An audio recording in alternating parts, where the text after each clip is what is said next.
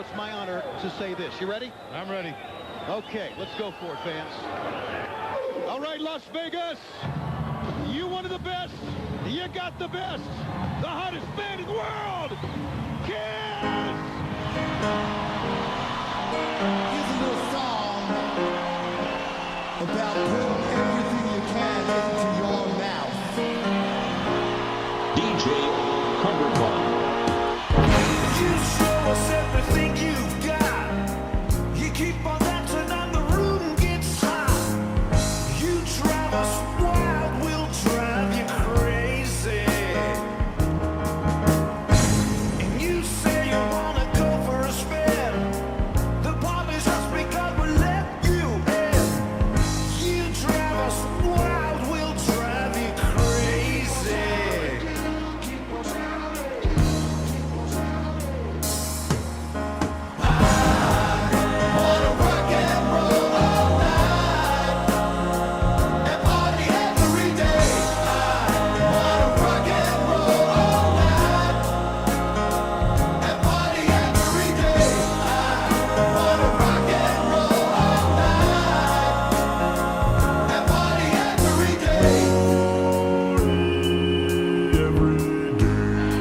Why don't you take off your pants? You've been out for a while. You're looking fancy and I like your style. You drive us wild, we'll drive you crazy. And you show us everything you've got. Baby, baby, it's quite a lot. You drive us wild, we'll drive you crazy. I'm wearing my Levi's, my 501s, you know those real tight ones?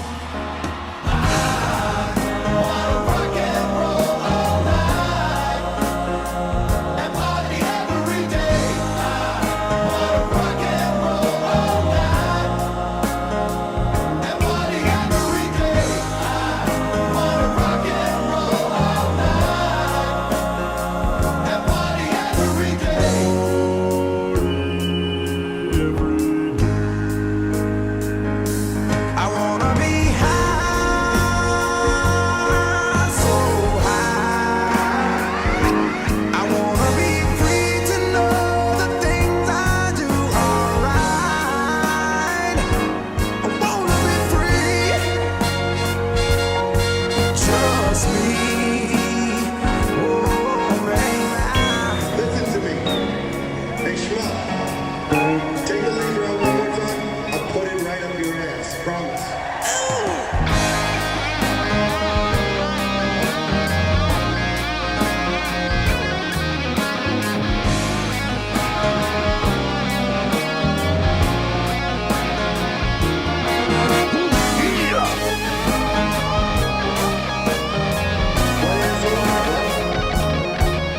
Put it in your pocket or I'll put it up your ass. Okay?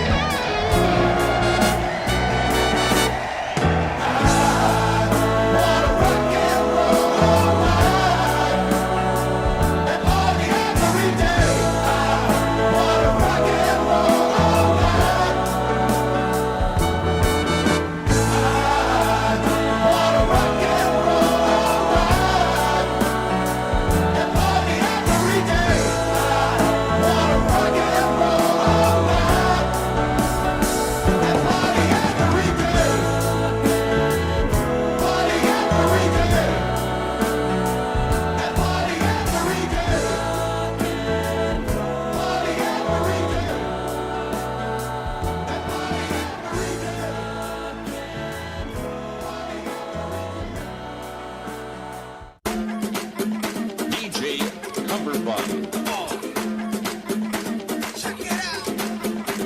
Mass quick for the pump and the price is set. And the price is set. Mass quick for the pump and the price is set. And the price is set. Mass quick for the pump and the price is set. And the price is set. Mass quick for the pump and the price is set. Now testify, boy. Now testify, boy. It's right outside the door. Now testify, boy. Yes, testify, boy. It's right outside the door. The movie ran through me. The clever. So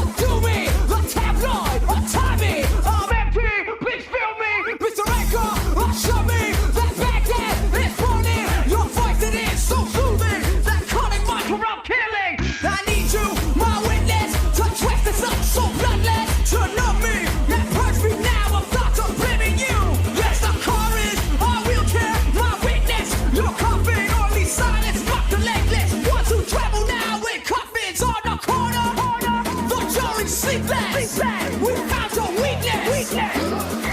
Now testify, boy. Now testify, boy. It's right outside the door. Now testify, boy. Yes, testify, boy. It's right outside the door.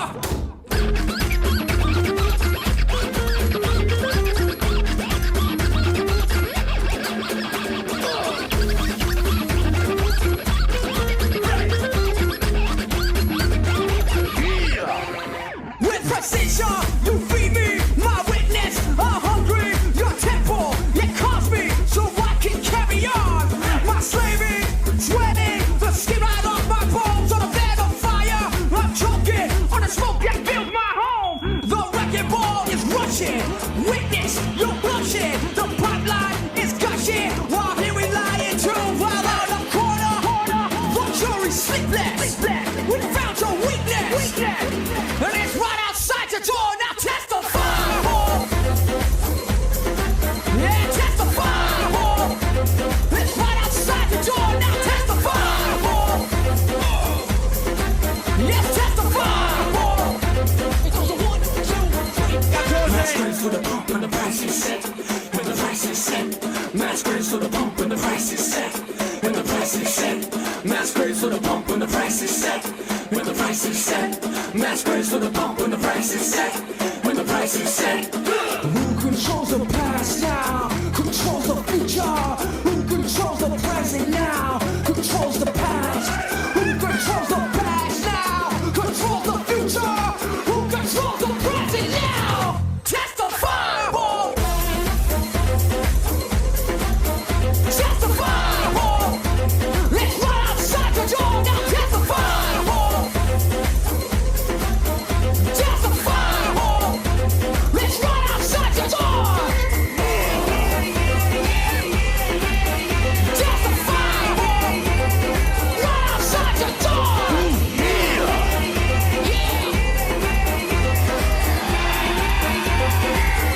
Testify, boy.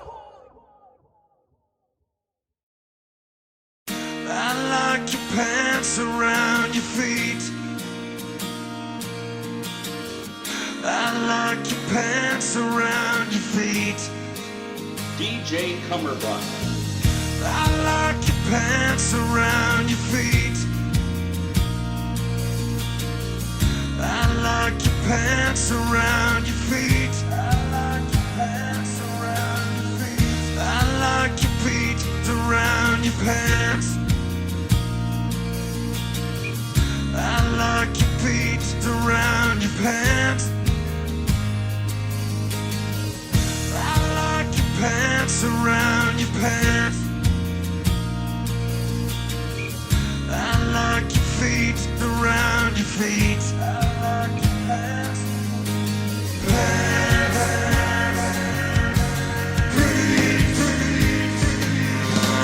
I love pants and I love feet. Feet, pants, pants, feet. I love pants and I love feet. Feet, pants, pants, feet.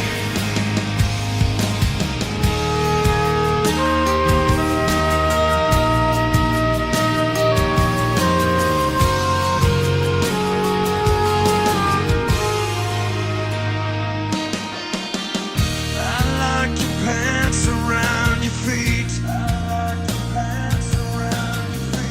I like your pants around your feet. I like your pants around your feet. I like your pants around your feet. I like your pants around your pants. I like your feet around your pants.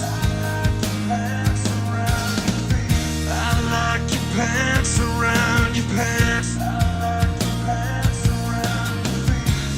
like your feet around your feet. I like your feet around your feet.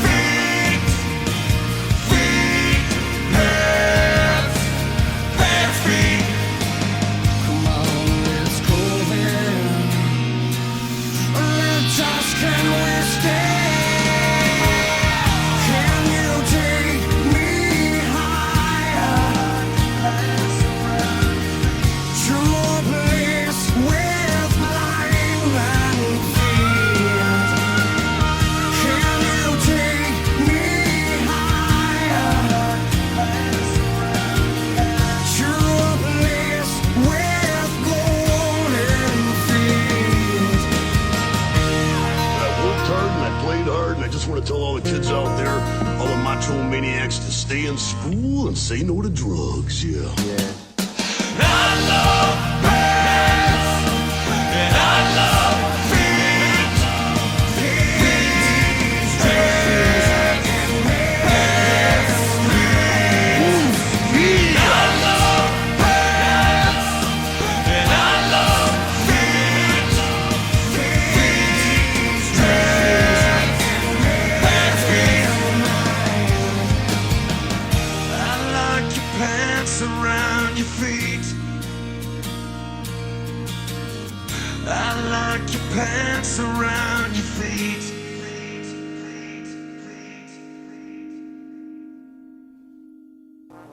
The wonderful potential of our kind of entertainment can blossom in full. And I very much look forward to that day. Thank you very much. Oh my God! Oh my God, it's done talking. Thank you, Mr. Iwata, for that look into the future. Now, I never thought I'd be happy to see Satoru Iwata fuck off, but here we are. relaxation aside, the fact is we've still got a little stimulation to deliver. Yes? Yes? We just sat through 30 minutes of a marketing meeting. I could go for some fucking simulation right about now.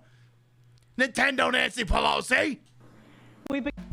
Queen Pib, in stereo where available, and where not available, it's not in stereo. There's nothing we can do about that, so don't blame us. We have no control over it. Call your internet service provider if there's some sort of a problem, or the local Twitch server. But if they're not giving you stereo and you want stereo, that's your problem, not ours. Don't bug us. Complain to your congressman or Newt Gingrich, like I'm sure he'd care. Ha! But we don't want to get any letters. Understand? Good.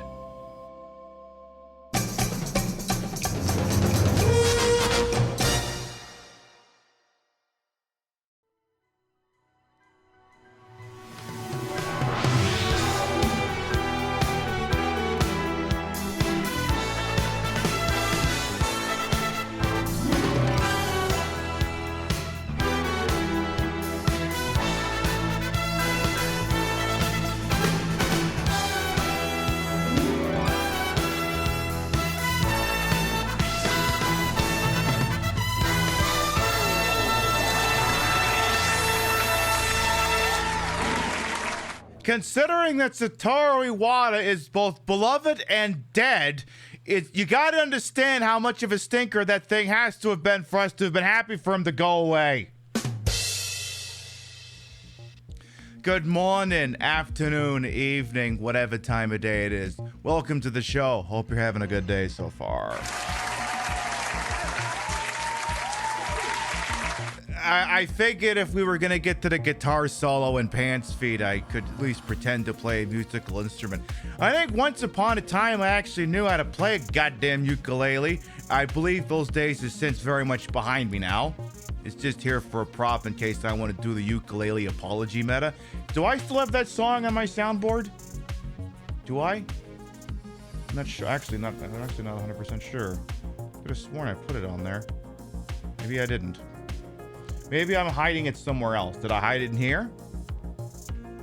Okay, I'm not sure where I put the damn thing. Well, whatever. My dog has fleas. Oh,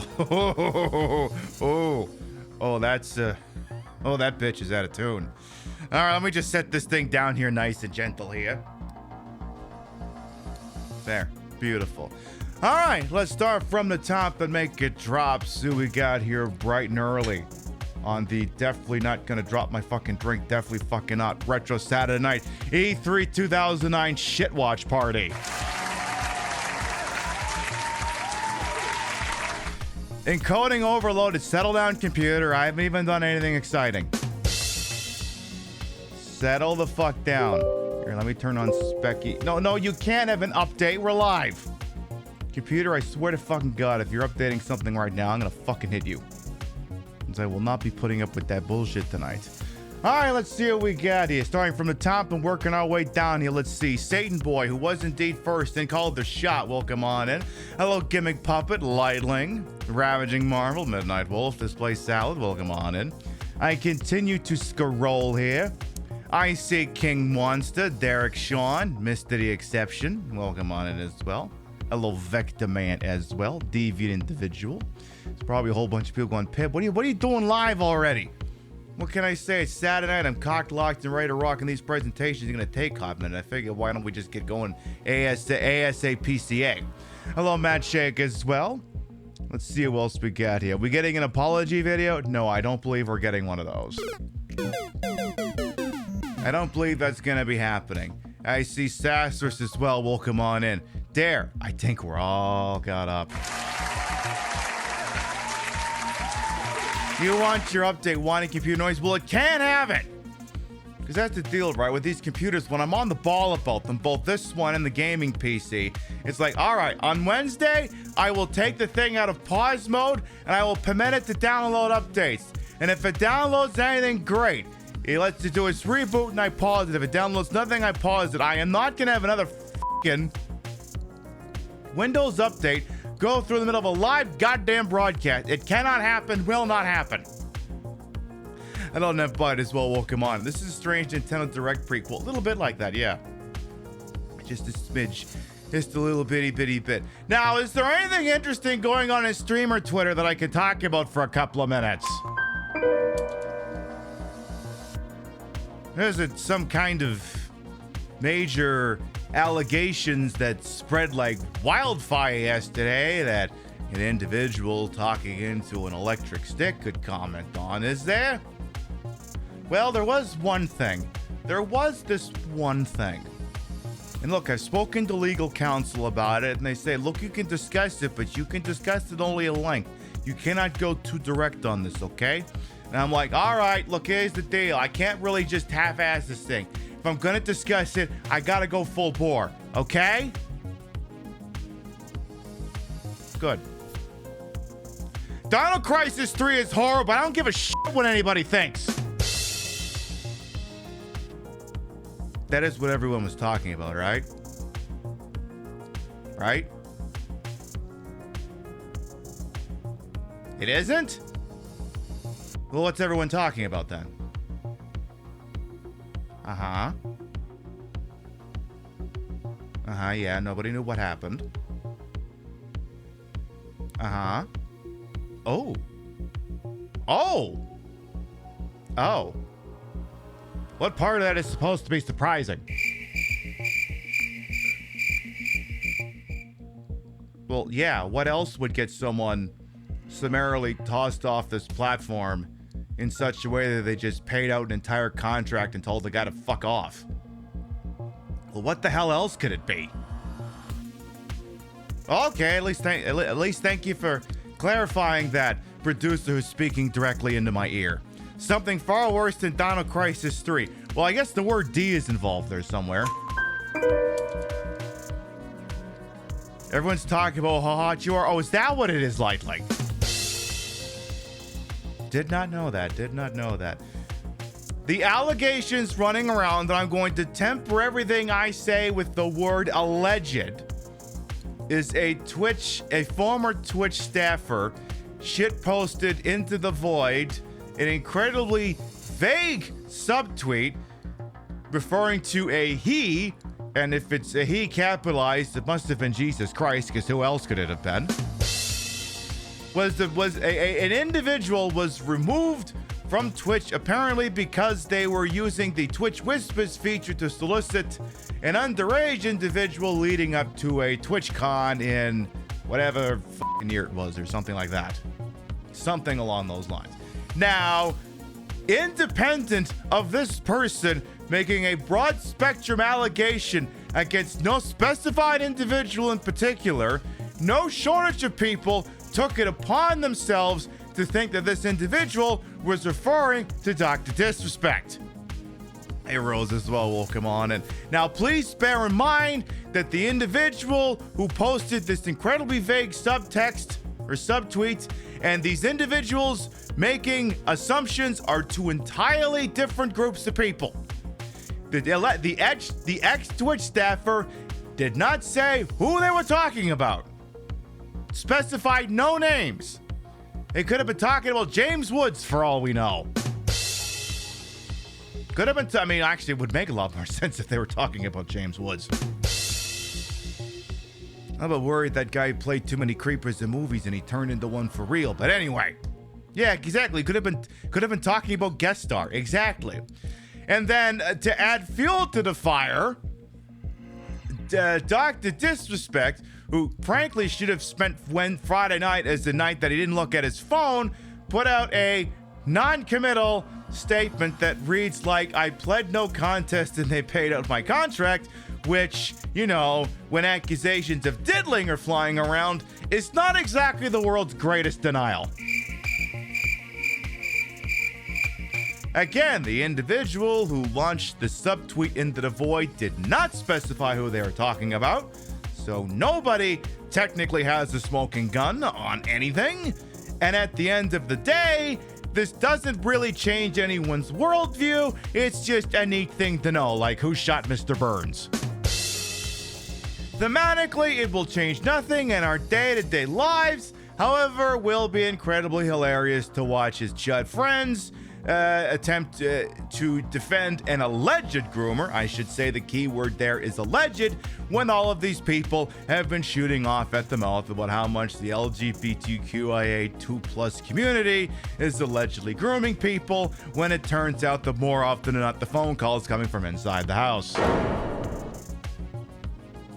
And here's the other thing, people, like, if this went down as the people ought to allege, are you gonna yell at Twitch about any of this? And I'm like, I don't really think I can. Not that I don't want to. Believe me, I wake up every day trying to dream up new and inventive ways to scream at the people who oversee this website. But there's like no angle of attack on this one. If it went down the way it's alleged, where apparently Twitch found out something might have been going on, but no smoking gun, and they looked at him and went, look, you failed the vibe check so bad we don't even want you here anymore. We don't have enough to give it over to the FBI or something, but we're pretty sure we don't want you here anymore. You're under contract. You haven't violated the terms of the contract. So here's what we're going to do. We agree to shut our mouths. You agree to shut your mouth. We're going to give you the entire payout of that contract, and you can fuck off. And again, I am basically writing fan fiction here, but if that's what happened, I mean, that's pretty airtight. Again, I'm the sort of person who's I paraphrased the drilled teeth. Regarding the terror group Twitch, you do not under any circumstances gotta hand it to them. But if that is the way it went down, you do kind of have to hand it to them, I guess. So there's that at least.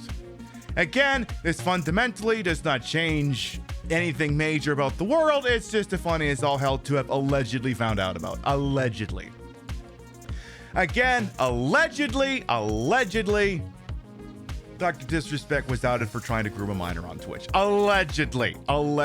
Again, the person who fired off the subtweet did not specify an individual. And all kinds of people unrelated to that person crawling out of the woodwork to suggest it was Dr. Disrespect. These are two entirely different things. There's no smoking gun. But it's still both hilarious and horrifying at the same time. So that's why Chef is doing me a solid and spamming the Zach Busty allegedly emote. Anyway, anything else? Yeah, exact because of fucking course. Yes, exactly. So, but yeah, I mean, it's not unheard of for a company to go, you know, we don't want you around anymore, but you're under contract, but you haven't violated the terms of the contract, so we're just going to give you all the money that you would have made if you stayed. You're on the contract and you can piss off. See, sort of an interesting inversion of that happened during the Monday Night Wars after WWE bought out WCW. There was a large amount of wrestlers on WCW's roster who had guaranteed contracts, who even if they didn't show up for work, they still got paid. So what those people did is, instead of showing up to do the work they've been contracted to do, they just went, you know, I get paid whether I show up or not, so I'm just not going to show up. And that's exactly what they did until the contracts ran out and everything was beautiful. So, trying to think if there's anything else, or should we get going on with the general shenanery? Because tonight, last Saturday night, we started our E3 Classic Watch Party, our Shit Watch Party, as I've taken to calling it, starting today, where we go through the annals of gaming history and try and figure out exactly where it all started to go wrong. And the 7th generation of gaming is most decidedly where I believe modern day gaming started to go wrong. You had games that could be patched on the fly, which meant they could be released incomplete, missing features, fundamentally broken. You also had the rush to try and monetize living shit out of games. You also had the game companies trying to beg, borrow, cheat, and steal everyone else's features. And just a further leaning into design by committee instead of actual products, actual things that can stand by as artistic products. Because here's the deal, right? There are certain facets of gaming that are art, generally found in the indies, but these things these days you get, they're not art, they're products. They are artistic, they have art-like qualities, but under no circumstances are any of these things art. So I think if we continue to watch the E3s of a bygone era, maybe we'll pinpoint just where exactly everything went to shit. So do we want to get going on that, or see what else we might have in store? I suppose we could have a peek at that.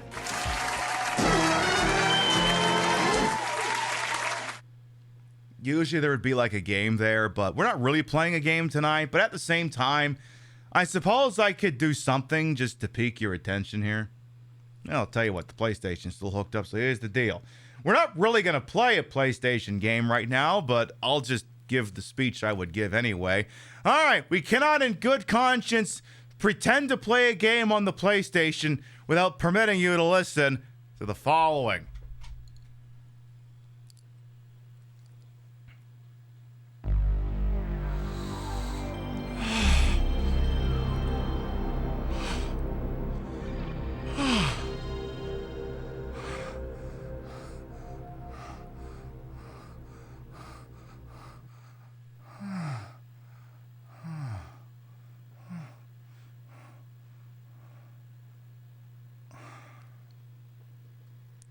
That is, as we say, the good stuff. For anyone who might be new here, I am Queen Pib, Patricia Inga Bogach. You may also call me Trish. Queen of the retro, queen of the ways of the old, and your time on this channel. Where's the hell's my microphone supposed to be? It's supposed to be there, apparently. Is it just me, or is that thing taking longer to boot than it would normally? Hello, you're supposed to be playing the menu music by now. What's going on here?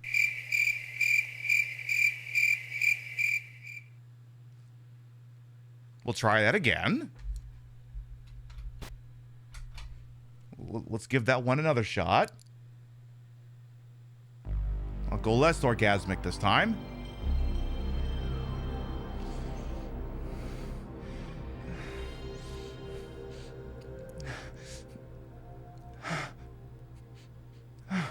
Okay, you gonna load the menu this time? Because now you're starting to concern me here. Are you gonna load it or not? Okay. I didn't make any big changes to you this weekend, so you should load just fine. Even though we're not even using you tonight. Acquired resources, SD card data.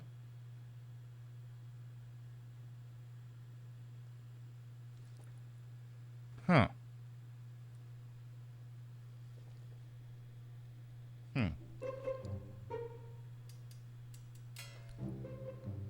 Curious. All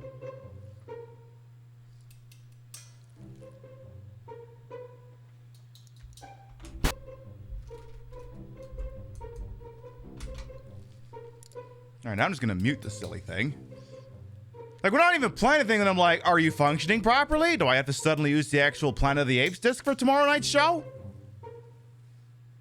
Do I have to pull out an actual PlayStation? I mean, it is an actual PlayStation 1, but I mean, my non-modified PlayStation 1, am I going to have to do that? Go on. It's like, did I knock something out of place? Okay.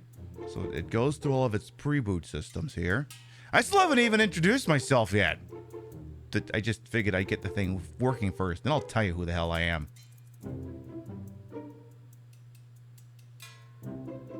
Oh, there it goes. Is it working now? Okay, it's working now at least.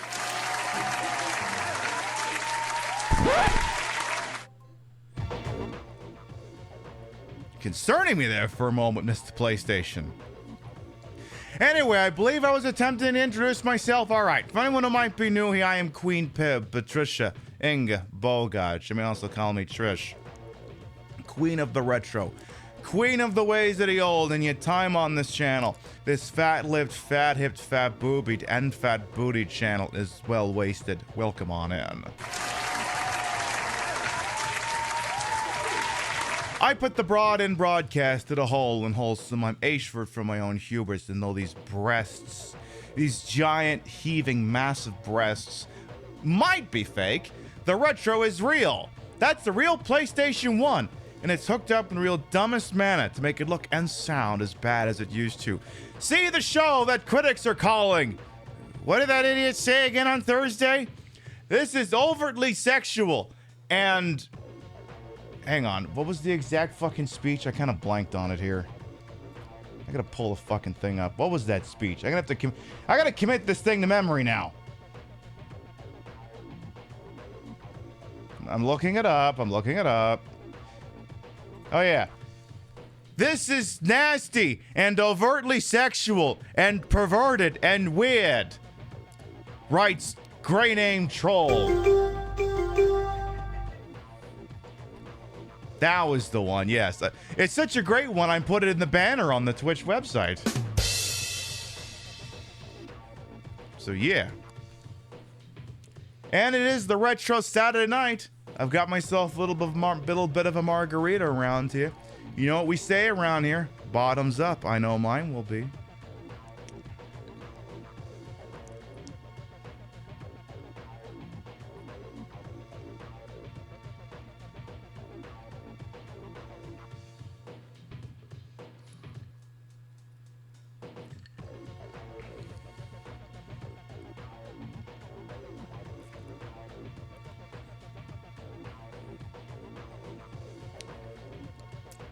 And of course, I'm good. You're sorry? What is 007 Racing? Well, that's as good as an anecdote as any to kill 10 to 15 minutes. 007 Racing Justice is a little bit of a misnomer. It doesn't really contain racing per se. I guess they just couldn't come up with a better name for it than that. It's more of a generic vehicular combat game centered around the James Bond universe, more or less. Tell you what, let's have a look at it for like 5 minutes, and we'll get on to what we're here for tonight. Because, you know, when I think James Bond, I think racing. Said no one ever. You technics, don't you bring the Eurythmics into this. You remember renting this back in the day. See, sometimes when you remember renting a game, sometimes that's not a good thing. Now pay attention, 007. I want you to take great care of this equipment. That's not going to happen. And you might be Bond. James Bond. The fuck is this trash dance mix?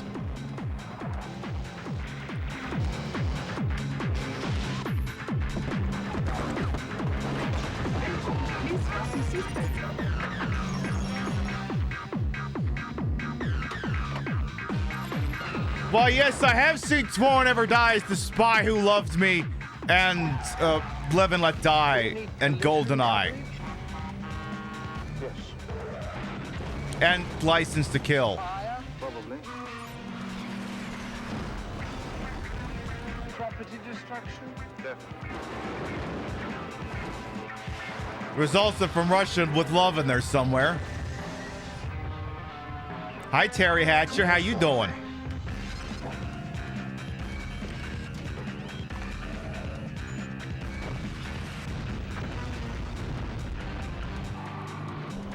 That's Goldfinger.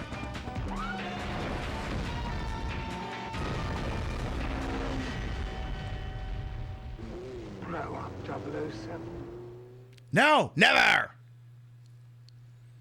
Telling James Bond to grow up is like, I don't know, telling Dr. Disrespect to fucking date in his weight class. Allegedly. Allegedly. I don't know, like, I feel like if you as a grown-ass adult can only get 16-year-olds to give a shit about you, allegedly, you're just a completely dull human being. Allegedly. Alright, so what is 007 racing? Apparently, we need to escape to the border in Eastern Europe. You know, the gigantic unincorporated region of Eastern Europe. We need to rescue Cheris Little, obtain Stinger missile from CD Urtriard, eliminate Hella's CD Pter with Stinger, and jump border crossing to Save Fetty. Oh, come on, barrel sequence for the world is not enough.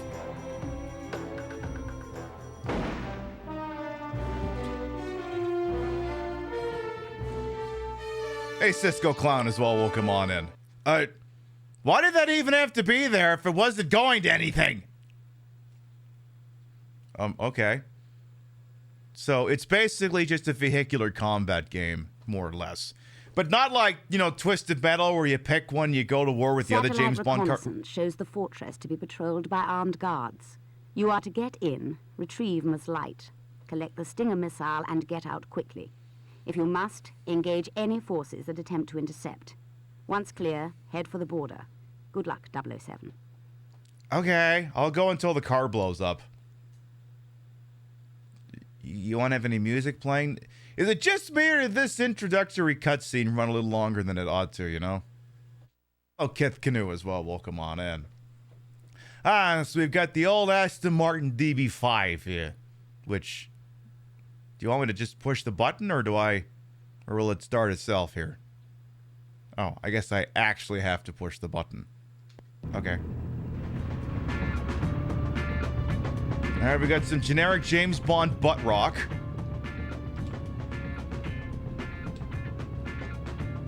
I like how it takes a second to load in James Bond's head when I flip the camera angle 180. Okay, so car does go. Then we have a first-person view. We have generic submachine. We have generic machine gun, and that seems to be it. Okay, I'm driving my car, and I gotta shoot these people. Okay, you're dead now. Have fun with that. Oh, is it just me, or does this game seem a little quiet and loud at the same time? I have a Hellfire missile. Do I just... Oh, okay. Okay, you guys all dead? The mission has been compromised. What? We are sending in field agents immediately. What do you mean my mission's been compromised? Wait, did I kill the person I was supposed to save? Can we get a replay on that?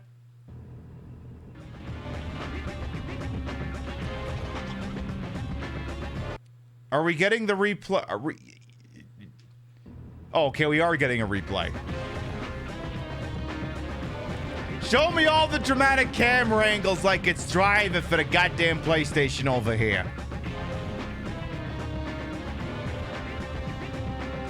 Alright, there's me testing the forward and the backward. There's the stupid gun.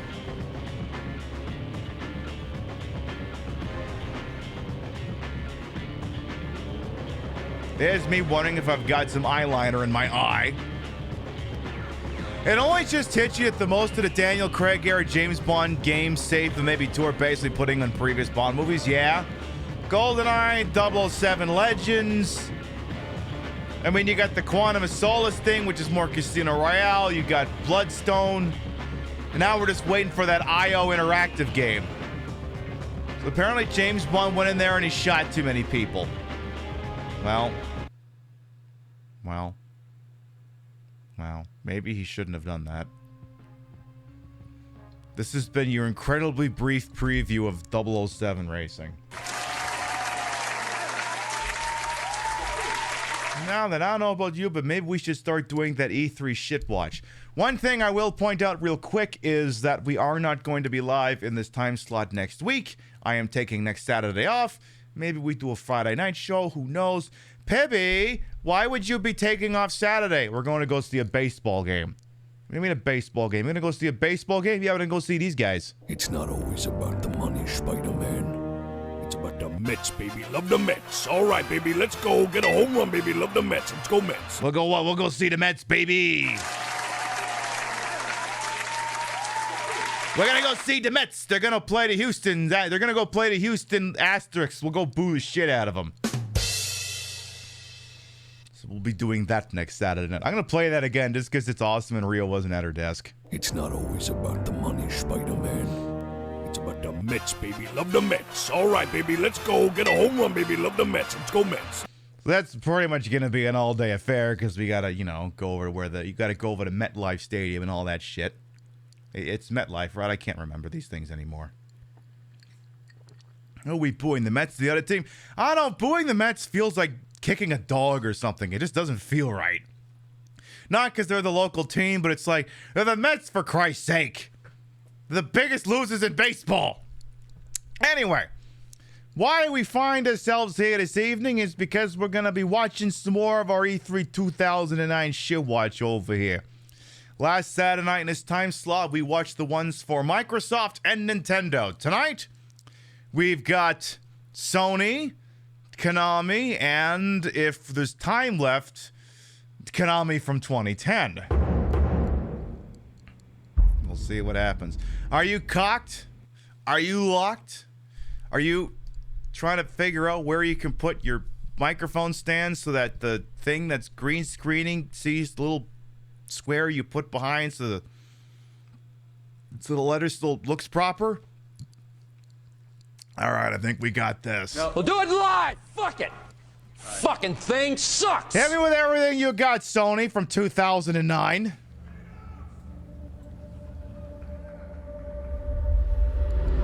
Registered trademark.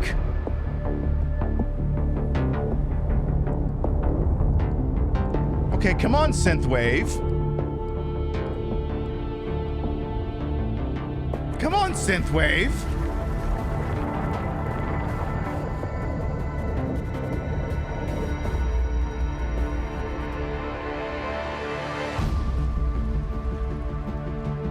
Okay.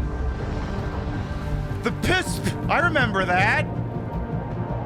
My George Foreman PlayStation 3, I remember that. I wish it still worked. I actually have it in the next room. Right now, it's just an art installation. It might actually still work. I just got to put a hard drive in it. That's... Hey, was that... Wait, hang on a second. Was that the PlayStation 2 back there? What the fuck was that? Is that the slim PlayStation 2? Why the fuck are they still touting that in 2009? Is the one of the PlayStation 2 compatible ones? No, it is not. It's the 40 gig one that came with the Spider-Man 3 DVD. Okay, I guess the PS2 was still in service in 2009.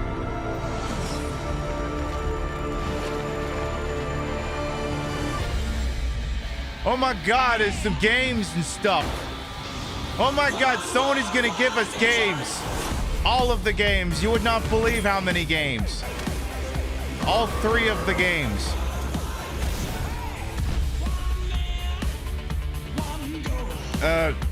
Okay, and Queen is there for some reason. Okay. Okie dokie. Please don't get this section muted, Queenie, please. Pretty please. Okay, I'm gonna have to keep talking over this because I have to confuse Twitch's audio recognition system. Honor among thieves, huh? Something like that. You had a dream, I know. You had a dream that Final Fantasy would come out someday. And all this other shit that... And Squack Boy! I remember Squack Boy. Do you remember Squack Boy? I barely remember Squack Boy, but apparently he's back. In Squack Boy form. Okay, I love Freddie Mercury as much as the next person, but I would like him to shut the hell up, please. Oh my God, they've got gay PSPs. I love it. Look, it's not an E3 2009 Shitwatch until I'm telling a dead person to shut the fuck up.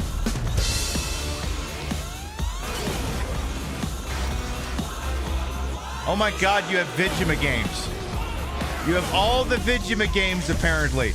Would you care to tell us about them, or am I gonna have to skip through this goddamn thing? Oh my God, Batman! I didn't know they made Batman games. No one, until Sony came along, had the testicular or breasticular fortitude to make Batman games, apparently. No one ever thought to do such a thing. No one had the gonads. All right, are you done? You finished? Are you true? Thank you. Infamous, I never played it. I got it for... Ladies and gentlemen, please welcome... The only thing I remember about Infamous is it's one of the games I got for free after the PSN hack of like 2010 or something. From your host, Jack Tretton. Remember Jack Tretton? I know. Is he coming out or what? Wow. Wow. Thank God you guys showed up.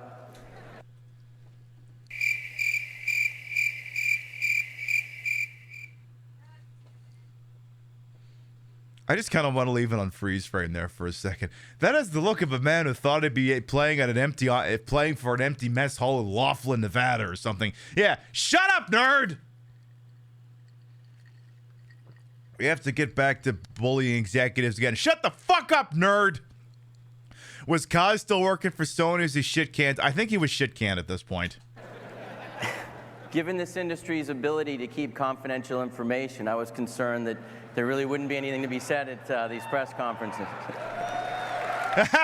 Yes, this industry full of selective leaks that we're the ones who release. It's like, amazing! There's all these leaks come out because you make them come out. You do engineer drip feeds to build hype, you fucking idiots. Remember back when people used to fall for this? Oh no, it leaked. It did not leak. And you know, we consider ourselves to be industry leaders at PlayStation, and press leaks are no exception. We are not going to be outdone by anybody. And indeed, you will not be outdone by anyone, because in the coming years, your entire network will be down for a month and a half. Sony, where our cock-ups are extreme.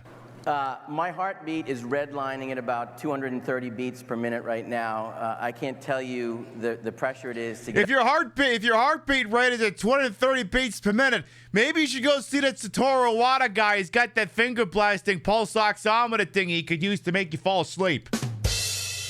Go check out what he's up to. Up in front of a live television audience, probably 5,000 members of the industry, and your... Who the fuck keeps taking flash photography of this fucking nerd? Who's like, oh my God, I really need a fucking picture of discount Kevin Hart. Who's like, oh my God, yes, yes, yes, yes. No, work it, yes. Who's doing that? Press colleagues up in the upper Seriously, who's taking these fucking pictures of this dumbass? Really appreciate you guys all being here, but the biggest sense of pressure... It's 1920. The mob is in control of everything, and only PlayStation CEO Jack Tretton will be able to save us from all these alcohol bootleggers. Or some dumb shit like that. ...that I feel is trying to do justice to the 364... Some poor bastard bought an entire box of flash bulbs, and he'll be damned if he's not going to get ROI on it. 4 games we have coming out on PlayStation platforms this year. And you're going to see a ton of live code. Thank you. You're going to see a ton of live code on the screen that stands... Okay, I'm going to say this in the nicest possible terms. Whoever's taking flash photography of him at this fucking thing, you got 3 seconds to stop doing it, or I will somehow travel back in time and your ass. That's what I'll do. Stands 40 by 80, and only the PlayStation 3 can show you the resolution you're going to see on a screen that size. So on behalf of everyone at Sony All right, that's it. I'm going to have to do everything I just said I was going to do. Back to the historic Shrine Auditorium. You know, we constantly how do you pronounce want that? to welcome you back to the historic Shrine Auditorium. The Historic Shrine Auditorium? What are you, a fucking Canadian or something? You know, we got constantly have ways to to make remind you new ourselves, pronounce the despite all letter A. pressure, we're in the entertainment business. And if consumers are spending valuable and limited spare time on our products, then clearly we're being successful. And Or you've just ingratiated people through multiple consoles and they haven't thought to try anything else yet. we're going to show you this morning why PlayStation is going to continue to be the mainstay of this industry. We've been committed to groundbreaking innovation and creativity since we entered this industry 15 years ago. And today's presentation is a testament to those ideals. You'll see why 2009 will Who keeps taking pictures of this ass clown? Be our best year ever. Even better than the record year we had in 2008. Is his wife in the background going, he told me I had to keep taking flash photography of him because it'd make him feel like a big shot to make his bird go real burt so he could actually fuck me later. As the only player with 3 successful platforms at once, we provide an entertainment experience second to none. Something for every taste, every budget, and every need. All told, PlayStation generated more than 30% of total retail sales for the industry in 2008. It was a record year of growth and momentum for us. Well, yeah, you completely shit the bed out the gate. Any year is going to be an improvement. Did he just call the PSP successful? Yes, it was successful. It was the greatest handheld to introduce an entire generation of gamers to the easiest piracy in the world. But anyway. And it's just the beginning of what we expect in 2009. Back in April... You kidding me? I love the PSP. I got 3 of them. Every single one of them doesn't play physical discs. Held the pre-E3 Gamers Day and showed some blockbuster exclusive titles we have coming out this year. And just by that short glimpse... Look, I bought a PlayStation in 2007. Let me tell you, or maybe it was early 2008. Let me tell you, for like a 3-4 year span, people had no idea how to optimize games for this thing. As the Bayonetta trailer you'll see later will probably tell you. Many of you were saying that this was the best lineup on PlayStation to date. I know you're aware some of the industry's biggest titles are coming to PS3. Titles like Modern Warfare 2. Oh my God, Final Fantasy 13. In about 2 or 3 goddamn years. Ratchet & Clank Future, A Crack in Time. I never really got into any of Sony's mascot platformers after the original Crash Bandicoot, but you know, okay, that's how you know I'm not a furry. That's how you know, though I welcome them and I embrace them with open arms. I never played these games, so that's how you know. Batman Arkham Asylum. I guess what I am saying is that if you did play those games, statistically, you are furry by now. Heavy Rain. Let's not get too excited here, gamers. Soon you will learn that you do not applaud David Cage for anything he does. Rock Band Beatles, and many more. When you look at the list, it's abundantly clear. Don't worry, I've got a 2-pack of David Cage games for PlayStation 4. We will shit play through them someday. In 2009, if you want to have the ultimate gaming experience, you need PlayStation. Pib likes furries, but isn't one close not race. Exactly, I'm not a furry. And I can't hate furries. Many of my, virtually my entire mod staff is furries. Now let's get started with the PlayStation 2. As I'm sure you know, PlayStation 2 is now retailing for $99.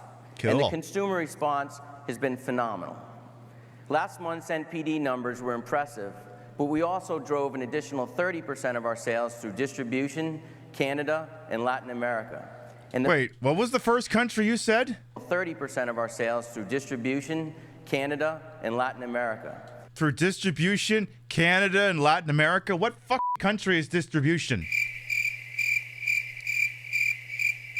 Will you all rise? Please remove your caps and place your hands over your hearts as we play the national anthem. for this our country of distribution. I like your pants around your feet. I like your pants around your feet. DJ Cummerbund. I like your pants around your feet. In the interest of time savings, we will forego the entire song. Moving on. And the fact that PS2 outsold next-gen systems in April is telling, but what's really amazing... Can we go back 2 seconds? The fact that PS2 outsold next-gen systems in April is telling. Yeah, and it's something you should get used to because now even 9th generation consoles are petering out, and 8th generation consoles still have huge adoptability rates. It's almost like people are slow to embrace incredibly overpriced consoles that don't do much that the other ones they already do. But what's really amazing is that we did it in its 9th year. The more things change, the more they stay the same. A true testament to why we talk so much about the 10-year product life cycle. But make no mistake, we don't intend to see an end to PS2 after 10 years. 10-year product life cycle. How long did the Vita get? What was the product life cycle on that one? Just out of abject curiosity? Hard mode outside of Japan? We're committed to this system as long as consumers see value in it. Now, we added nearly 9 million PS2 users globally to the PlayStation family last year. And now at $99, with more than 2,000 titles available, PlayStation 2 continues to be a huge value for consumers and a profit opportunity for publishers and retailers. And 5 of those titles aren't even sequels. Look, the PS2 generation was great, but that's where the over-reliance on sequels really started to rise. PS2 remains the perfect family console with games for everyone. Yes. And this year, we're pleased to announce PlayStation 2 will feature nearly 100 new titles, including your favorite franchises. Okay, but so I would say there's maybe one good game up there, and I'll save you the trouble. It's Lego Indiana Jones. Also, why do you have Lego Batman up there twice?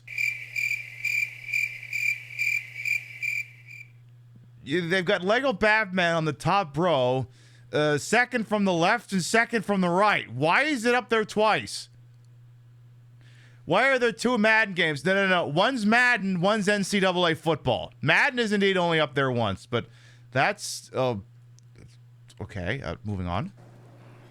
And remember, every time you see somebody purchase PS2 hardware or software this year, thank them and suck their dicks. Today's PS2 owners are ultimately tomorrow's PS3 consumers. Hey, don't you put that evil out there, Ricky Bobby. Don't you put that evil out there. A year ago, I stood on this stage and said that our goal in fiscal 2009 was to sell 10 million new PS3s, and that's precisely what we did. We grew the PS3 install base by 40% in 2008 and topped 22 million units sold globally. And as many of you have heard us announce, the fiscal forecast for 2010, which represents a total increase of 30% to a total of 13 million PS3s. Okay. Now, last year, Sackboy helped me announce that we were further expanding our presence in Latin America. Okay, just so we're clear, Sackboy is not a walking scrotum, though now I want to see what that would look like. Wait, no, Family Guy already did that. They had Detective Scroats on the shield or something. Our retail sales in this territory have nearly tripled. Actually, can I get a clip of that? Do we have? Can we see that actually? Yeah. Okay. Yeah. Here. There we are, balder than Michael Chiklis, and bears him an odd resemblance too. I say they could be brothers. Let's skip right to over here. Detective Vic Mackey has finally met his match. Just when you thought the Shield couldn't get any more intense. Hey, Mackey, your brother's here. I'm sorry, Detective. I don't have a brother. Hello, Vic. Detective Scroats. I told you I never wanted to see you again. Yeah? Well, I got a listening problem. That's an aborted design for Sackboy. Or the troll that just got banned. Either or. Literally a walking testicle. Excuse me, Spooner_RW. Do you look like that on purpose? Just a little walking testicle? Anyway. And the rollout continues into Brazil, Uruguay, and Paraguay later this year. And we expect retail sales in the region to climb to $750 million. Now, thanks to great content and service enhancements, PlayStation Network had a monster year in 2008. We've seen the total registered accounts grow to more than 24 million worldwide, and we expect to see even more growth in 2009. Now, corporate stats are a testament to our success, but those numbers are derived from consumer acceptance.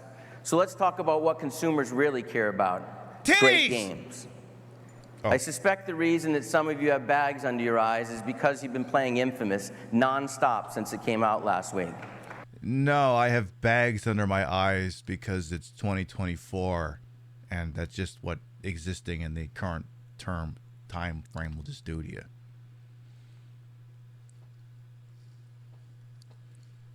I'll kindly ask you, Mr. Jack Tread, not to make comments about the bags under my eyes, lest I talk about the ones under yours.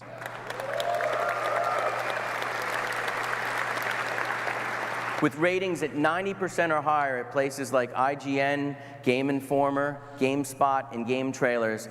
Uh-oh, that's gonna trigger the gamers. 90% on IGN must have been paid. Infamous has quickly become this summer's biggest blockbuster title, and it's only available on PlayStation 3. It's one of the more than 35 exclusive titles coming out in 2009 that you'll only find on PlayStation. Okay. And PlayStation has always been associated with great games and the industry's best developers. Sir, do I have to pull up the 007 racing footage from earlier? I wouldn't exactly make too many bold promises like that, sir. And a team that's been near and dear to my heart since they created Crash Bandicoot on the original PlayStation is Naughty Dog.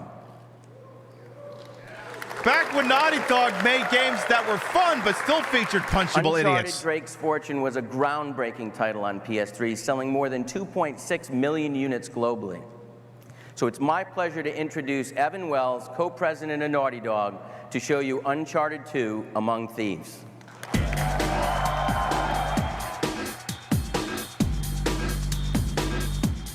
Why is he over there instead of center stage? Thanks, Jack.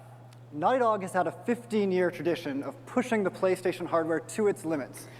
This guy said, give me Ernest Borgnine's eyebrows, but, style the shit out of them. And we feel that Uncharted 2 sets the new gold standard in limit pushing. And it is easily our most ambitious the new gold standard in limit pushing. Sure. Project to date. Last month, we finally got to show you our brand new competitive and cooperative multiplayer modes that we've been working on for the past 2 years. Oh yeah, I forgot Uncharted 2 had multiplayer for some reason. Why? Why did it have multiplayer? I always thought, I really like the cinematic action adventure of which the pace is moving so fast I'm forgetting to question why we're thieving all these antiquities and killing all these people. You know what I just would make it so much better if I was having racial slurs and homophobic slurs thrown at me by idiots I don't know. And starting tonight, at midnight, you can join us in the Uncharted 2 multiplayer beta.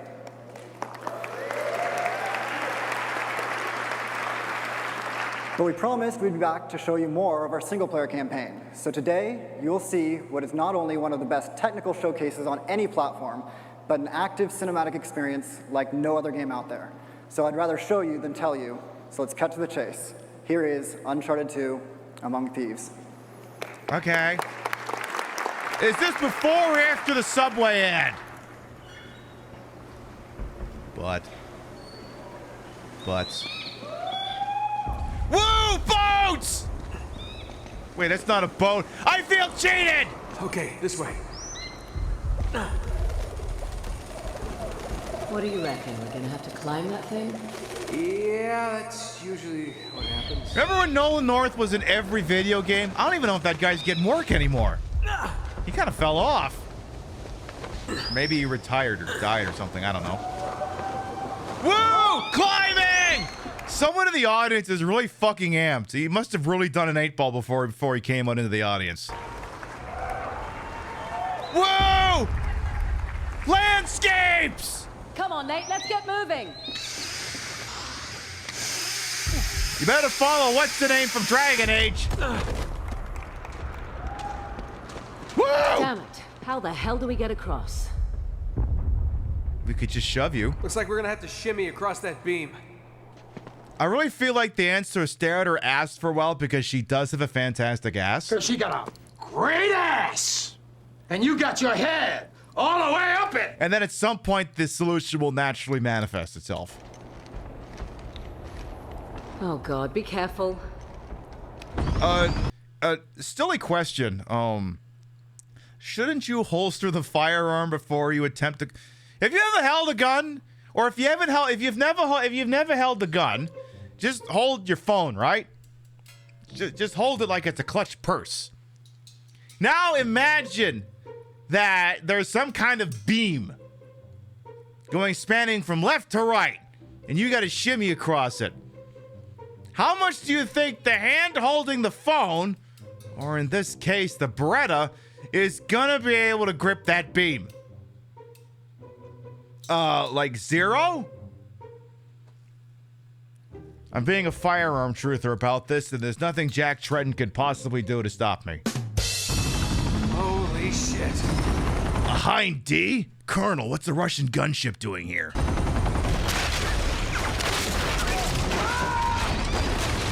I've got you. Give me your hand. Just go. Give me your hand. No, I need to hold the gun with it. Also, not just the fact that he's holding the gun, but that he's got his finger on the trigger. How come he hasn't shot her in the face like it's Marvin from Pulp Fiction? Give me your hand. Pfft, oh, brains all over the side of the wall. That's the most unrealistic thing about these games is the goddamn ability to hold the gun while you're doing something else.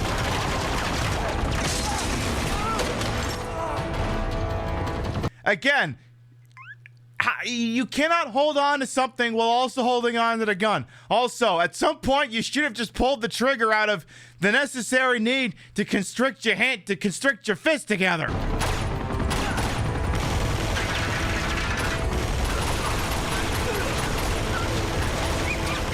Also, I can't help but notice he's been shot 7 times and he hasn't died yet. This is so unrealistic. These male characters in video games are becoming too unrealistic. They can hang on to goddamn platforms with a gun in their hand and they don't die when you shoot them with 10mm rounds. Too unrealistic.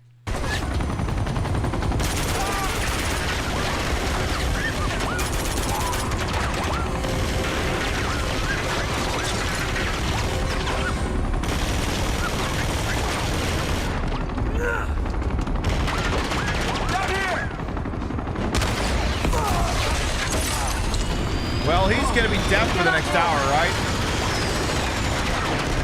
You okay? Yeah, never better. I'm sorry I can't hear you. I've been around explosions in a confined area.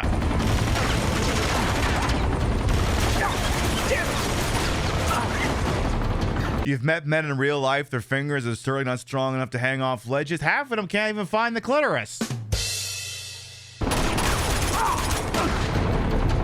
Take him out!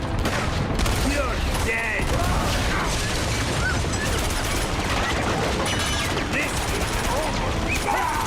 In fact, statistically speaking, every single person who walks into this channel just to act up and say something stupid and get clapped by the mods, none of those people can find the clitoris. But it's not because they don't necessarily know how to work their hands. It's because these people will never know the loving embrace of another human being with an attitude like that.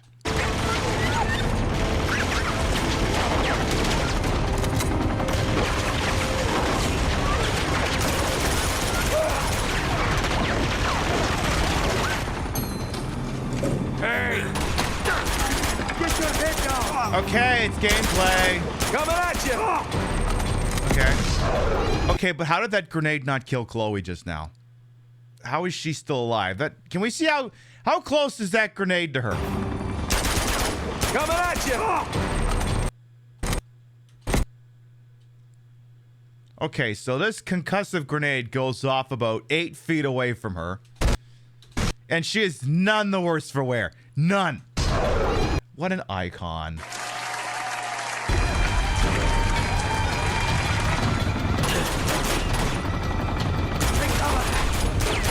Okay, but like, I get that there's this office building and all these computers at desks, right? Where are the chairs? What is this, standing and working at your computers incorporated? What the fuck's going on here?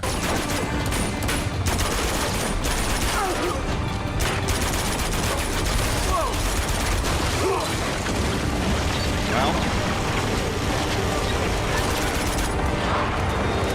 What the hell are they doing? what? I can't hear you!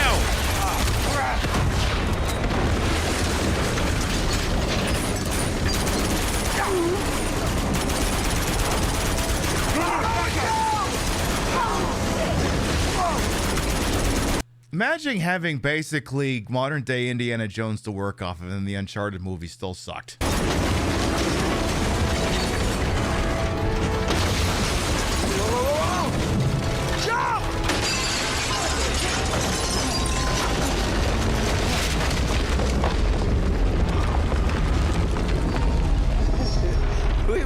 We were almost in that.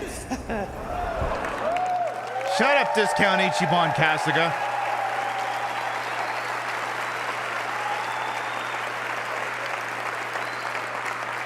Oh my god, that was footage from a video game. I am so hard right now, said the one person in the audience who keeps taking pictures of Jack Trenton. Pib, didn't you say that was his wife? Yeah, what was wrong with that statement?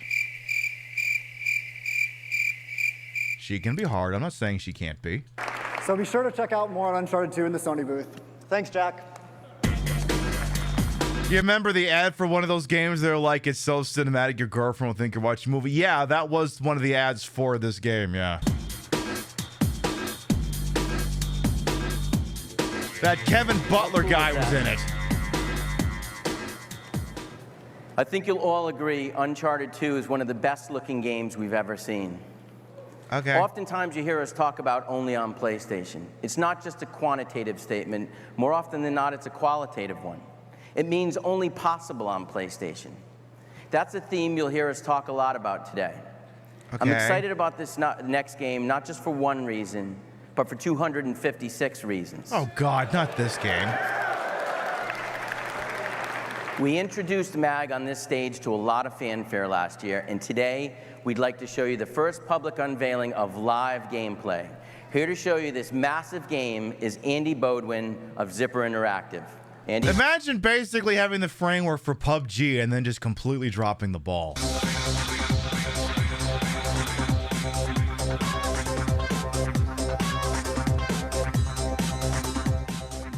Oh, that guy did not get applause. It was about a year ago that I had the opportunity to tell you about the latest game we were working on in Zipper Interactive. That game is MAG, a new first-person shooter that pits 256 players against each other on the field of battle.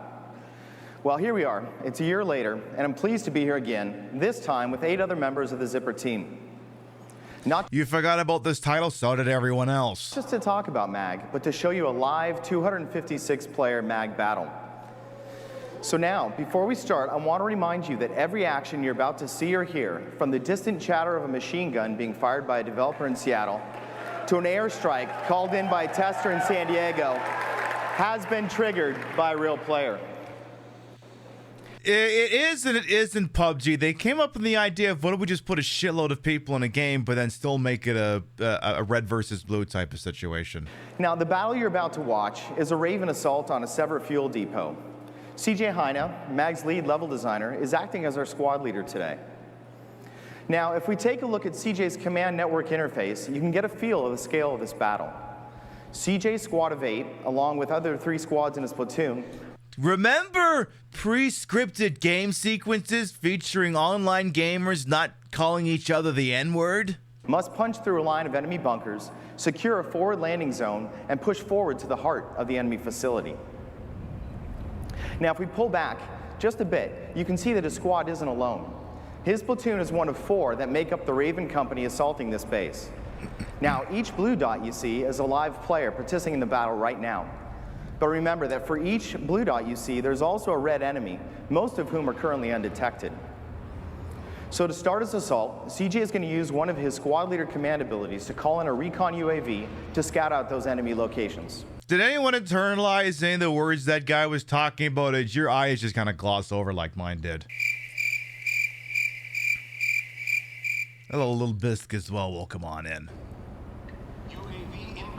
Just tell us all the people with guns are going to shoot the other people with guns. That's all you have to say.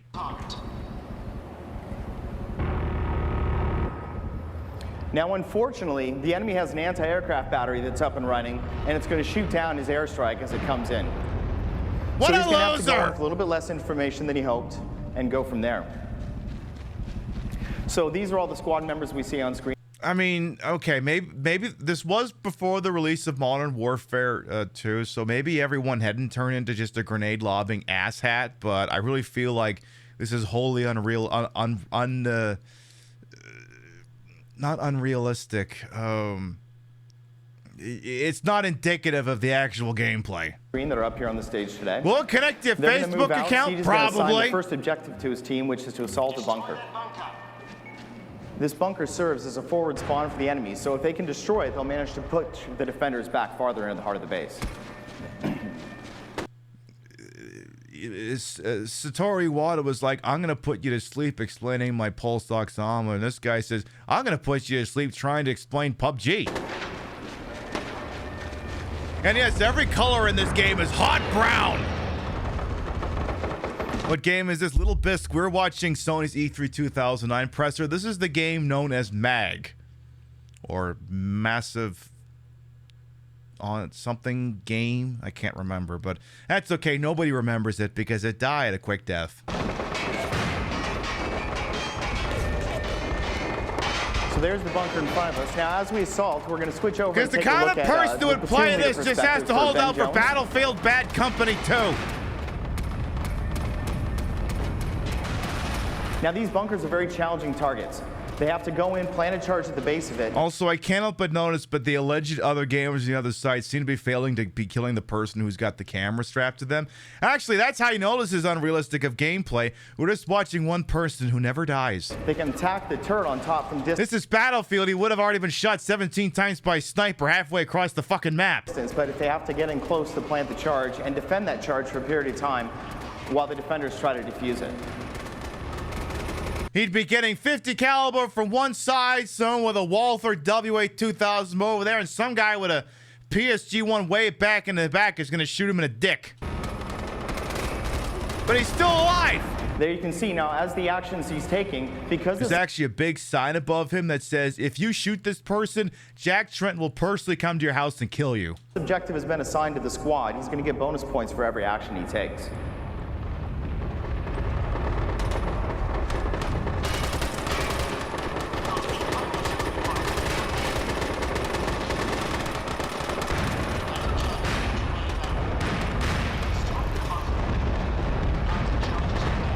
So now that they've managed to destroy that bunker, it's going to push all the defenders back farther into the heart of the base. Okay. His team's going to move up, plant charges once again on that anti-aircraft battery that was causing them so much trouble earlier, and defend that. Well, no wonder this game dropped off. You fall asleep just learning how to play the fucking thing. Now, taking care of this will do a couple of things, give a couple of advantages to his team. First and foremost, it will allow the commanders to call in airstrikes as they battle, but it's also going to secure this as a forward spawn point for his team, which we'll see in a moment here. See, credit where credit is due. Call of Duty figured out, let's just do Quake Arena, but with modern day guns. You can hear that air raid siren, lets everybody in the battle, no matter which platoon they're in, know that the attackers in this area have secured that forward spawn. Hey, well, and now we have welcome on helicopters in. coming in, which serve as the forward deployment point for his team. So if anybody in his squad... Forward deployment, gamers these days don't understand the concept of forward deployment or sit reps of things. They just understand, kill the people who don't look like us. Dies from this point forward, they will respawn those helicopters and be able to push forward. And they're also very... You see more colors in a Game Boy Color game? I seen more colors in a Game Boy game. powerful at securing this landing zone. They're all equipped with miniguns, once again, all commanded by real players. So now that they've managed to secure this forward landing zone, CJ is going to use another one of his command abilities. He tried to call on a UAV earlier, but now he's going to use an airstrike. He's going to call on a cluster bomb to clear the enemy off this wall and secure the point so his team can push forward and hit the heart of this facility. Okay.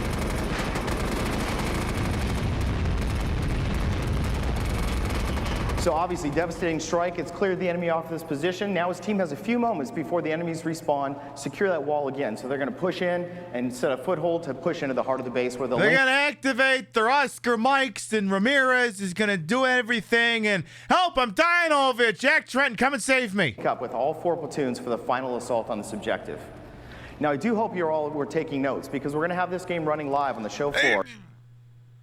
We were supposed to be taking notes? You thought we absorbed any of what this crap you just told us? For the next 3 days, with full 256 players, come down there, pick up a control, and join the battle. I look forward to it. Thank you so much.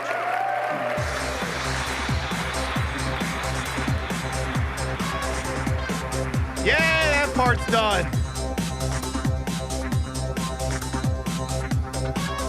Oh my God, here comes the flash bulbs again. Jackie! Thanks, Andy. I know we're looking forward to MAG making its debut on PlayStation 3 this fall. So let's go. Uh-oh. Why is this muted? Oh. Hello? So let's go from massively multiplayer. I thought he just said like a racial slur or something. Console gaming to our portable platform. Oh. When the PSP first came out 5 years ago, it was designed for portability and multimedia consumption. Over time, it became slimmer and this one's gonna hurt. Lighter with a better LCD screen, and our content and services have continued to improve with it. We've had everything from applications like Skype and internet radio to nearly 400 PSP titles in North America alone, including many of the industry's most storied franchises. PlayStation Portable features blockbuster titles like Crisis Core, Final Fantasy VII, Star Wars Battlefront Renegade Squadron, Madden NFL 09, and of course... Okay, let's not get too excited about... Look, I really feel like it's patronizing to put Crisis Core and a PlayStation 2 Madden port in the same sentence. But keep going. Of course, God of War Chains of Olympus. For gamers looking for a richer, deeper, and more engaging portable experience, the PSP has no equal. And if you want to see one of the finest emulation platforms, the PSP has got you covered.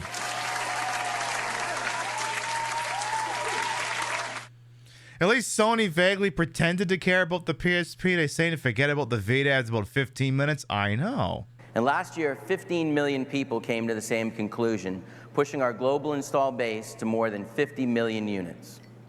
Over the past 2 years, much of that growth has been fueled by content offerings we've bundled with PSP, and this year will be no different. At Destination PlayStation, we announced a variety of entertainment packs for PSP, including bundles with Rock Band Unplugged coming out next week. Dissidia Final Fantasy will be launching on August 25th, and we follow that up with Assassin's Creed Bloodlines coming out on November 10th. We also outlined some of our plans to expand PSP to reach to a younger, more diverse demographic and further appeal to teen and tween girls. We're introducing the new Skibidi version. That's what you kids are into, right? Fucking Skibidi and shit. What the fuck even is a Skibidi? You kids are out of your fucking minds. For starters, we're working with Disney to launch a Hannah Montana bundle, compete with a lilac-colored PSP this July. Okay, on one hand, it's very patronizing to suggest that girl gamers will only play Hannah Montana. On the second hand, I know like 100 people would love to have that PSP.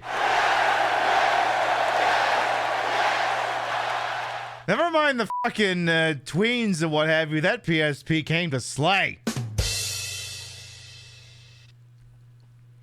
What makeup do I use? A wide variety of brands and stuff. The lippy is Dancer from Maybelline, New York, I think.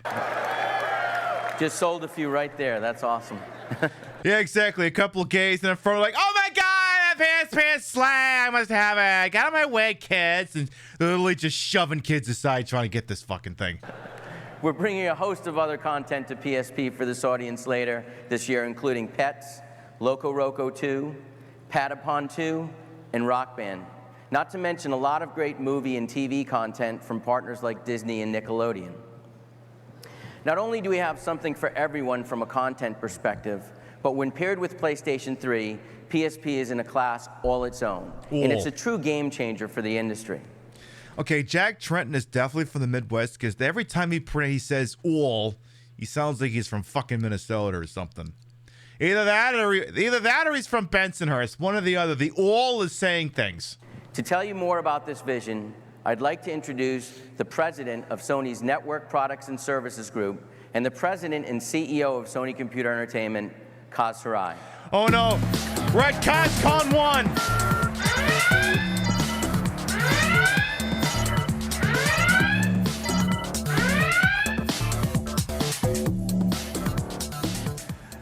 Thanks, Jack. I'm really excited to be back here on stage here at E3. I was part of the crowd last year, but I couldn't resist the temptation to be back on stage this year again. So say the line. Say the line. No, not Ridge Race. Say 599. Say it. Say it. Say it. Say it. It's a pleasure to be back on stage. So PlayStation grew from infancy to adolescence. Meanwhile, Jack Trenton's backstage like, whoever the fuck is taking pictures of Kaz better fucking stop it. Pictures are for Jack Trenton only, not Kaz. In the very heart of the digital era. And PlayStation's evolution has tracked precisely with, and obviously in many cases, helped lead the increasing comfort consumers have with digital technology. And 2 years ago, we sought to understand more about how consumers were using that digital technology. So naturally, we went on the road, visiting with publishers, developers, and gamers to ask how we could make the PSP better. And this feedback actually went right back to our engineering team. And developers are like, could you make it so the thing isn't so ridiculously easy to jailbreak? And Sony was like, nah, we're not going to do that. The changes in the design and the features of the PSP. So it's my pleasure today to officially introduce the next step in the evolution of the PlayStation Portable. For those who live a more digital lifestyle, who are downloading content across the network, who no longer need or desire tangible media like UMDs, CDs, or DVDs in their homes, or backpacks, or in your briefcase. And I have it right here in my pocket. Here it is.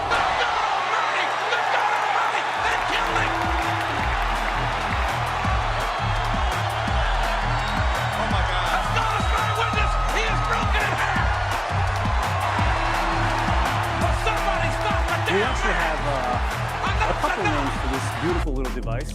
First, we call it the worst-kept secret of E3. Envies, ladies and gentlemen, the PSP Go. What if you surrendered yourself to an entirely digital console for which you were permanently at the whim of whatever Sony felt like charging for prices? And we call it PSP Go. PSP Go represents a new evolution of PSP, specifically designed for the digital lifestyle. And let me be very clear, the PSP Go will not replace the PSP 3000 or the UMD. Well, yeah, no fucking shit, it isn't going to replace anything. We will continue to support and market the PSP 3000 alongside the PSP Go. For users of digital content, it represents an object of desire as well as an object of functionality. An object of desire, huh? So if I take this thing off my desk, like this, and slide the screen up, oh! Do I suddenly look much more fuckable? Instead it was an object of desire and envy. I thought okay, so I thought the thing was automatically turning on. There it goes. I am now being told that no, it has not actually changed my fuckability score in any meaningful way. Well, shit. Well, whatever. Keep telling me about this stupid thing I'm holding. It's got a great screen. the same great operating system, integrated Wi-Fi, and plays the same terrific games. But its size is really built for the digital consumer. In fact, the PSP Go is actually more than 50% smaller and 40% lighter than the original PSP 1000. It's not wrong. So the PSP Go is designed for the digital lifestyle. It's also designed to use horrible proprietary memory cards you can't fucking buy anywhere. In fact, I think I only have a memory card for this thing because some discount shop in Holton, Maine had one in like a tech bin for like $15. Otherwise, I wouldn't even have a memory card for this thing. It would just be the one that's built in on board. Offering 16 gigabytes of internal flash memory to store plenty of games, videos, music, and of course your photos. And you'll be able to download games and movies and other content from the free PlayStation Network using the PSP Go's built-in Wi-Fi. And as you can see, the PSP Go also has a slide-out feature for the controls, integrated Bluetooth technology, and a new memory stick micromedia port, also known as M2, for adding even more memory to the system. Exactly. The M2 memory card that, again, is ridiculously expensive and you couldn't find it fucking anywhere then, let alone now. Also, Oddchild. The PSP Go would have made a good smartphone. Well, it's kind of funny you mention that. Enter the Sony Ericsson Xperia Play. I do not recall when this phone came out, but it was a smartphone. You can tell it looked like a smartphone. It's running Android Gingerbread or some shit like that. See if I can wake the stupid thing up here. And, you know, it looks like a smartphone, right? But it has the same thing where you can slide the damn screen out and you get like controls, except you don't get dual analog sticks. You get these stupid little things in the center. And then I could never get this to work properly, but it actually came with some games on board. Like it had Crash Bandicoot for PS1 and it had Madden 11 and Sims 3 is on here as well. But something's fucked up with the download server and you can't really get them anymore. And I've got the Verizon one, which is like basically impossible to like root. So it's kind of a brick. But, you know, I'm sure someone enjoyed this thing for 5 minutes. I'm sure someone did. But yeah, I mean, it would be like an extremely it'd be great as an emulation phone, because again, you just slide the thing out, you got your shoulder buttons on the back, you get the face buttons in the front. It would have been great, but alas, it just did not seem to work out that way. It just did not. How do I have all these things? I'm a very resourceful broad, that's why. Anyway, keep talking, Kaz. And as Jack mentioned, 2009 will see more big franchise titles released on PSP than any other time in the history of the PSP platform. Okay. But we're also working to make the experience easier and more enjoyable. So for starters, today we're launching a new application used to access the PlayStation Store on the PC that makes it so much more easier to manage your content across your PC and your PSP. And it's called Media Go.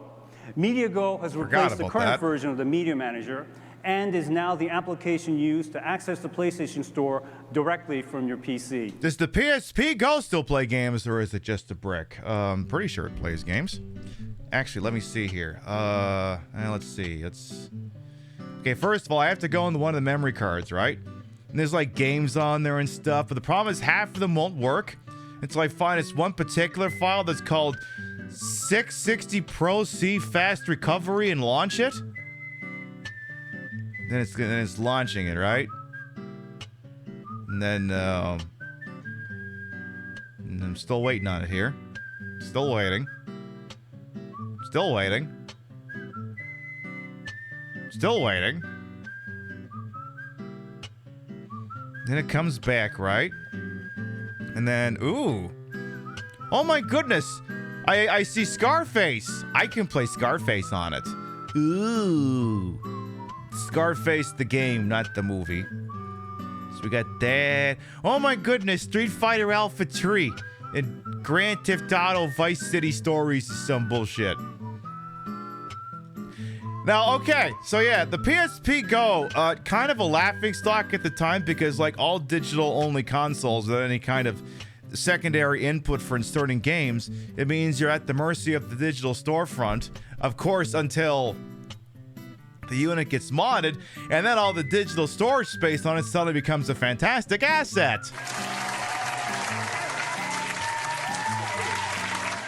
Then it's great! Then it's the best thing since sliced bread. But anyway.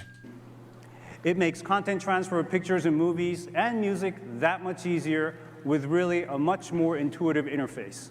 And clearly, you tested the PSP version of NBA 2K13, my condolences. The ability to consume all forms of media on the PSP is very crucial. And we have seen an increase in music usage on the PSP system recently, and in response, we're going to introduce a new application specific to the PSP. And this application is called SenseMe.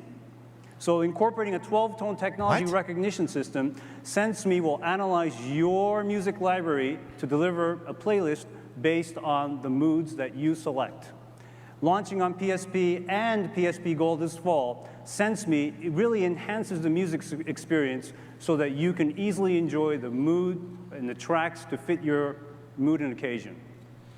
Okay, but like, what's the mood if I feel like I just really want to strangle someone to death and I kind of want to get away from that, but I still want to kind of have the edge of it? Okay, we'll put on Avenged Sevenfold and then Nat King Cole for you. And this year, continuing the momentum that we've built for content on PSP, we're going to also lower the price of the PSP toolkits. Hey, LeBon Specifically, as part of a longer-term program, it will be an 80% reduction in the cost of the tools, allowing more developers as well as individuals to put even more great content on the PSP. Okay. What all of these things I'm talking about today have in common is this. They're all designed to bring new content to PSP from games, videos, and music, and make it... Look, I like the PSP to a point, but the reason why the Nintendo DS just ate its lunch money on top of the clamshell design making it easier to safeguard the internals of the unit is that the rapid just booted up and go nature of cartridges meant that I could be sitting there waiting for my copy of Siphon Filter Sumbitch rather load on my PSP. Meanwhile, the person who's playing Mario 64 DS is already having a banging time. It's a whole lot easier to connect directly wherever you go. And most importantly, all PSP titles moving forward will be digitally distributed via the PlayStation Store and at retail via UMD as well. Well, they'd have to. How else are you going to sell a PSP Go to somebody? PSPs on the market are able to connect and store downloaded content. And we also know that many existing PSP owners still want to buy a physical product. So whether your device of choice is the PSP 3000 or the PSP Go, you will be able to shut up both of them with the third birthday. That's our commitment to you, making sure that you can play the game so bad we didn't even put the Parasite Eve name on it. All of the services and features and functionality are there in every device. And I mentioned it. Don't make me go get... Why am I pointing? You don't know where it is. Don't make me go get it. That is a game I've been threatening to play on the show for a very long time. Do not fucking test me. We're constantly looking to strengthen the experience and provide the best content that is available. So ultimately, the PSP Go is one more proof point that PlayStation offers the future of entertainment technologies. The PSP Go will be available in stores in North America and in Europe at the same price point that we launched the original PSP. $599. It'll be $249 and 249 euros and available on October 1st in North America and in Europe. I'm sure the Europeans were really, really happy to hear that they were going to be paying more for this stupid piece of shit than the Americans. And for 26,800 yen on November 1st in Japan. So with PSP Go living side by side with the PSP 3000... Remember when Nintendo got shit on because that's what they charged for the 3DS? At $169, there's a great choice for everyone looking for entertainment on the go. Now let me talk a little bit about the video delivery service.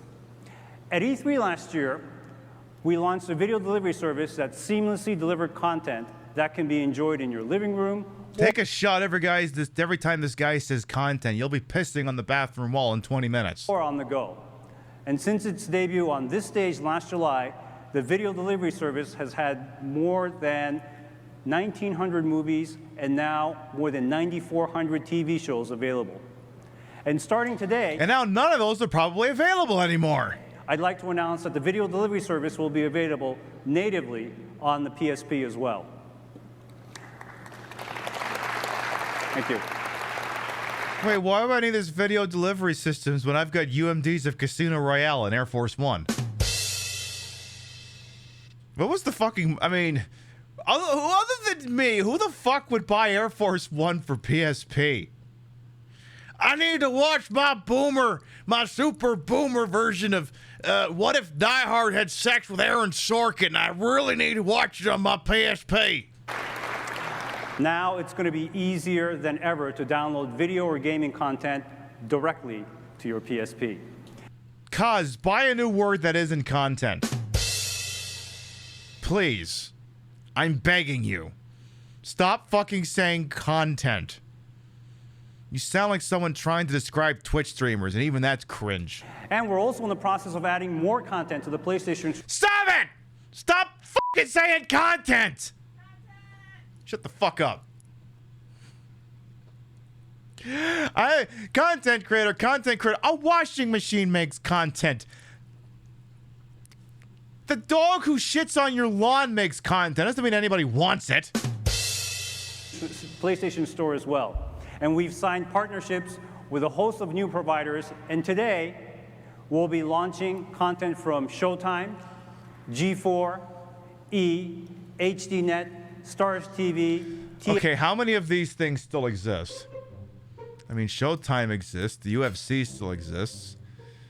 G4 may rip and piss.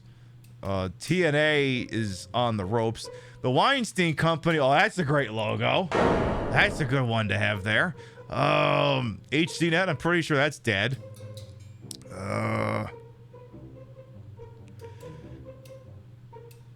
I don't know. I just really feel like having the Weinstein Company logo there just kind of sums up the whole thing between that and G4. But anyway. TNA, Magnolia Films, and a variety of new anime as well as sports. The anime partners channel's as well. dead. So the bottom line is this. There will be more content that is easier to get onto your PSP. And as Jack said earlier, PlayStation has something for everyone wherever they want to go. Ladies and gentlemen, please welcome the founder of Polyphony Digital and the father of Gran Turismo, Kazunori Yamauchi. Oh my God, you guys going to announce the release date for all? Nobody gives a shit about Gran Turismo for PSP. When's Gran Turismo for PlayStation 5 3 coming?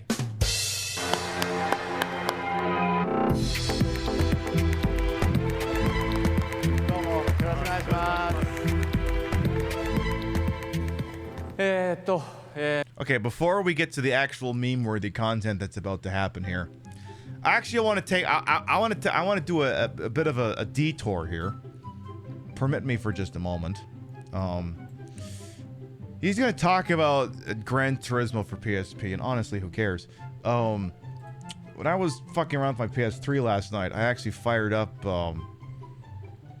Gran Turismo 5 Prologue, which is a $40 glorified demo they put out for Gran Turismo 5 in spring 2008 for a game that did not release until fall 2010.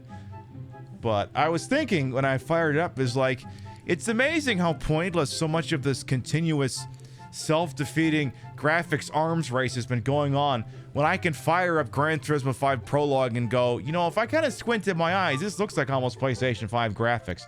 Pib, do you have an example that you can use to back up that statement? Well, let's see here. Hang on a second here. Hang on.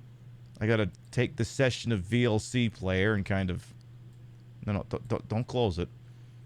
I need you to, yeah, go on over there. And then go take up the screen here. Go do that. Perfect.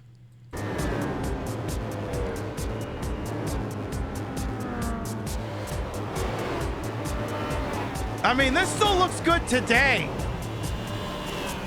Wait for the car to really start popping the fuck off.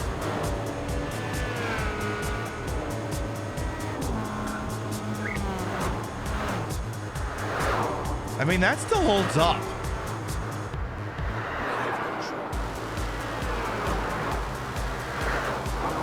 I mean, that looks good.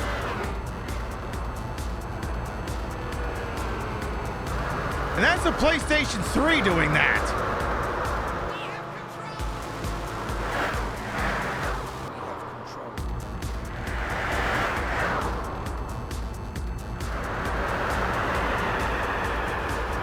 That still holds up as far as I'm concerned.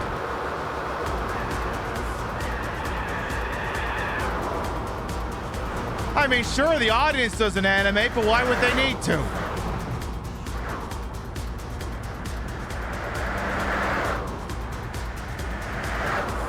That still looks amazing.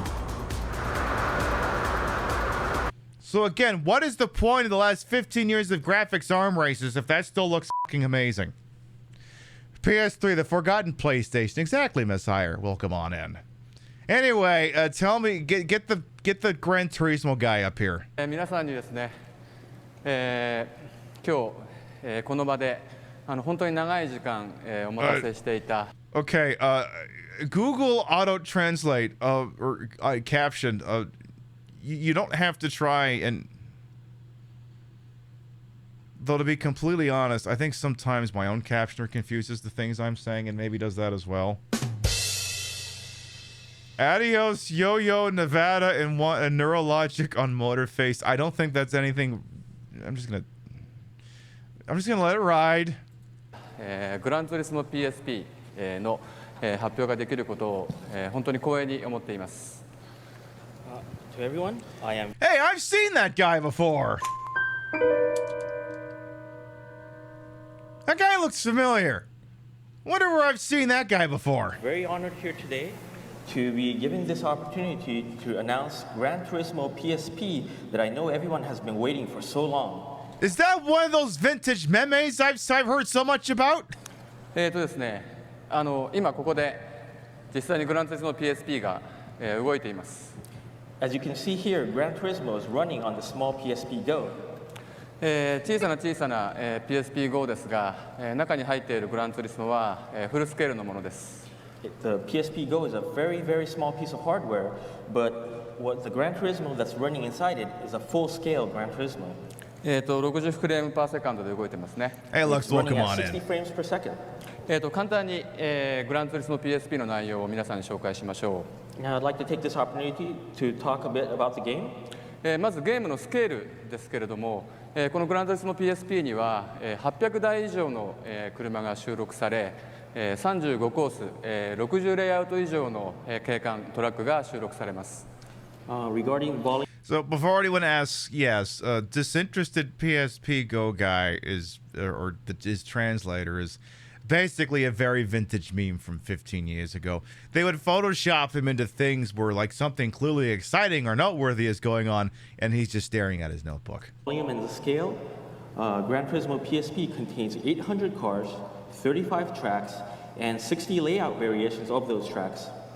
ゲームモードについてはですね、例えばシングルプレイヤーモードでは通常のレースに加えてタイムトライアル、それからドリフトトライアル、それからグランツーリスモの伝統的なゲームモードと言ってもいい、ライセンスを含むミッションチャレンジモードが搭載されています。The captions are poetry. Single You're player right. mode contains standard races, time trials, and drift trials.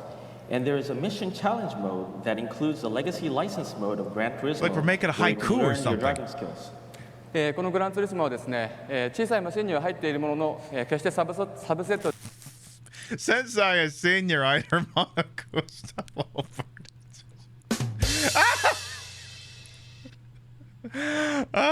Machine learning was a mistake. ではない、フルセットのグランツーリスモであるということですね。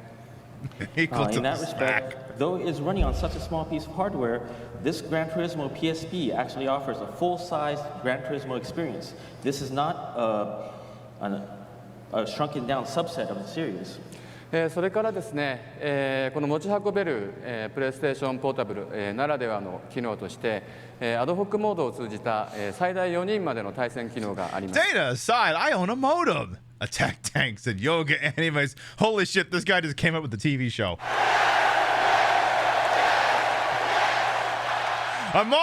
You own a modern attack tank in yoga animes. Let's fucking go. The all-new tank fucking simulator or whatever the piss it is. In addition, we've added features especially suited for a portable system like this PSP that utilizes the ad hoc mode, enabling you to race together with up to 4 players. それからグランツーリスモ PSP ならではのユニークな機能として、同じアドホックモードを通じて、プレイヤーとプレイヤーの間の、ガレージの内容をですね、お互いに、車をトレードしたり、あるいは、シェアをしたり、そういうことができるようになっています。And another feature that is also geared specifically for the PSP is the trading and sharing of cars between your garage and the garages of other players. Oh my god, we could trade our cars like the fucking Pokemon. Wait, does this mean I have to go shiny hunting for cars? Do I have to go shiny hunting for a Corvette Z6? And you know, so I can wait, does this mean the cars can also fuck? Does this mean the cars also fuck? Do they get the cussy? Do you get to breed the cars? They get to fuck the cussy, and you get like a Fiat, and then it grows up to be like a Dodge Nitro or something? Is that what's going on here? Like Transformers? No, that's degenerate shit. No, car fucking, not robot fucking. 全部で800台以上もの車ですから、当然一人で、それを全部獲得するというのは大変、困難な作業になるわけですが、今回のグランツーリスモ PSP では、言ってみれば友達みんなで、その車たちを Yes, exactly like Disney's cars. They fuck like in Disney's cars. Wholesome stuff. 獲得していけるように、設計されているということです。Because there's over 800 cars contained in the game, it would be fairly difficult to gather all the cars by yourself. But the game is designed so that if you get together with your friends, it'll make it much easier. PSP を持って、友達に会いに行く、車のトレ What about Tomodachi Life? I just heard Tomodachi Life. Say that again. PSP を持って、友達に会いに行く。Come on, give me Tomodachi Life. Give me Tomodachi Life. Come on, give it to me. If Nintendo won't give it to us, maybe Sony will. トレーディングをしに会いに行く、友達同士で集まる、そこでコミュニケーションが行われて、お互いのガレージに車が入る、そういった、行為そのものがですね、グランツーリスモ PSP というゲームの一部であるというふうに僕は思っています。To have people meet with others and connect in ad hoc mode, to take your PSP and gather all your friends is something that I think is an important part of Gran Turismo PSP. 会場にはですね、E3 の、コンベンションセンターの会場には、たくさんの、プレイヤブルなグランツーリスモが、並んでいると思います。ぜひ皆さんご自身の目で、きちんとしたしっかりとしたグランツーリスモが、この小さなマシンの中で動いているという様をですね、ぜひ確認してみてください。We have many Gran Turismo PSPs on display at the E3 show floor today. I'd like you all to take a look and see for yourself with your own eyes that Gran Turismo is really up and running on this compact piece of hardware. Do you want to show us any footage of the game, or are you just gonna like? I feel like maybe there should have been a video before.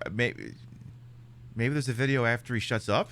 最後にですね、僕らポリポリデジタルが、グランツーリスモ PSP についての、ビデオを、作って、用意してますので、それを、皆さんにご覧いただきたいと思います。今日はですね、本当にお時間を割いていただいてありがとうございました。And finally, I'd like you all to take a look at a video we've prepared for Gran Turismo PSP to show everyone. Okay, good. And thank you all for your time today. I'm gonna say, could you show us the game? Okay. Sony Computer Entertainment presents Pokemon Cargo. Turn that down. Why are we going with the glamour shots of the PSP Go like gamers? We know you want to stick your dick in this thing. If you play your cards right, maybe you can jam it right into the spot where you put the little shoestring loop of this thing so you can carry it on your wrist. Lux wants Molten Time coming up soon. Do you want to? Okay, can we see the game, please? I mean, I guess that looks like Gran Turismo. Okay.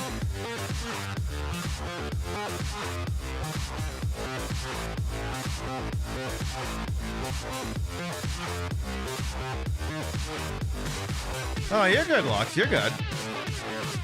Oh my God, they got 800 cars. And basically everything the guy just said. Oh my God, if you stack all those cars on top of each other, the ones in the bottom will be crushed. Don't stack them like that. It'll hurt the cars underneath all of that.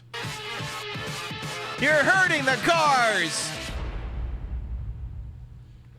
Gran Turismo for PSP said F cars, actually. PlayStation.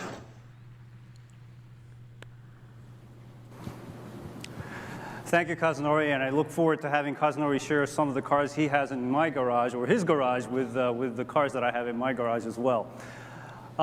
It's really no wonder that the GT titles have sold more than 52 million units worldwide and have really helped to define the PlayStation brand as best-in-class gaming. Hey, speaking of which, do you want to announce the release date for Gran Turismo 5?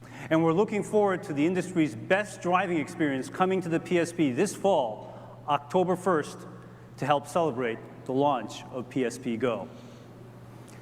And now, quality and authenticity means everything in this industry, yes. Especially when it's coming from the Metal Gear Solid family. Yeah. Ooh. I think that's going to have to be the sequel hook for After the Mubbles. Metal Gear, huh? Tell me Metal Gear's turning up at a thing like this? Metal Gear? It can't be?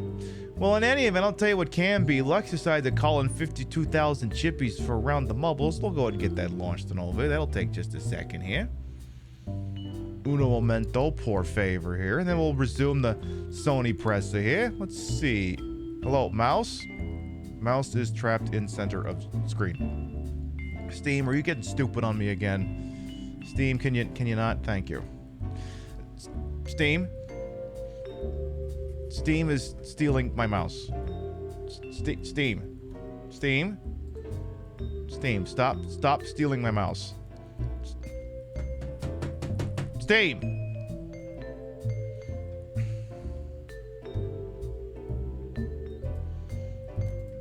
Okay, so I have 3 monitors, right? Center, which is where OBS is. Left, which is where Discord and the chatbot is. Right, which is secondary for like the Twitch dashboard, where we had YouTube at. And it's also where Mubbles goes when it launches. But because Steam is stupid and likes to think that for whatever reason I should ever want for it to control the mouse and stuff with other things, it has decided to force me to have the mouse on center, despite the fact that the game is on the right side monitor. And now Steam can't even decide if it's relaunching Marbles on stream or not. When Steam sends its people, it's not sending its best. Okay, let's try that again. Okay. Okay, now the mouse is where it should be. That's good. That's a start. All right, then. So Lux wants Around the Mubbles, huh? What will be a good track? What will be a good one for this? How about... yeah, we could do that one. That's one of the many that we don't seem to have a local record since there was the giant cataclysm and evidently we misplaced all of them.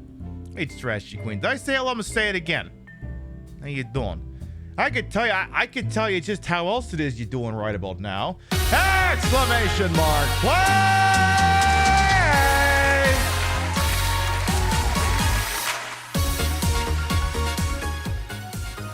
Say, gimmick puppet, you said you're at exclamation mark. There it is. All right. Hey, all right then. Yeah, folks, this is the way it works. In case you're not familiar, I'll let y'all know. Exclamation mark play gets you in here. The way it works is, hey, do you want to see a name in lines? Do you want to be cocky to walk? Exclamation mark play gets you in here. This is Voz Lab. We don't have a local record for this one. My understanding is the Mubbles people did like an engine change or something and blew away everyone's record. So that means they're all up for grabs. And if you want your name immortalized at the top of the screen next time we play Voz Lab on his channel, !play gets you in here. Now, Lux called in 52,000 channel points to make this round the Mubbles possible. Oh. Wait, that's not a release chip. It's not shit. I can't show you that. 52,000 chips to make that round of Mubbles possible. And if they win, I win, the bot wins, everyone dies. They're gonna get their chippies back. They've got some skin in the game here. All right, folks, we got 45 brave souls entered into Voz Lab. ! Play going once. ! Play going twice.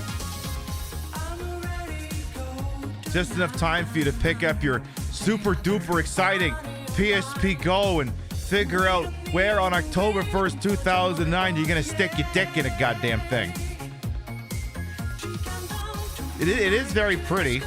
I mean, Rio loves white electronics. It's just, the problem with white is you can tell where it's getting a little... Okay, you can't tell because it's chroming, but you can tell when looking at it which parts of it aren't as white as they used to be. All right, folks, here we go. 10, 9, 8, 7, 6, 5, 4, 3, 2, 1. Boogity, boogity, boogity, let's go ballin' now.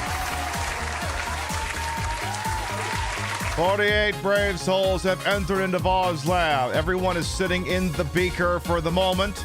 They need to wait for the little arm dealy bopper over there to unleash the beaker into whatever in the Sonic 06 is going on down there. And then they'll all go through all of these silly ass plastic tubes and things like it's my dad's old thing he uses making homebrew beer. I mean, old, he probably still does that. All right, we'll see who comes through that toy there first, then we'll go from there. Exactly, it's science. We gotta cook, Jesse. All right, so there's a Bunsen burner down there, and I understand it's gonna make certain people bounce and fall off. Oh my goodness. Oh, good, Handball already died. A shitload of people did not make it past that first thing. We've already lost almost 20 people. We've lost over 20 people now. Oh my God. That's a bigger body count than anyone playing Sheldon Ring right about now. All right, it looks like BD Bayern looks like they're in the lead as the crow flies at the moment. We're going to take a wide-angle shot here because some people are ducking out the side. We got Kawaii Desu. We got Tiarki. I think that's Juice something. It's Justice. Or Juice if you don't pronounce the whole thing. All right, BD Bayern still in the lead at the moment. We got Flounder and Ghost coming up, but Bayern still want to see if they can make some noise over here. They got to cross another one of these Bunsen burners, though, and that proved problematic for many people at the start of the track. We'll see if this thing can hold. All right, BD Bayern still on the track. Several paddles here, but you got to get through this thingy at the bottom to have a chance at the win. Are you going to make it in? And it looks like you're in for the W. I'm Luigi, number one. BD Bayern found the hole and did what one does with a hole. BD Bayern wins, followed by Flounder, Ghost, Toe Distraction, Golden Loki, me, Kawaii Desu. The remainder of top 10 pending. We've got Chef, still pending, Justice, and Kami Mommy to round out the top 10. Good evening, Professor Bumshits, who's on a perpetual tennership to Yale or something. Welcome on, and how you doing as well? You're a professor. I assume that you've got tenure at an Ivy League academy or something. All right, we're just waiting on Cable Car Chaos Noli Cams to get in there. And it looks like that's going to do the shit. Oh, hang on. Oh, all right, there. You made it in. BD Bayern wins, and we'll take the track channel record by the mere virtue of the fact that we don't have a record holder for this channel because of the great cataclysm that took place like a month or two ago. So there. Congratulations, you'll be immortalized up there with all the greats like me and Hambot, and I think it's pretty much just us right now. Now here's the deal, Lux. You've been here long enough, but I gotta give the speech anyway because you could be people who don't know how this works, right? You did not win. I did not win. I mean, I tried. The bot didn't win. And nobody came in 69th place. As a direct result of all of this stuff, your chippies are mine!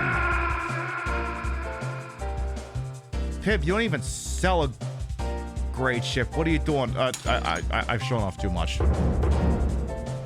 But make sure that everyone thanks Lux for making that round of Mubbles possible. Now, we've been live for about 2 hours. We started a little early, so what we're going to do is take a little BRB. Permit y'all get up and stretch, use the rest facilities, grab another margarita, perhaps, perchance. We come back. We'll resume our E3 2009 Shitwatch and apparently see what's going on with the Metal Gear Solid franchise on PSP. We'll be right back. Well, here we are, Al. Curtains up. Time for your final scene.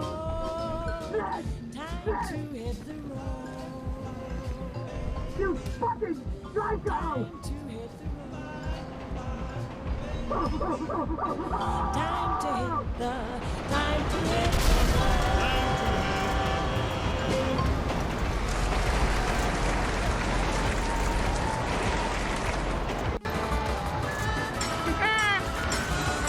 I'm gonna get, she's like, I'm gonna get you, you bastard! God, I'm an idiot.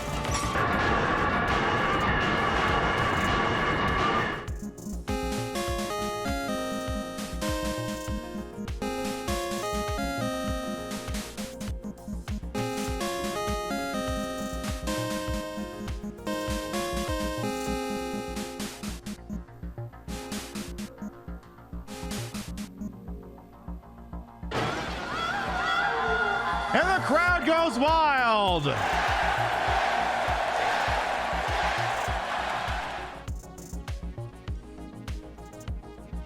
I love that bit. What the?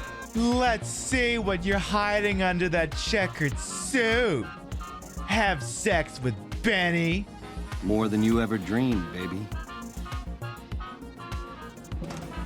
You're platinum, pussycat. You know how to swing.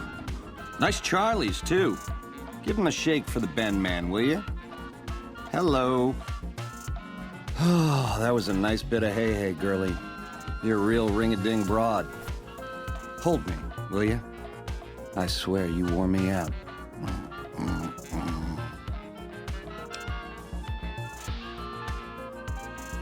Killed Benny in his sleep. Huh? Oh!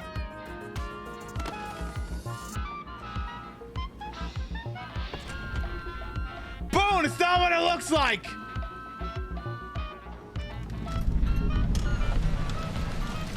Okay, it's exactly what it looks like. Yeah, white people taco. Hey, you shut the fuck up. White people taco night is okay. Thing about white people taco night is you don't tell people you're doing white people taco night. White people taco night is a dirty little secret you keep to yourself. You don't fucking tell anyone you're doing it, you just do it. You keep it off social media. Please, Donna, hold it together. If you tell me where he is, I'll leave you alone. Downtown! He's downtown! Downtown is a big place. Where in downtown is he? Uh-oh. Lives are at stake here, Donna. Tell me where I can find Del Toro now. Oh, God. My head hurts. Do your feet stink and do you also love Jesus?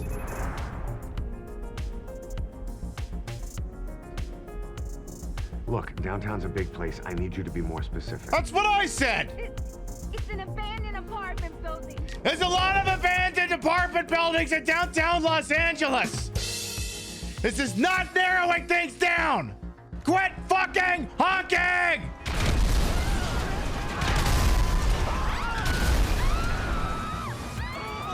Are you done?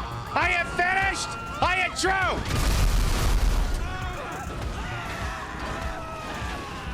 I don't think she liked all the noise that. That's better. Just when I get frustrated with stage, I just go, all right, get it off, get it off, get it off, get it off, get it off, get it off, get it off. Not the face hugger, face fuck. I'm actually here. Oh, we gotta go. We're back. All right, trust you all had a lovely little respite day. You got to go pee and top up your drinks. Apparently, during the break, there was someone who failed to get past the bounces, and one of their lines was, "You're so gay." I'm like, thanks. I'm so glad you noticed.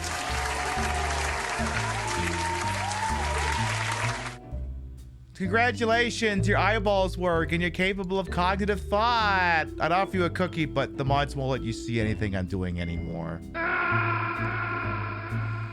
Thanks for popping on by, Miss Haya. We'll see you next time. For anyone who might be new here, by the way, I am Queen Pib, Patricia, Inga, Bogart. You may also call me Trish.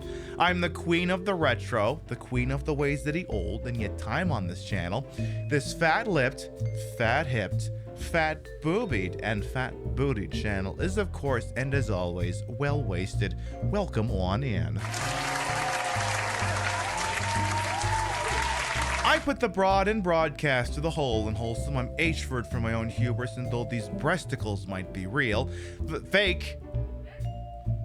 Okay, what the fuck do you care? They're real.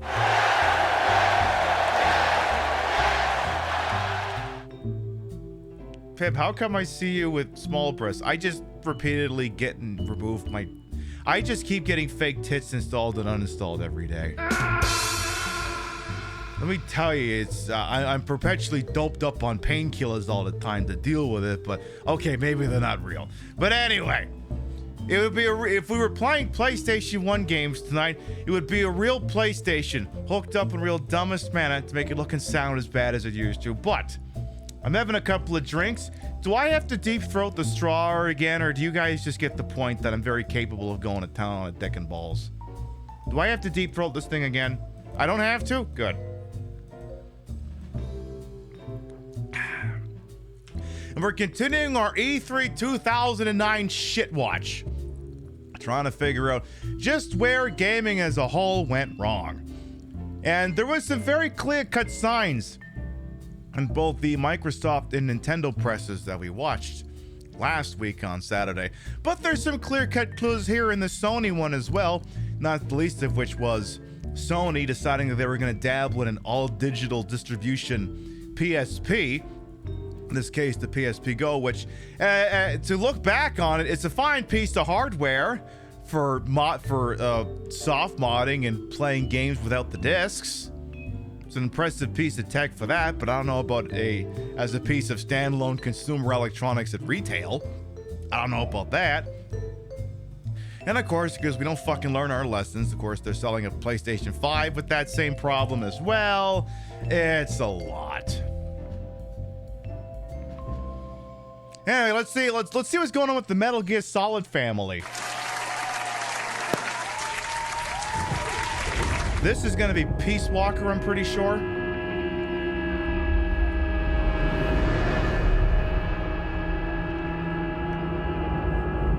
Or not. Is this Piss Wanker or what?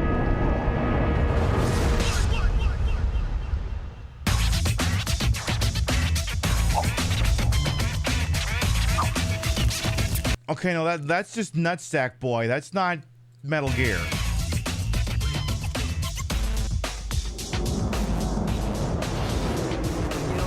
Aye, aye, sir.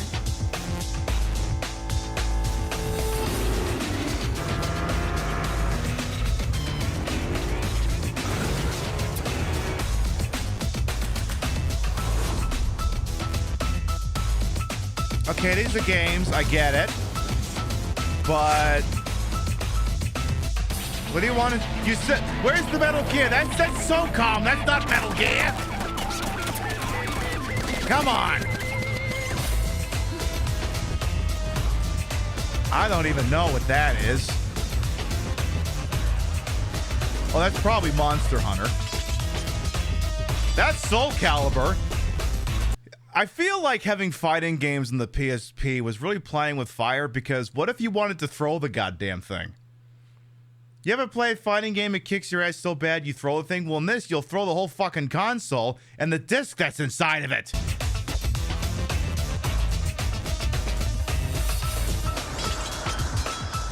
Play Dark and Darker. What the fuck is a Dark and Darker?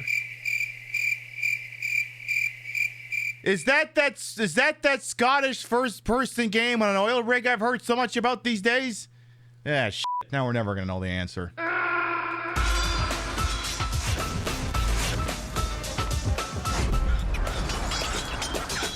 No, it's another game? Oh. It's a first-person body horror game starring Brazilian people? Dark and Darker, is that the counterpart to Dumb and Dumber? No, the counterpart to Dumb and Dumber is Dumb and Dumber 2, which is where you watch it and you go, oh my god, this did not age well. Why did we make a sequel to this? Oh, so Dark and Darker is Dumb and Dumber 2. Oh, okay. That settles that. I think that's what that was.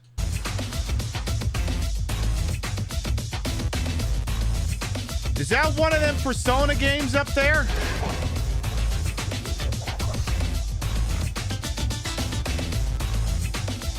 You think it's like a Souls game was a janky multiplayer escape game, or you kids with your Soulsborns, back in my day all I had was Demon Souls, and damn it, that was good enough.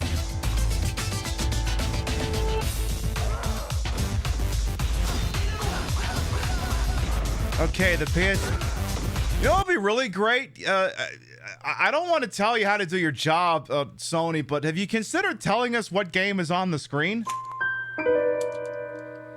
Have you considered that if maybe some of these games look exciting, you could put some way on the screen for us to reference what the hell they are? Because otherwise, how am I supposed to know when Soul Calibur, whatchamacallit, ends and whatever the fuck this thing, I don't even know what this game is.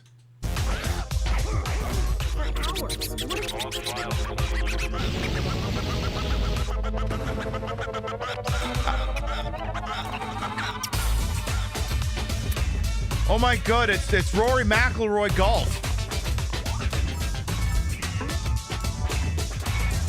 Seriously, what are these games? I don't know what these games are. I think that's NHL 08. And I think that's Madden. And that's Siphon Filter.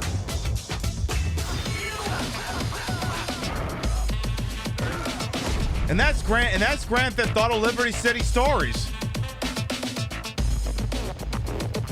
Oh, I know this one. That's Miami Vice. Comic book tough guy.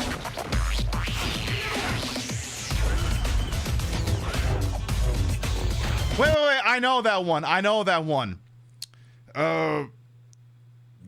That's Star Trek. Yeah, that's the Star Trek ship fighting game. Tactical Assault. Oh my god, that's Nintendogs. I mean, it has to be Nintendogs. It's not fucking telling me what it is, so I have to just assume it's Nintendogs.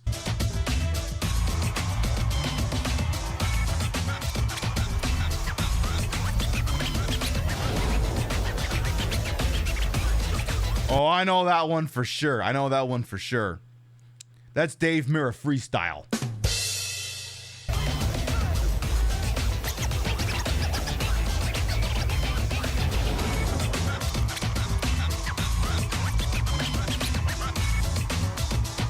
BMX Triple X. What we have to do at some point is BMX Triple X is on the banned games list for Twitch, so we can't play it on Twitch. Someday, and this is still on the to-do list, I have to do a show where it's broadcast entirely in the Discord and we play BMX Triple X. Then I just have to do a local recording of it so I can stitch it up for YouTube. What is that on the screen? I don't know. They won't tell us what the games are. I don't know what it is. I'm as confused as you are.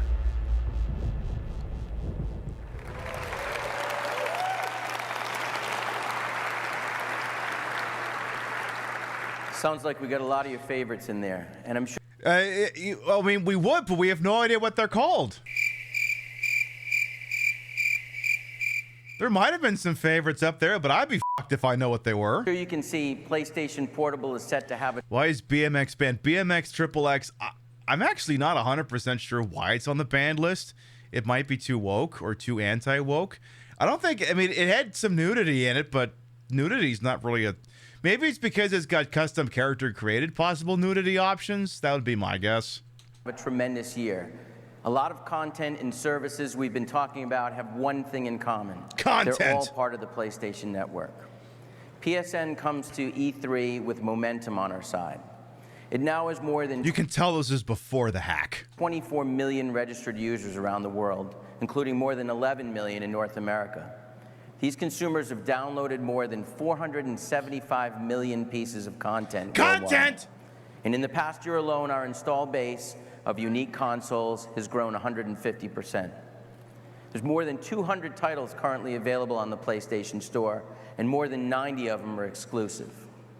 One of the biggest strengths of the PlayStation Network is that its connected PS3 and PSP consumers have a direct relationship with us and millions of gamers around the world. Oh.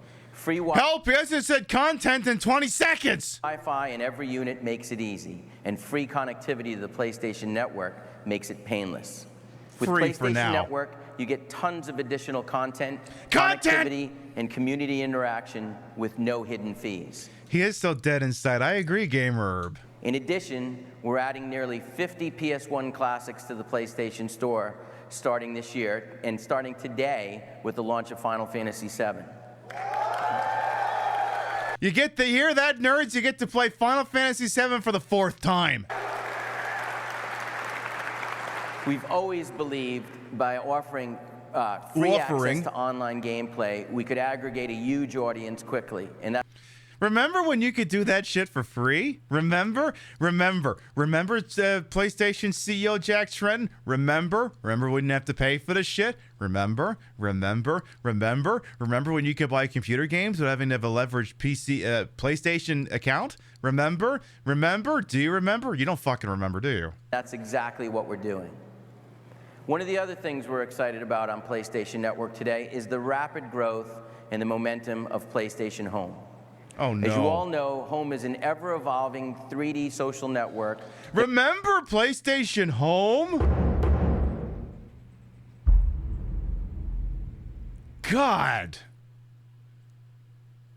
There was this... I'm trying to remember. I think there was like this absolute banger Penny Arcade comic strip back in the day where they were pointing out the absurdity of the fact that PlayStation Home has a virtual bowling alley inside, whereupon there was a finite number of lanes, in that in an all-digital online world, they had created artificial scarcity because there was a limit as to how many people could be bowling at any one given fucking time. I'm not even joking about that.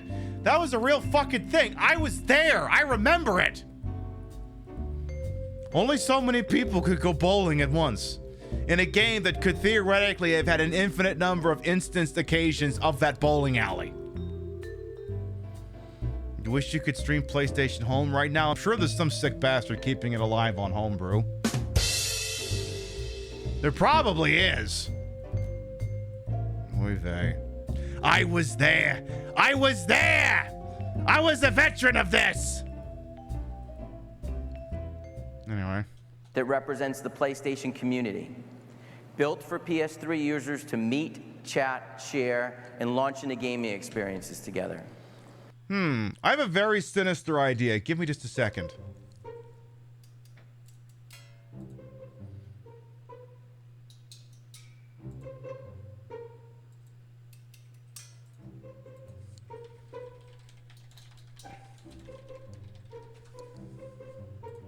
I warn the mods.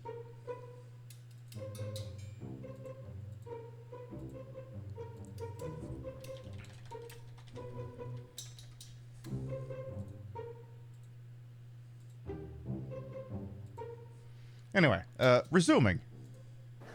With more than 6.5 million people worldwide, Home has quickly become the de facto standard for the world's console gaming community, and it's only available and only possible on the PlayStation 3. Home is growing by leaps and bounds, with over 100 virtual items coming to Home each month. The buzz this dynamic new marketplace creates is remarkable. For example, Capcom's Street Fighter IV and Resident Evil virtual items have sold approximately 100,000 units in less than 2 months. Are we talking about inside Home or inside those games? Items coming to Home each month. The buzz this dynamic new marketplace creates is remarkable. For example, Capcom's Street Fighter IV and Resident Evil virtual items have sold approximately my two favorite games, Capcom Street Fighter IV and Resident Evil virtual items. 100,000 units in less than 2 months. Home spaces have a similar impact on the PlayStation community. In April, the EA Sports Complex launched and experienced more than 1.5 million engagements in just 1 month. Engagement! We're working further to expand Home with some killer new content for franchises like Infamous, Buzz, and SOCOM, as well as titles from key publishers such as EA, Ubisoft, Activision, Capcom, Namco, and Eidos. It all goes back to gamers wanting to connect around their favorite games and franchises in ways that are deeper, more meaningful, and extend beyond what is possible in other consoles. You haven't said content in 20 seconds. When's he gonna start aggressively scratching himself? You got any content for me? I really need some content. For those of you who haven't seen what's going on in Home recently, here's a quick... No, don't show these people that. These people's minds are untainted. You can't do this! Quick video to show you how far the platform has come since we launched it 6 short months ago. Oh, fuck.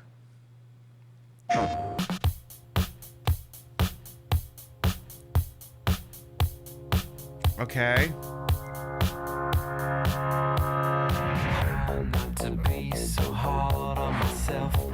If you ever looked at Second Life and thought it was full of too many furries, then we got a blender version of that for you. I'm trying to learn to keep my mind in check. I listen to my friends when they say it's destiny. Okay, it's one thing when someone playing Fortnite buys a Chun-Li outfit so they can play Fortnite while dressed up as Chun-Li. It's an entirely separate concept for someone to purchase a Chun-Li outfit so they can walk around in some kind of super sterile virtual environment where you can't fucking kill anybody. It's meant to be this way. I found that they're right, and now I see that all this time, and I had the key. So now I'm on a roll. I got nothing but luck with a spring in my step. Wait! You're telling me the punk rocker dude LARPs as a claim as a dullard? With a spring in my step as I struck down the block. He said, I'm not paying shit for this. He's the true rebel. He is real punk. He's punk in real life and refuses to pay for a digital version of it. Smile at my girls. I hear them talk. Hang with friends and type really slowly because there's no keyboard attachment for this fucking thing. Except there is, but my fuck was that thing awkward to use. Hey, it's the bowling alley I was telling you about with a limited number of lanes. Oh yeah, look at all the people in the back of the bowling alley who just can't use it because there aren't enough lanes for everyone. There's like five like 5 lanes back there, but 20 people in here.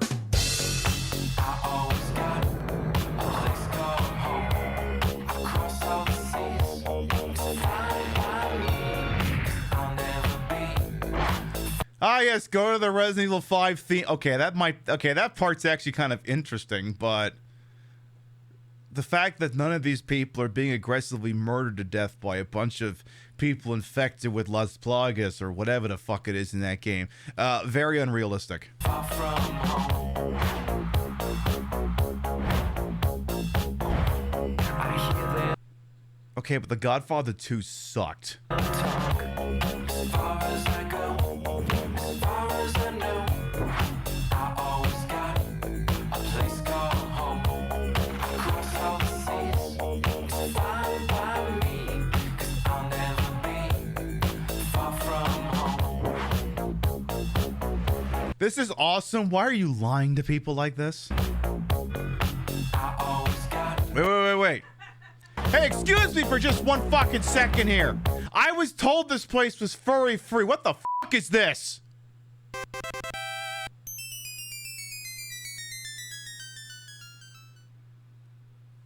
This is unrealistic. I see no lack of Bob touching. I don't know what else to tell you, Jam. Welcome on in. I thought I sold this place as being Second Life without the furries. Well, god damn it, the furries have invaded PlayStation Home. Well, pack it in. Exactly, they're everywhere.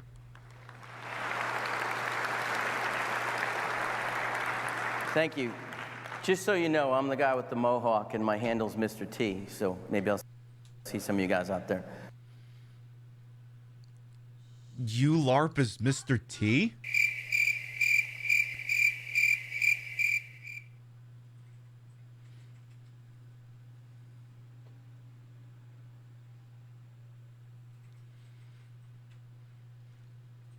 What, Jack Trenton, are you the guy, the politician who thought he was signed in on a sock puppet and wrote, as a gay black man, I yabba blah blah blah blah?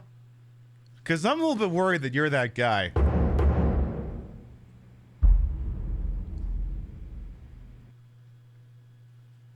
Okay, in all seriousness, no, I don't think he plays PlayStation Home. I think some dumbass writer told him to say that. You've heard it from us time and time again. 2009 is going to be all about content on the PlayStation 3. Content! As I said at the beginning of the presentation, it's virtually impossible to do justice to all the great content coming to PS3. Content! So we're going to roll a video that shows off a sample of what's on tap for PlayStation 3. All about content! Hey, what happened to Metal Gear? I was told there'd be something about Metal Gear. Where the f did that go?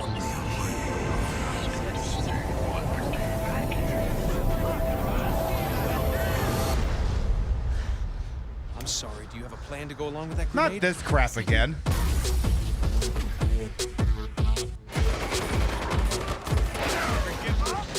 I am aware Uncharted 2 exists.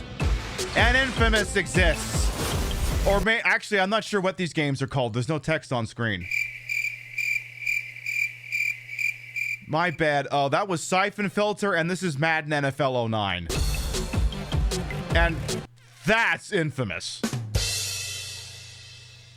That's Infamous.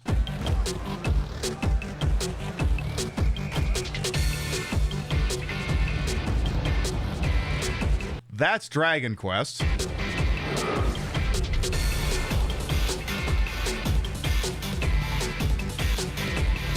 Definitely Dragon Quest. That is, what was that one JRPG that came with like early-ish? That was, Damn them thighs be thick. Also, I want my damn Metal Gear. God damn it. We'll see what we can do, Jam. Thanks for more biddies. That is, what was that one RPG, whatever thing, came out early for the PS3? Everyone really liked it. Like a weird name. What was that one called? Because that's what this is. Totally. It wasn't Fable. It was, you know, I'll figure it out later. No, it's not Residence of Fate. Folklore! Yeah, that's it! Yeah, that's Folklore! I set a trap. Oh shit, I know this one. This one's Spider-Man. That's that new Spider-Man game! Hell yeah! I mean, hold on a second. Oh, wait, I know what this one is. That's Ride to Hell Retribution. I give you wonders of plenty and sights unlike any. That's Kingdom Hearts.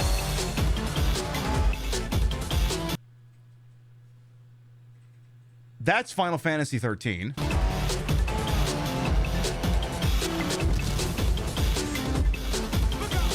That is Predator.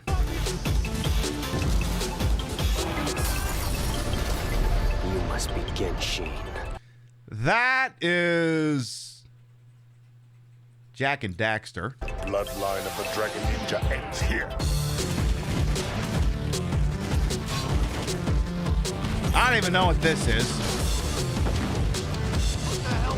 That's 24. Oh, I know that. I know that one. That was The Sopranos. It is getting hot in here. Oh, this is You Don't Know Jack. Oh, I know this game. That was Dead by Daylight. That's Street Fighter. That's Knack, baby. That's Street Fighter.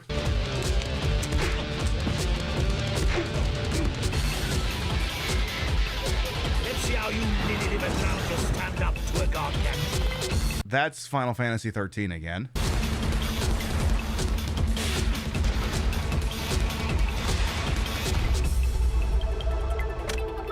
That's NCAA Football 09. That's Morrowind. That's Ghostbusters.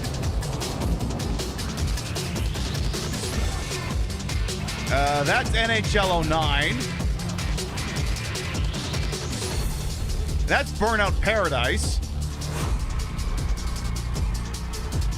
And that's Silent Hill 2. Got a problem, man.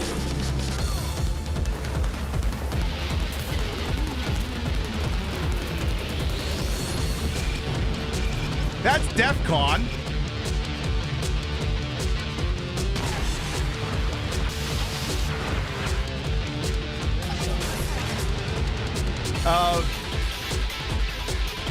That's Oblivion. Oh shit, I know this one. That's Automodelista.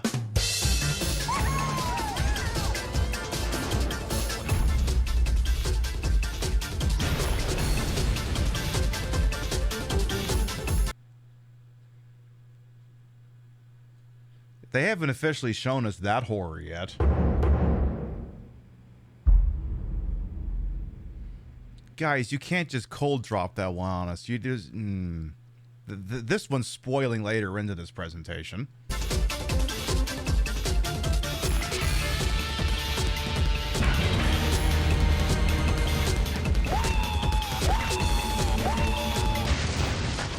Jan, thank you for gifting subs to Lexus Like the Car and Tikatsu. Thank you.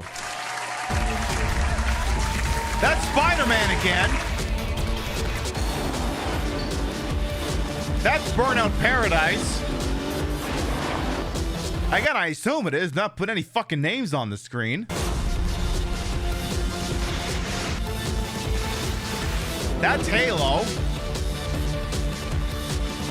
That's New Super Mario Bros. Wii.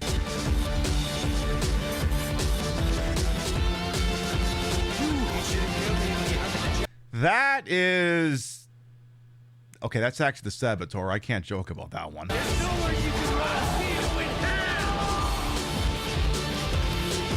Yo, I know this one. That's Atomic Hearts.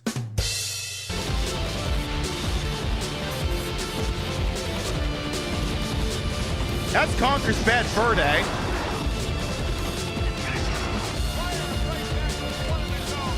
That's Mike Tyson's Punch-Out.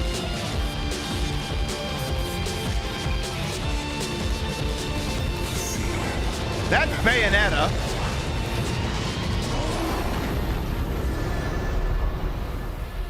At least, again, I'm assuming I got all those right. They didn't put any nameplates up there, so I'm just assuming I got them all right. There's a lot of amazing games in there. From Infinity Ward's Modern Warfare 2 to... How come no one's taking pictures? Where's the idiot with the flashbulb? How come no one's taking pictures of Mr. Content over here? Capcom's Lost Planet 2, which will be shipping in early 2010. We're proud of the fact that over the past 15 years, the greatest franchises in the industry have been synonymous with PlayStation platforms. For more than a decade, Rockstar Games have been delivering unrivaled interactive experiences to fans all over the world. He hasn't said content in a minute. I'm getting a little bit shocked here. Shout out to the great Mighty Pooh. Thank you for another 100 biddies. Thank you. Grand Theft Auto, Bully, Midnight Club, and People only met. Let's see, Grand Theft Auto, Bully, Midnight Club, and Man. Only 3 of those 4 got protested. Manhunt all began on PlayStation. Today, we'd like to announce a new property coming from Rockstar North. It's called Agent. And why must you turn my channel into a house of lies? You know, I'm just going to let him talk. It will be exclusive to PlayStation 3. It's still exclusive to PlayStation 3. Sort of. Agent will take a player across the globe amidst the shadowy world of espionage and assassins in the darkest hours of the late 1970s. It's clear that Rockstar recognizes PlayStation as an ideal place to build an audience, and that's why we're thrilled to have Agent coming exclusively to PlayStation. You're all aware of the impact GTA had on our platforms, and we expect Agent to have the same must-have value. I know, it's got such must-have value, it's so exclusive you can't even get a copy of it. Agent, never heard of that game yet is the reason for that, champ. Agent was released in the same universe that the Wii Pulse Oximeter was released in. The land of it doesn't actually exist.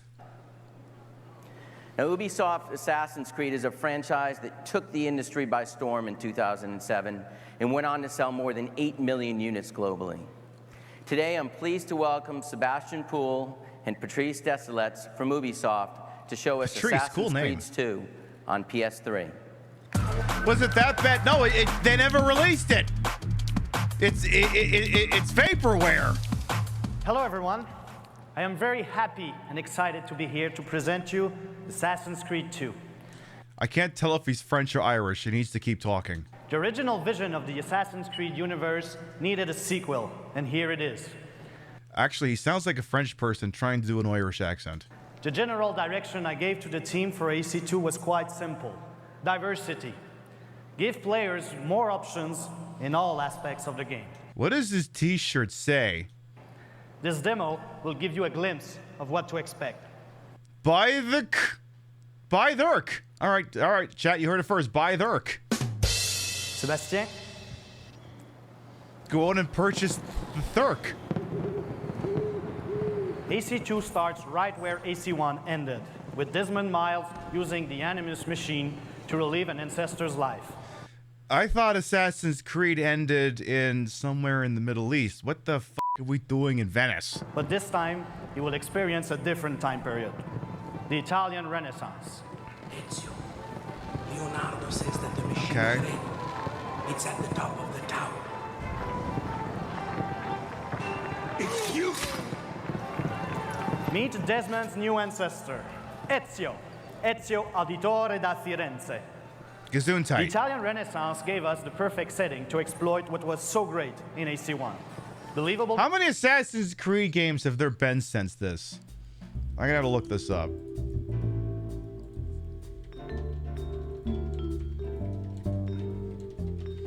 You remember when Assassin's Creed getting a sequel was a big fucking deal? Alright, let me see here. Release history? Okay, let's see here. We've got Assassin's Creed, Assassin's Creed 2, Assassin's Creed Brotherhood, Assassin's Creed Revelations, Jesus Christ, Assassin's Creed 3, Assassin's Creed Black Flag, Assassin's Creed Rogue, Unity, Syndicate, Origins. Why is your 10th installment called Origins? Odyssey, Valhalla, Mirage, Shadows is coming out, so there's gonna be what, 14? Oh, then the spin-offs. Oh, Jesus Christ.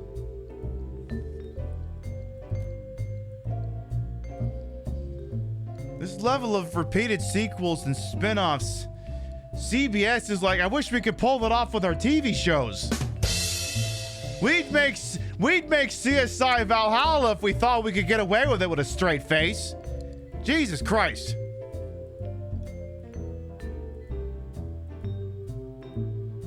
You low-key think Assassin's Creed 2 is good? I mean, that's how they were able to keep making all these fucking things, where they made a banger and then just decided, let's just do the generic open-world Ubisoft sandbox game and then just transported across the world and in different time periods and shit like that. The franchise began to get really bad when they did yearly releases. No, the franchise was really bad when I played the original on PlayStation 3 and it crashed all the fucking time. Now, granted, this is back when no third-party developer knew how to develop a PlayStation 3, but I like to stand by this comment all the same. Alright, let's watch bland-ass Ubisoft crap.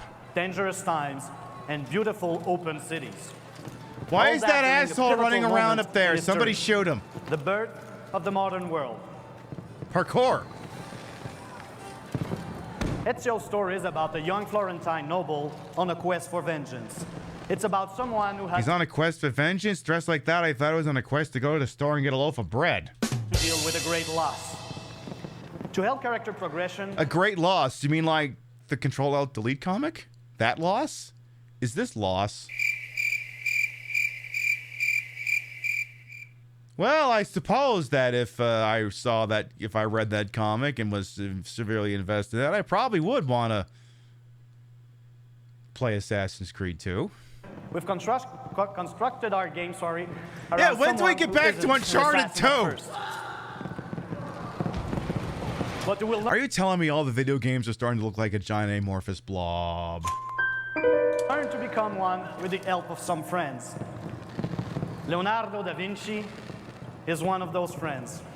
Ezio will use him as his own personal inventor. Might work better on Leonardo will 360. make Yeah, him I don't weapon doubt it, upgrades, Spectre Saunders. gadgets and machine, like we have here. His famous flying machine. It's the machine for flying. God damn, why didn't he just smack into the fucking ground? Shoot! Shoot the flying demon! Shoot the fucker! The flying machine is a good example of the diversity of experience found in AC2. Okay. The fire that you see around Venice gives speed and altitude to the glider. And Ezio can Okay. even take some enemies down his path. Okay, but when do I get to go to the 21 table and win, like, all the money?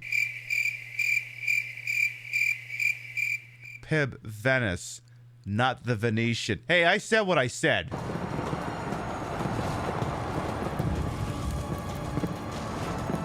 Take me to the Venetian, not Venice.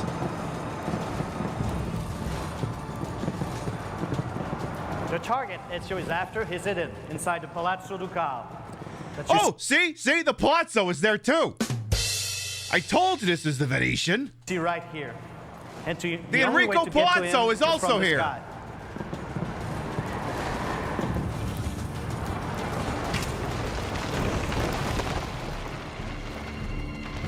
That thing!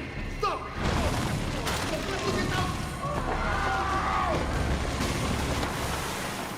Il diavolo! Il diavolo è venuto a portarci via! Coward. The devil's not the one you need to fear. Tell him hello for me! I know you're here! Assassin! Show yourself! Or are you afraid? Isn't that the same guy we saw in the demo for Splinter Cell Conviction last week?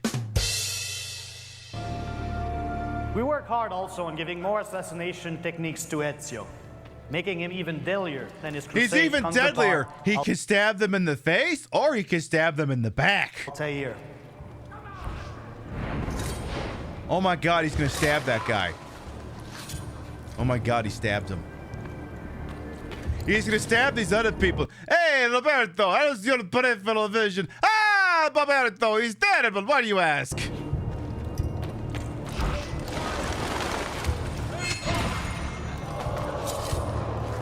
Good use of the double hidden blade here, Sebastian.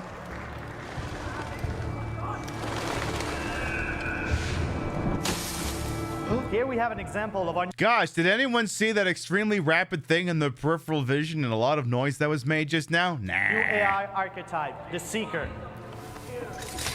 Hiding spots are not so safe anymore. Okay, but those two guys were staring. Yes? Portatemi la sua testa! Sid Caesar is We very wanted Ezio concerned. to be an assassin before being a warrior, which is why he's so good with his bare hands. He lets them disarm his enemies and use their weapons against them. There will be over 30 different weapons in the final game, not to mention the 6 additional unique weapons you will be able to unlock if you play Assassin's Creed Bloodlines on the PSP and connect it to your PS3. Oh, God. Ezio's target, Carlo Grimaldi. He's so good with his bare ass, he sure is Zero Fire. I'm sure we can come to an arrangement. Didn't that guy have a sword like 2 seconds ago? Why is he suddenly unarmed? I'll give you anything you want. Name your... Seriously, yeah, he's got a... He's got a sword on his thing. Why did he not pull the sword? I'm gay queer? I mean, yes. These trolls are the weakest material. I can't even riff off any of this. At least the guy who came in on Thursday gave me a new tagline. At least the Thursday night trolls had some fucking material. The Saturday night ones suck. I make these sacrifices. I can't work with these idiots. Requiescat in pace.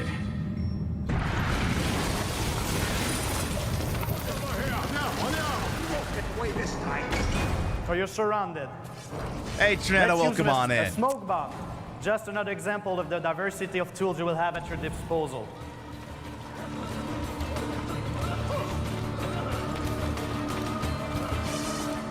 As I've said before, the weekend ones have to be the status because they somehow have nothing else to do on a Saturday night other than run around and be a shit disturber. Yes.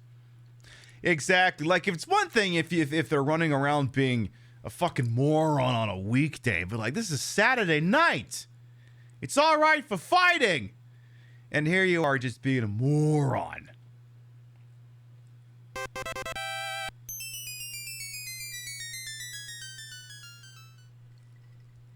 If sword thingy be there, why not use? Right, that's what I said. Hello, Ski Kid, as well. Welcome on in.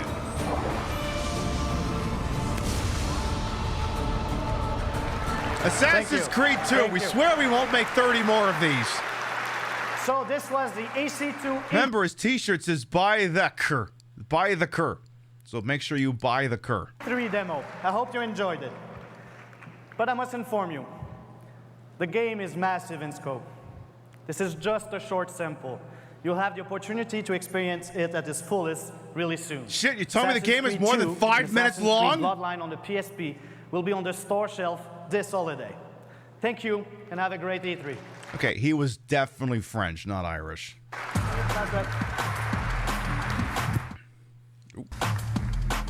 Okay. Hi, Jack. Say content. Thanks very much, Sebastian and Patrice. Clearly, the interoperability between the PS3 and the PSP is a key component to franchise extension. Say content. It truly differentiates the PlayStation, and we're glad to see Ubisoft incorporating that into Assassin's Creed franchises across PSP and PS3. Say it. Now, if there's ever been a franchise that has more consistently raised the bar Say with the line, every single Bart. new fantasy, it's the dream workers at Square Enix that have brought us more than a dozen different versions of the Final Fantasy epic. And they've only given us like 17,000 re-releases of Final Fantasy VII. You all know Final Fantasy 13 will be coming to PlayStation 3 in the spring, and I'd like to show you a video they've prepared to whet your appetite. Is this the same one we saw on the Xbox on the Xbox presser? It didn't even say content. What the f***?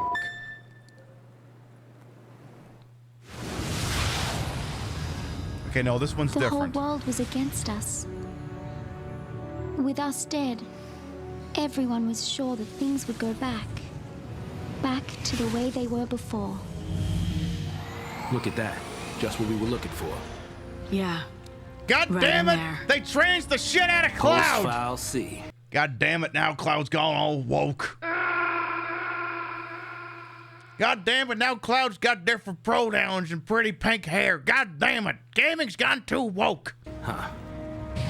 Cocoon. Okay, but for the people who don't understand the joke, Lightning is literally gender swapped Cloud. Like, they've admitted as much. So when I say that, they literally trans them. Is caught in the grip of a pulse-born terror. A new Final Fantasy. Rio, you've never played this one, and you don't want to. You don't. You really don't want to play this one. You watch me play it. You don't. No. These pulseless sea threat. The problem is, this game's... I've tried to play this game. The story loses me every fucking time. I get confused. In our very way of life, they must be eliminated. Over and out.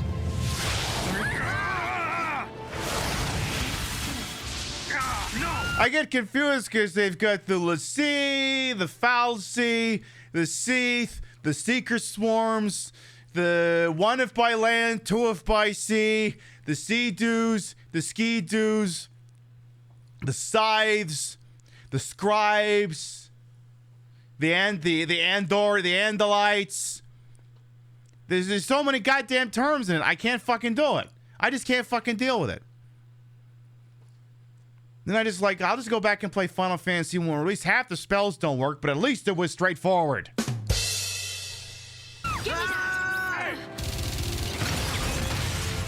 got her? We got one of them.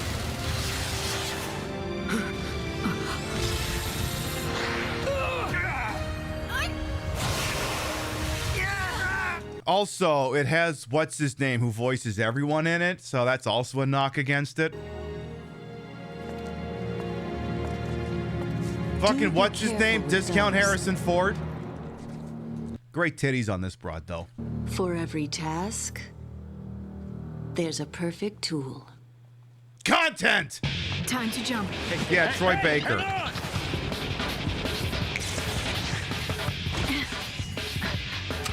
are you doing? So what are you afraid of, huh? Your hair? That's what I'm afraid of. You're supposed to be the hero. Just say it! Any Lassie. Anyone who might even become one. They all ought to be wiped off Cocoon.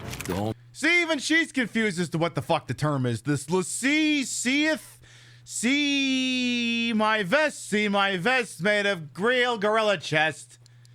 No? Okay, that I might be making that last one up. Only way of completing the focus to take out the postless sea. Oh, policy changes. The whole world's out to get us. I can barely keep myself alive, let alone some kid. Just leave the rescue to me. What's wrong with you? You want to help Lassie? They're the enemy. No, actually, he wants to hawk NFTs. Is that what Final Fantasy 13's meant about the entire time? There are a bunch of evil NFTs that the society needs to destroy? Is that what it is? As far as Fal'Cie are concerned, humans are tools. I'm not gonna die for one of them. You're not gonna... You wait, you're a Fal'Cie? You're the eyelashes that don't bother wearing? I am so fucking confused. Remember back when Final Fantasy games were straightforward, like Evil Corporation bad, or Child Soldier as a concept is fucked up, or this giant amorphous blob named Sin is trying to kill everyone? Remember when you could just tell a straightforward fucking story? So, what do we do? Destroy it.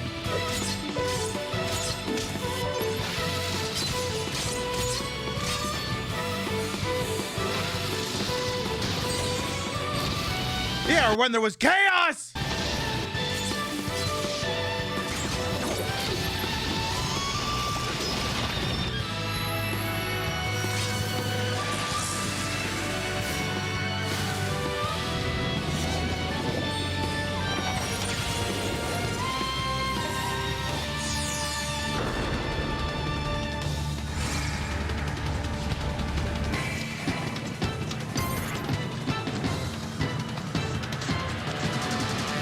Damn, the video can't even hold 60 frames per second.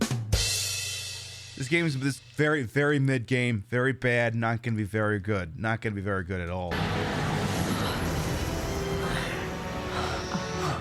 What's inside that robo-pussy? Dave with the Fal'Cie. What? Dave with a foul thing? What? Now I get not. So wait, now I gotta worry about Dave's in this game? Jesus Christ. You gonna ask it for help? I'm not just gonna stand here and wait around. I'm gonna ask that Dave for help! Lightning.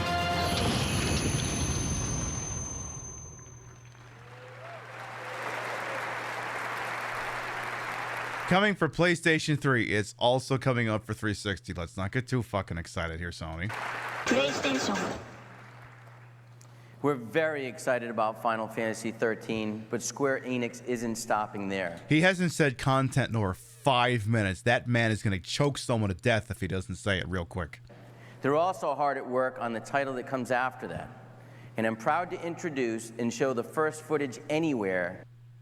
No, don't do this to people. Of Final Fantasy XIV. Oh, never mind.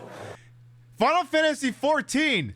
You mean the critically acclaimed one? No, the one that sucked. And PlayStation 3 will be the only console you'll be able to play Final Fantasy XIV on when it launches in 2010. There are multiple things wrong with that statement. Yeah, Final Fantasy XIV, a realm stillborn.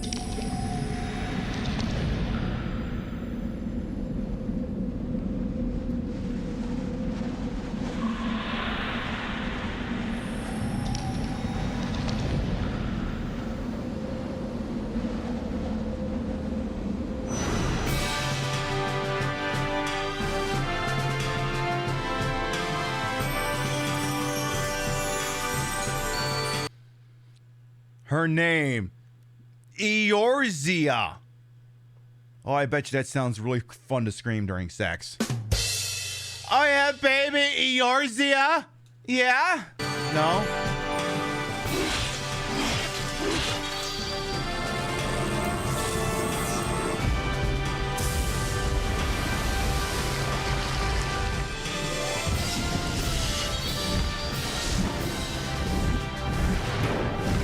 Look, I'm sorry. Final Fantasy 11 and 14 just do not exist in my mind. They're just gone. Just giant void where they would be. It's a broken JPEG in my mind. My mind just automatically skips over it. I'm sorry.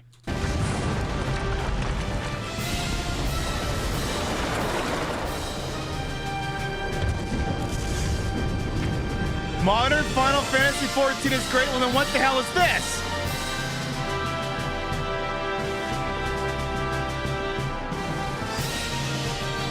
I just love when I tell people that Final Fantasy XIV was an absolute crap sack on launch, and people have no idea what the f I'm on about.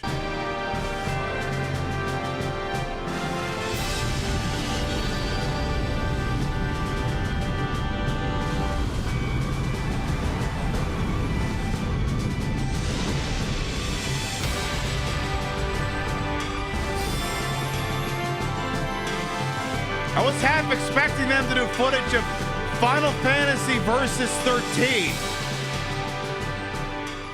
aka Final Fantasy 15. Please clap. Please clap. So there's one that didn't leak out, huh? Yeah, I'm sure that one's gonna be really great. And definitely not a fucking embarrassment.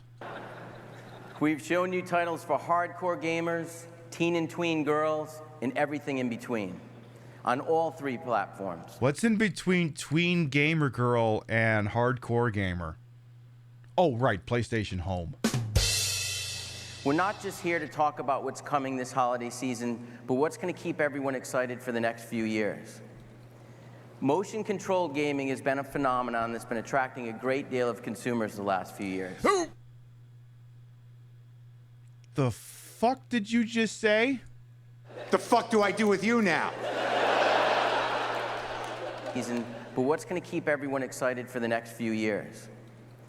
Motion-controlled gaming has been a phenomenon that's been attracting a great deal of consumers the last few years.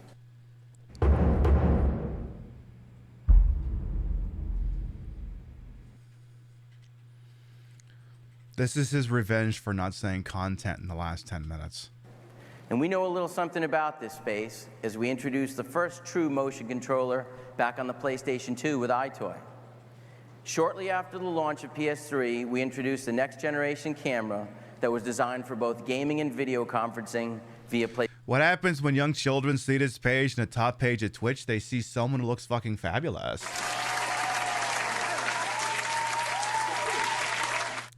Duh. They see someone who looks like a goddamn superhero or something. Oh wait, that idiot can't hear me anyway. See, the thing is the horned up idiots just assume everyone else is a horned up idiot. PlayStation Network. This technology will continue to grow in many ways. We're working to create an experience that is much closer to real life than anything you've ever seen. Also, who the fuck looks at the front page anyway? I'd like to invite Dr. Richard Marks and Anthony Mikhailov, creative Dr. Richard, oh wait, wrong Marks. Forces behind the PlayStation Motion Controller, to help show you a bit of what I'm talking about. Oh no. Oh no, not this. Not this. Thanks, Jack. It's been a few years since I was up here on the stage at E3, showing you the first true motion controller, the PlayStation 2 iToy. As an engineer, I'm very excited about the technology we're gonna. This guy is like one of those weirdos. Like, I want to be the first yabbity blah blah blah blah of blah blah. There's got like 17 different qualifiers on it. To show off today, it far surpasses anything you can get on the market now. We've been hard at work on this interface technology for a few years, and our goal is to add to the PS3's interactive capabilities. The guy on the right is totally we want to enable baked. A completely new set of experiences for He's got the right idea. PlayStation 3. So, what I have in my hand here is a prototype of a new controller. That's not a prototype. That's a vibrator. Sir, what you're holding is a vibrator. You take it and you. Okay, this is educational content. You take that personal massage thing and you put it on your shoulder blade, and it makes you feel real good. That's not a.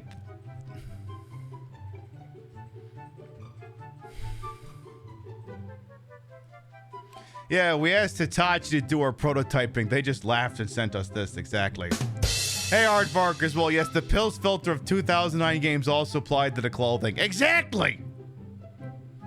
What isn't brown is beige. What isn't beige is blood. Yes, 2009. Brown! Everything is brown! Clive Barker's Jericho.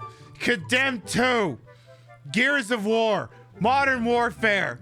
Grand Theft Auto 4. Everything is brown all the time. Anyway, tell us about your vibrator, sir. Its final look will change, so I want to stress this is an engineering prototype. No, that's pretty much what it looks like. But the finished result does look like a vibrator. It has a variety of buttons and so does the vibrator. Internal motion sensors. But its most distinctive and cool feature is the glowing sphere on the end that the PlayStation Eye can track. Imagine you're playing an RPG game, you choose Fireball spell, the color in your hand changes, and then you throw to cast your spell. So what you're telling me is on top of breaking the tube TV I've got my Wii hooked up to, I can break the $600 32-inch LCD screen I've got the PlayStation hooked up to. Great! But rather than listening to me just talk about it, let's get started showing you some tech demos of what this thing can do. We're not going to show any video at all. Everything you're going to see is live technology demonstration. Anton's going to demo, and I'm going to explain what's happening on screen. Hey, guys. Hi. So actually, I want to point out, on the sides up here, you can see video from different angles of Anton as he plays. Okay. So this first demo, what we have is like a... Congratulations, you've engineered the space-age technology of making a thing move around a screen. It's not like we got that down pat with a fucking Power Glove back on the Nintendo. A virtual television set with a PlayStation Eye, just like we have set up here on stage. So you can see when Anton moves the controller here, the controller moves one-to-one just as he moves. Sony's like, you've heard of the Nintendo Wii? No, you haven't. Did you watch the Nintendo presser? No, you didn't. You did none of those things. In order to let you see this better, Anton, if you can turn on the video on the television there, we're putting the PlayStation Eye's video on this virtual TV. So you can see as Anton moves, it moves exactly as he moves. what I wouldn't give for him to have a nip slip right now. This is true one-to-one tracking. This is the first time you've ever been able to do this. And we can show this better than anyone else because we have the video from the PlayStation Eye. Oh my God, he's holding a tennis racket. Not until the PlayStation 3 was it possible to hold a pretend tennis racket. Damn, 2010 is gonna be absolutely lit AF. I guess so. The racket is actually in the virtual world. It's in Anton's hand. Wow, and he can't aim for Still shit. hard. It's still hard? Well, yeah, it's because you're holding the vibrator. So, of course... No way. So sports are kind of a no-brainer. Why hasn't he destroyed the virtual television yet? Come on. But you could hold anything in your hand. I do want to point out, notice how fast it's tracking his motions. All right, let's try this. Okay, but look, if you're not going to put the flappy dildo bat from Saints Row 3 up here, what the fuck are we even doing here? Yes. Give him the dildo bat! Weapons are he's got the natural sword enhancement from 3D Game Heroes. always good. Especially large ones. So my son loves this demo, actually. You can imagine if you... Okay, he's hit himself in the head with that thing 3 times already. He could be Ratchet, and he could hold Ratchet's weapons in his hand while he plays. He would die for that.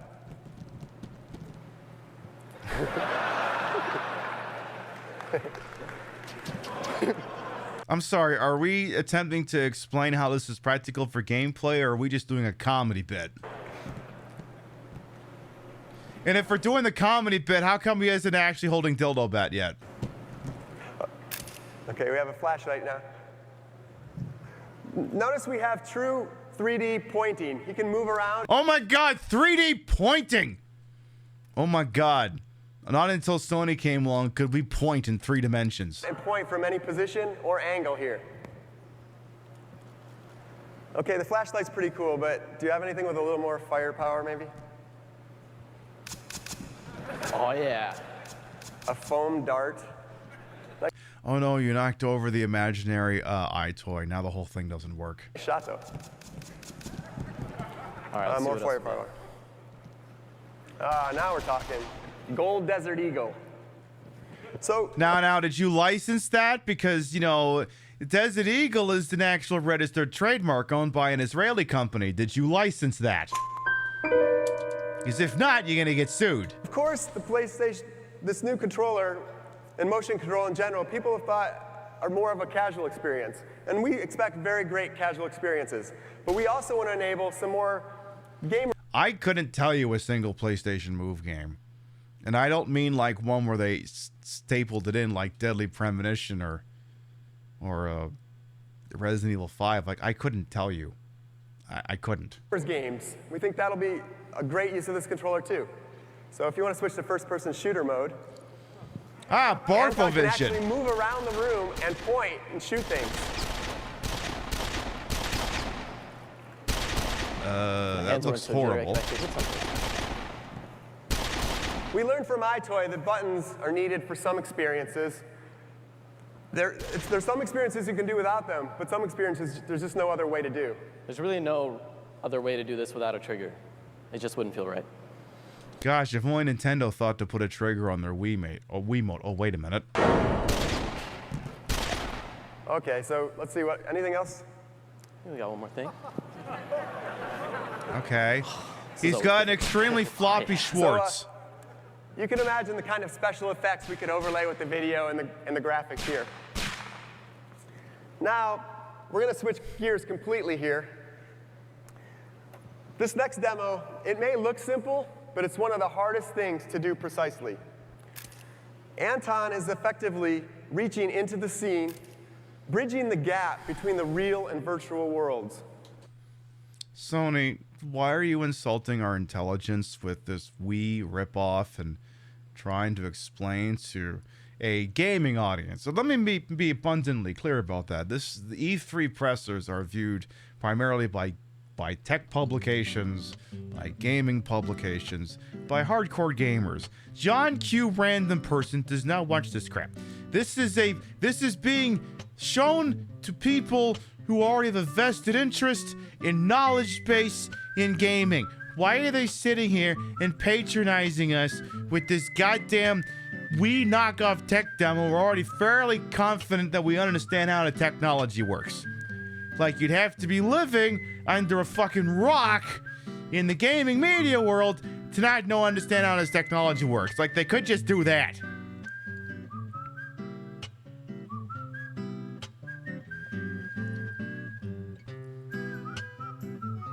There's still half hour left in this thing.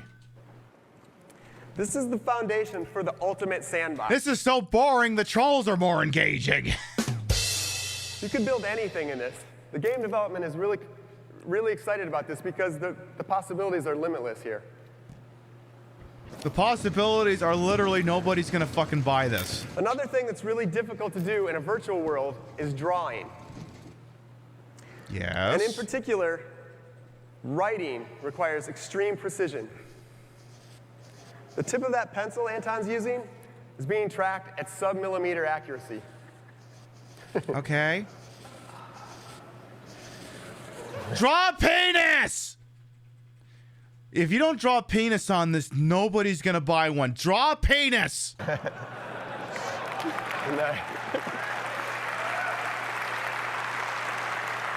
Either draw a penis or nobody's buying this. The pencil shows off the precision really well, but for something a little more artistic, Anton's gonna move on to some more paintbrushes here. He's actually metering out the amount of paint that's being put on the canvas using the analog trigger right now. Nice.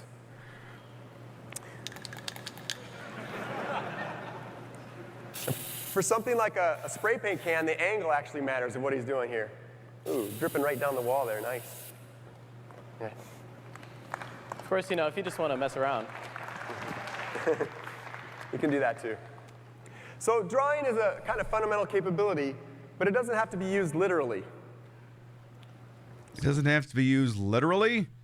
As in, you don't have to literally draw something using your giant lit up vibrator?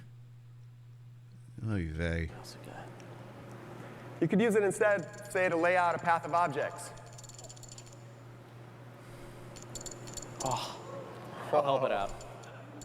We could always try again. Better. Other things that use drawing are selection. Selection is one of the keys to something like a real-time strategy game. Finally, we have an interface on a console that lets us do real-time strategy. Yeah, thank God. It's not like the Wii has any real-time strategy games on it that involve... Oh, my fucking... Why can't... okay, it's a Twitch show, right? There are, fucking people who think they're at the Chocolate who come in and say the most boring shit imaginable because they're coming in on a Saturday night. And if you're trolling on a Saturday night, you literally have no life. Why is there no one at the audience of this thing willing to say the obvious? Why is no one in the audience of this PlayStation presser willing to just scream, "It's a Wii! We know! We're quite familiar with how Wii motion controls work!" Why is nobody doing that? This is the true Gamergate. That a bunch of people are willing to sit in this theater and not state the inherently obvious. Maybe they're all Sony fanboys. They can't possibly all be. You can see Anton's lassoing troops, and then he draws a path for them to follow. Oh, wait. So let me get this straight. You think that creating a toy that just follows a predetermined... It just follows a predetermined route is a fucking... God, what was that stupid fucking thing called?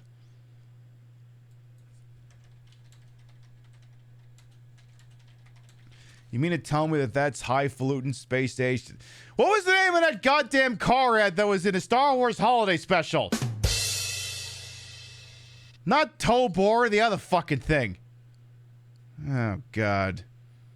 What was that thing called? I am so blanking on this thing. It's not even funny. Toy... Marker... Draw... Follows. Come on, YouTube. You're fucking useless. Okay, well, you know what the hell I'm talking about then, because Jesus Christ, I can't fucking find it. You'd think with, like, AI-enhanced searches everything on, like, fucking YouTube and crap, it'd be able to find it, and it still can't pull that off. Alright, fine, whatever. We'll just keep watching this stupid fucking thing. God, this is dumb. You can imagine using this for other kinds of games, like football. You could draw out the route for a wide receiver to follow. Actually, that feature's already in the Wii version of Madden. You've literally just described something that's already in Madden. Some people would use a time machine to go back and kill a small mustachioed man. Pibby would go back to heckle the 2009 Sony presentation. Yes. Yes. Blurring the line. Doing that would somehow retroactively vanish the mustachioed guy from the space-time continuum. Lines between RTS and first-person shooter here. We already showed first-person shooter once, Anton. Well, it's always good. All right. Okay, you could stop showing us this Jason Bourne shaky cam ass shit. We're gonna step out of our room here and move into a virtual arena. We're gonna show you some character control, actually. So as you can see here, my motions are mapped directly onto the character. When I move my sword and shield, he moves them exactly as I do. Okay. Hey, everybody? Of course, this is no good if you can't hit anything. Oh no, so we've all seen lots of demos with swords and shields before, but the kind of precision Anton's getting here with the tip of that sword is just crazy. Remember when the most boring thing was just Satoru Iwata just talking at us? The wonderful potential of our kind of entertainment can blossom in full, and I very much look forward to that day. Thank you very much. Oh my God! Oh my God, it's done talking. Thank you, Mr. Iwata, for that look into the future.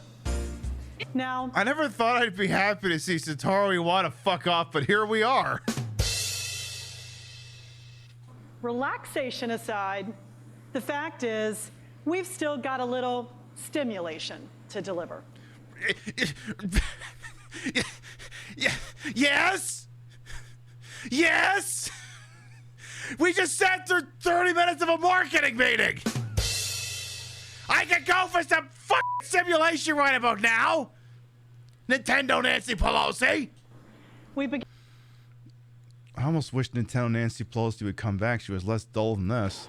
Tickle, tickle, tickle. Keep in mind, at this point, we already have webcam-based motion controls for a decade. Exactly, Floral! Of course, we can do all the standard moves. We can thrust. This isn't new technology! Hit high. And this is one of my favorites. See, the problem is Sony looked at Wii motion controls and went, you know what's the problem with this? The casuals. What if we did the exact same thing but marketed it as edgy?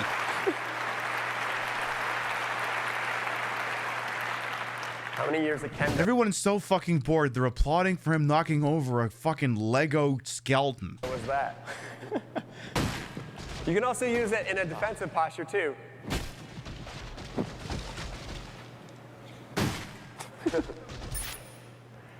Now this is a little bit different. Now we've shown you, you can see one-to-one Anton's hands moving, and the virtual hands move exactly as he does. Wasn't there a Metal Gear thing at some point we were supposed to hear about? You can point and throw, no problem. You could reach around an enemy that's coming at you. Look, if I didn't skip any of the Assassin's Creed trailer, I can't skip this. Let's see here. Ooh. Now we're gonna finish off with everyone's favorite in our lab's interface here, the archery mechanic. He reaches behind his back, pulls out an arrow, and knocks it. Okay, but the Kinect presser also had this. And it didn't even require a fucking controller!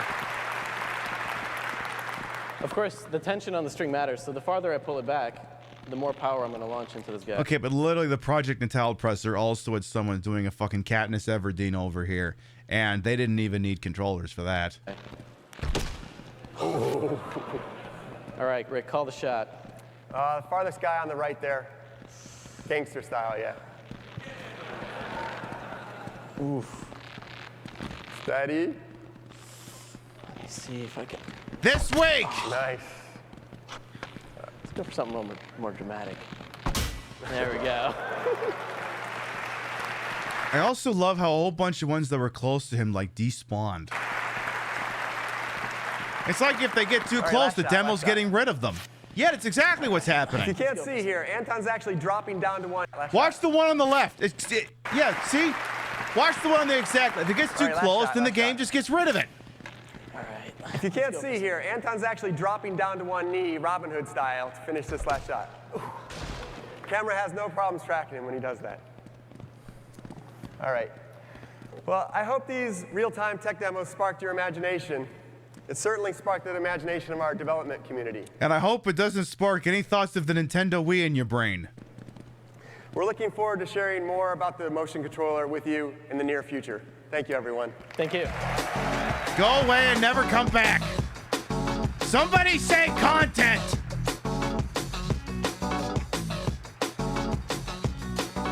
Come on, Jackie boy, say content.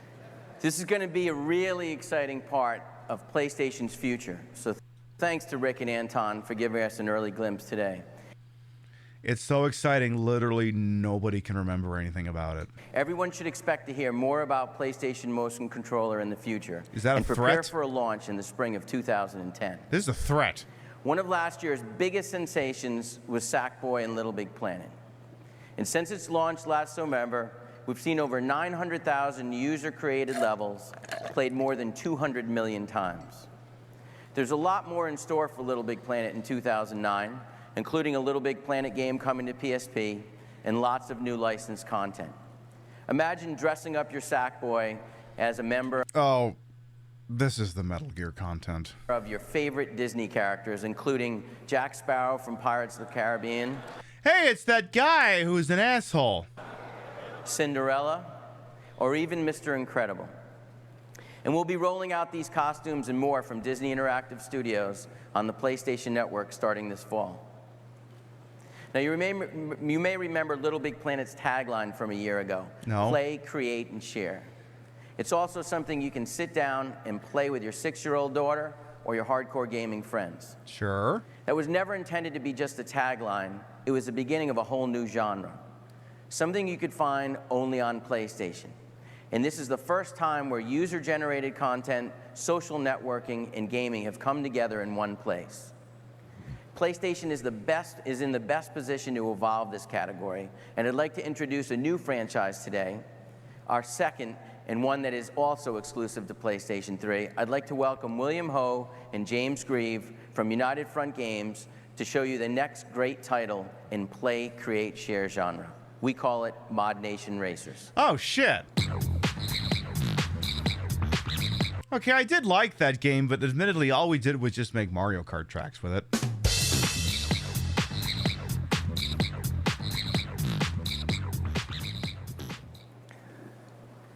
Two years ago, when we first heard the phrase play, create, share, Yeah, the load times it were inspired horrible. me, us, and I'm sure most of you as well. It is much more than a catchphrase. It is a full-blown genre on the PlayStation.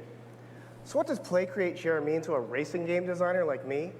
Well, I dream of a fresh racing The money adventure that Nintendo anyone could can make pick from up and play Mario Kart every Maker, day. I know. That empowers everyone to imagine. What is plus? Why is Twitch asked you to help qualify? Don't worry about it. It's not important. And create whoever, whatever, and wherever you want to race. And invites everyone to the party, whether you're with old friends in your living room or meeting new friends online. So today, we're proud to introduce to you Mod Nation Racers. It's a thoroughly modern take on classic kart racing. It's made Yeah, but this only game was possible pretty cool. on a console as powerful and versatile as the PlayStation 3. Yes, only the PlayStation 3 could do mascot kart racing games. Before we get to some racing, let's meet the racers of Mod Nation.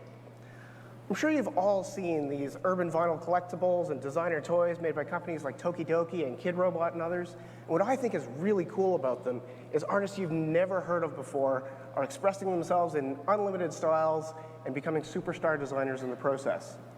So what we do in Mod Nation Racers is we empower you to express yourselves and to become superstar designers yourselves. Yeah. So I created this character. His name is Monkey Butler. I've always wanted to have a Monkey Butler. I think Hi, he's Monkey cool. Butter. So I've saved him, I've uploaded him. All of you can download Monkey Butler and rate him.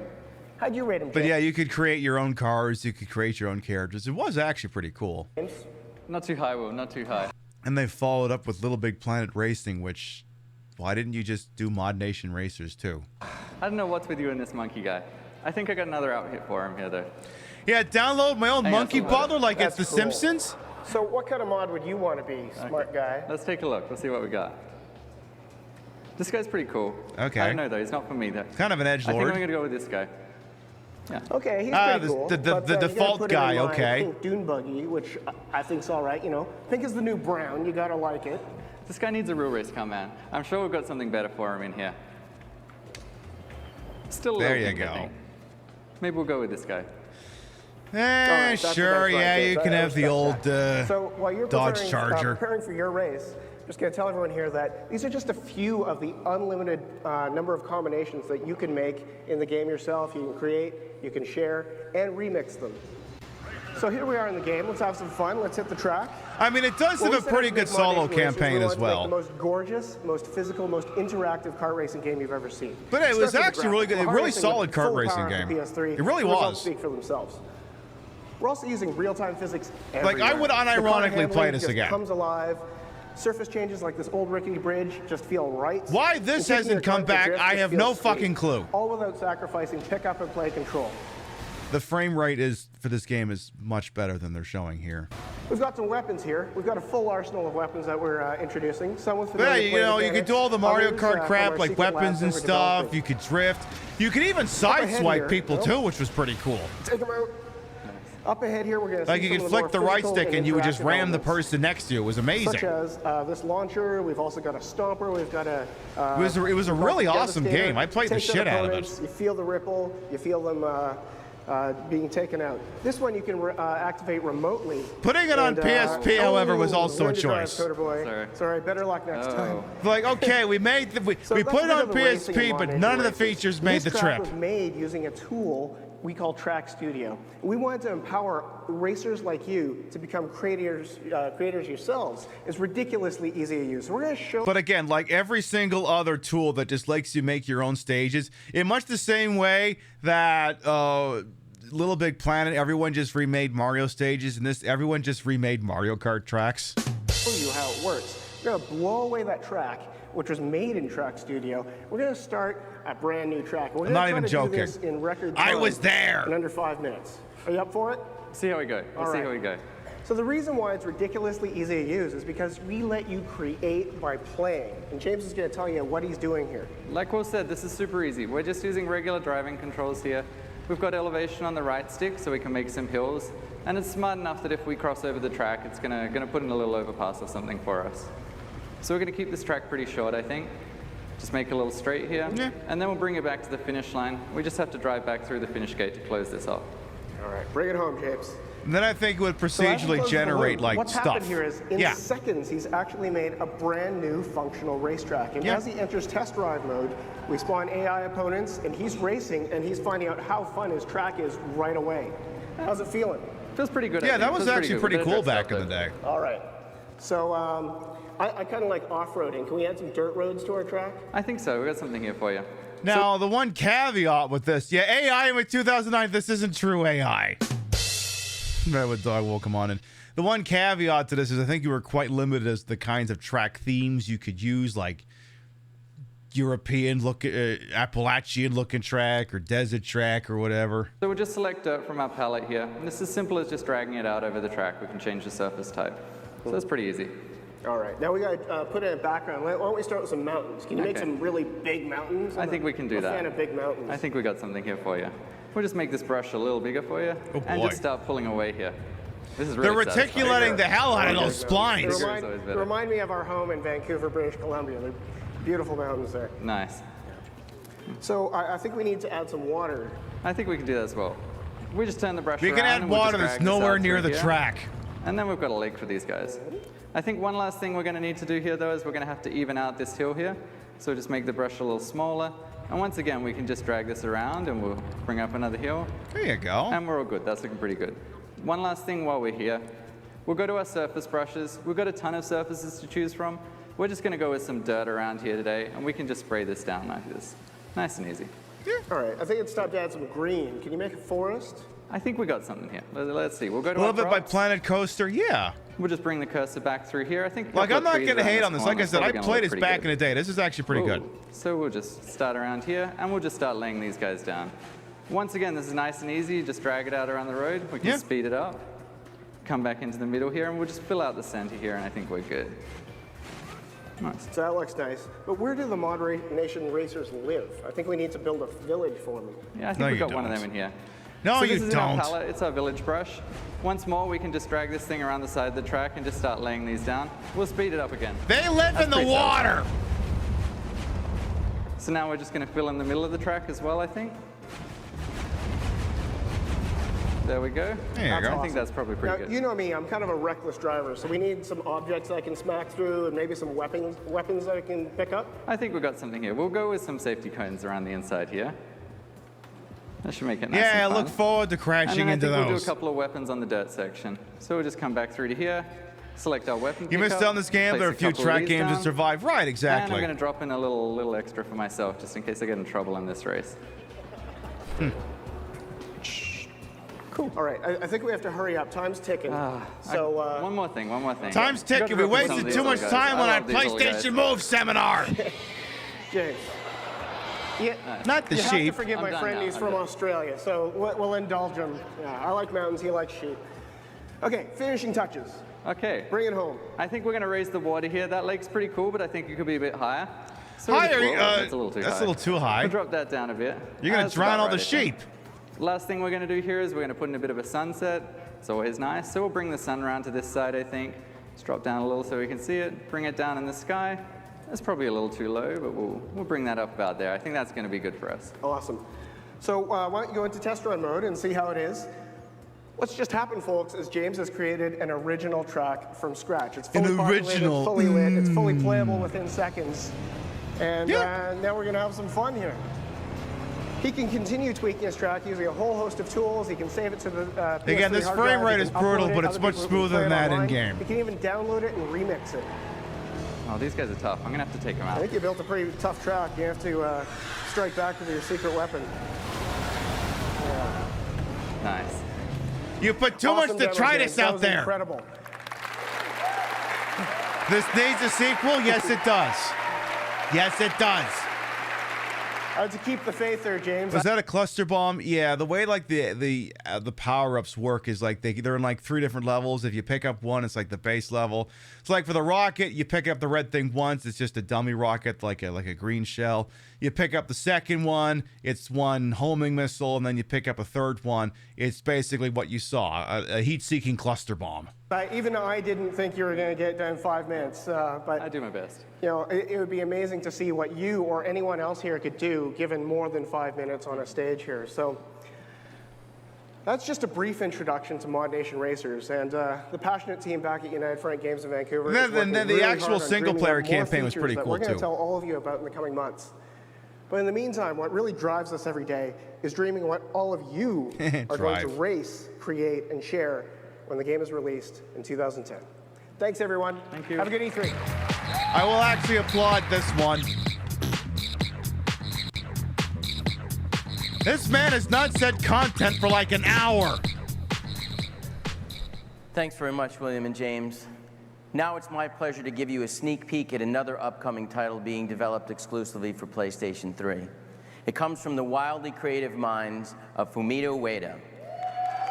Say content, say it! Whose previous games, Eco and Shadow of the Colossus, have as much heart and soul to them as they do action and adventure. Oh, hey, it's the game that won't come out for like another 8 years.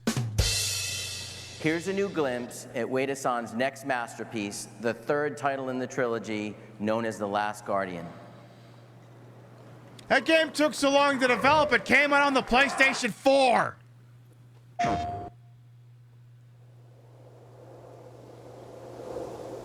What if the never-ending story, but stupid? The guy looks like he's never played a game in a life. He probably hasn't.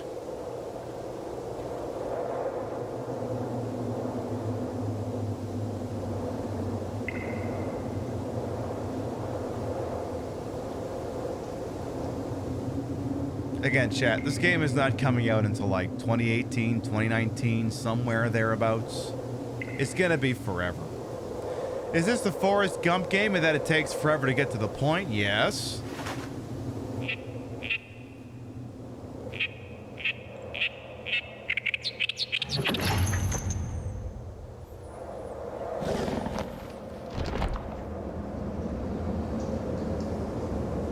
Would you just show us the stupid, cute, cuddly monster already?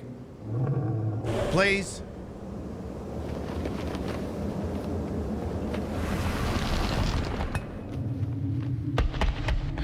It's like, look, if it's these people who made Ico, pronounced Ico, in Shadow of the Colossus, there's no fucking shot the big fuck-off thing from the never-ending story will make it to the end.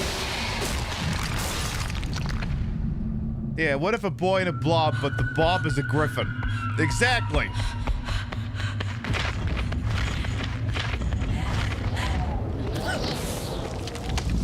It released in 2016? Exactly!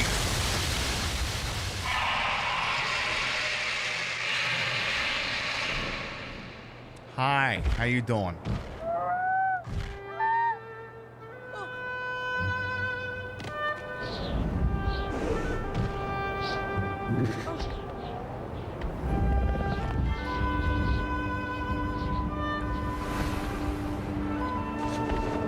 Yeah, the over-under on you probably bawling your eyes out and crying this game is like 1,000,000%.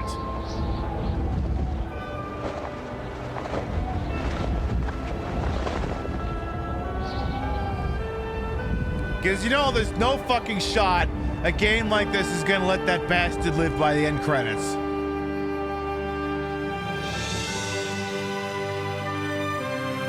A heartwarming tale, as long as time. A young boy and his giant flying dog. Guaranteed to bring about all of your heartstrings and bring the family together in the feel-good story of the year, so long as you turn it off and send the kids to bed before the last 5 minutes. Brought to you by Disney Pixar Studios in association with Billy Joel and everyone else who did the fucking soundtrack.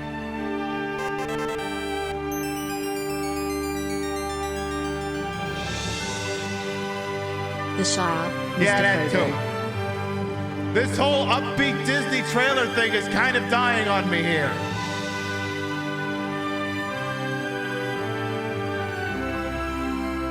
Not since The Secret of Nim has a generation of children been traumatized so greatly.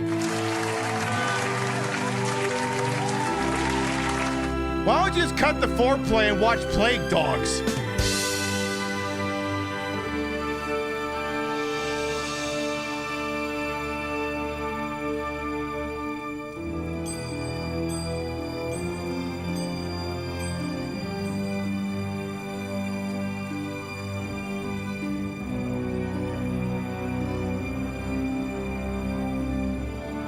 Like, seriously, just watch a depressing story about 2 dogs being hunted by the British military.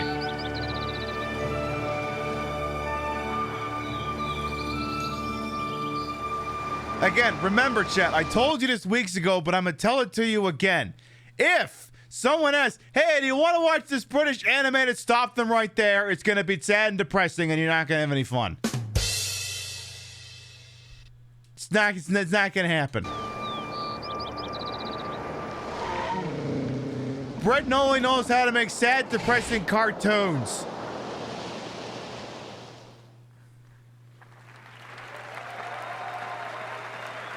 As a British person, you can confirm exactly.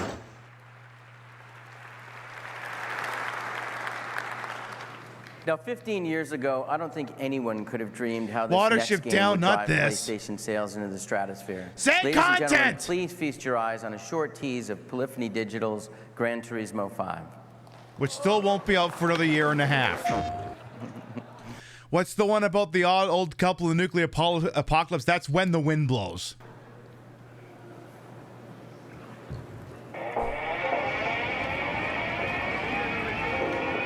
Someone should tell those people to get out of the track before they die.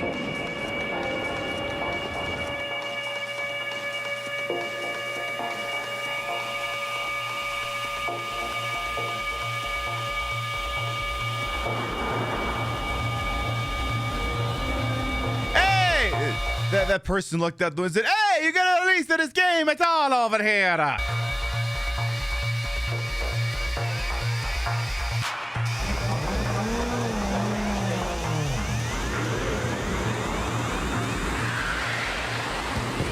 Is this fucking Gran Turismo or Ace Combat?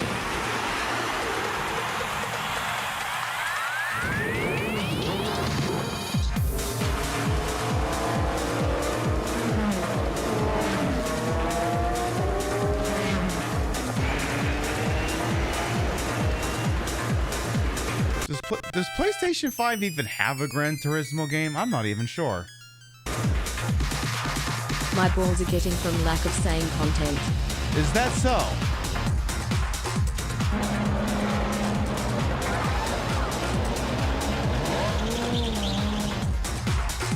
What's Dale Earnhardt Jr. doing here? I'm sorry, is this Gran Turismo or NASCAR? We already have NASCAR games!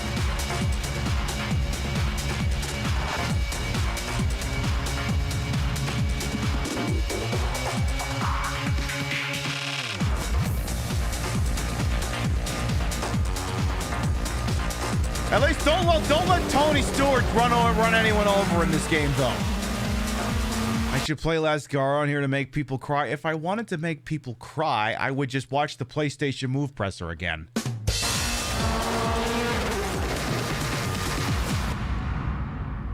Gran Turismo 5, it's never coming out! PlayStation.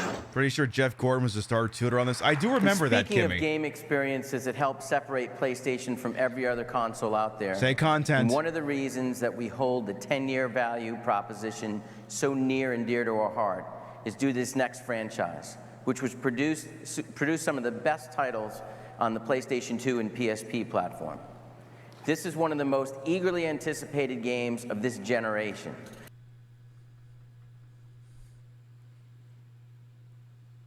Lair? Wait, no, that's after that. Fuck, okay, what is it? I'd like to invite Stig Asmussen to the stage to show you the first few minutes of the jaw-dropping God of War 3. Oh.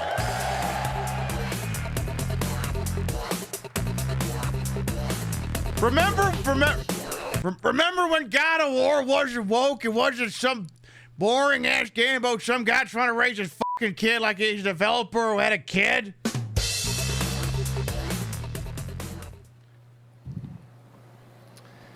We at Sony Santa Monica Studios are excited to be able to present this live demo of God of War 3. Go make baseball games. God of War 3 is the final chapter in our fantasy trilogy.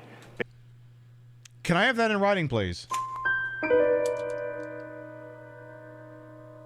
The final installment, you say?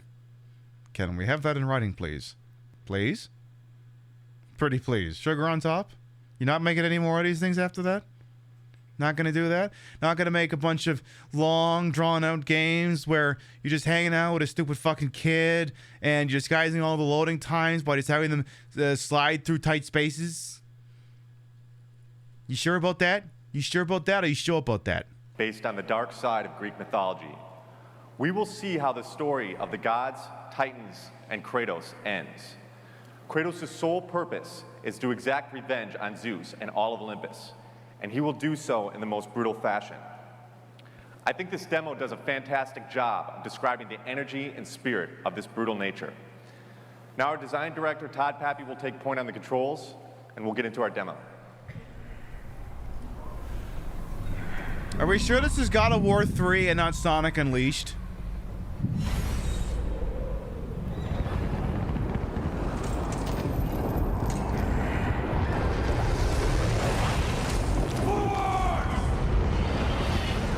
Yeah, I'm pretty sure this is just Sonic Unleashed.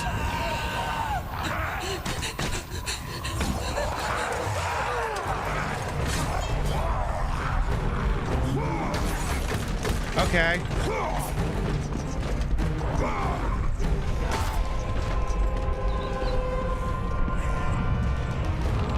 Bring that counter back.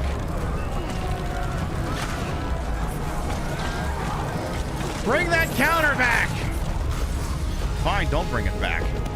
Yeah, they do have the 2009 color palette down. Looks like Shadow the Hedgehog. No, it's not. The furries aren't interested enough.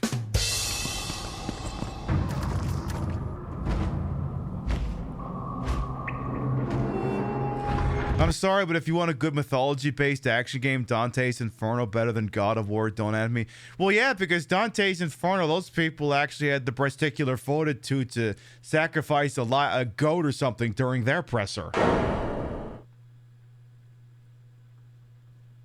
You can look it up later.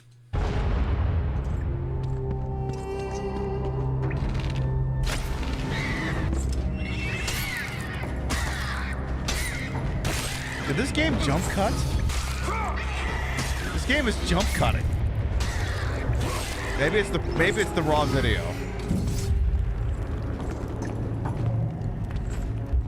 Yeah, EA made their own version of God of War and called it Dante's Inferno. Is it good? It's basically what if God of War, but it was even more horned up.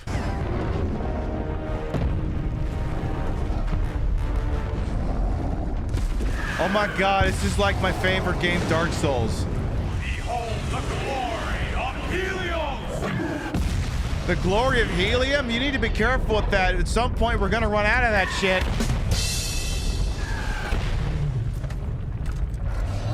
You be careful now. Fire Titan quick get Sora, Donald, then Goofy. Not this fucking weep shit again.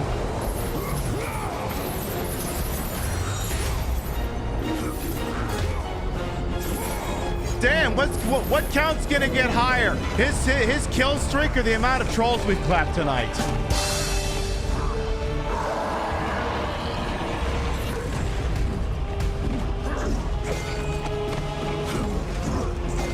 Oh my god, is that the centaur as seen in Saturday Night Live? Is that the one where Christopher Walken just says, the remainder of all the questions will be centaur related?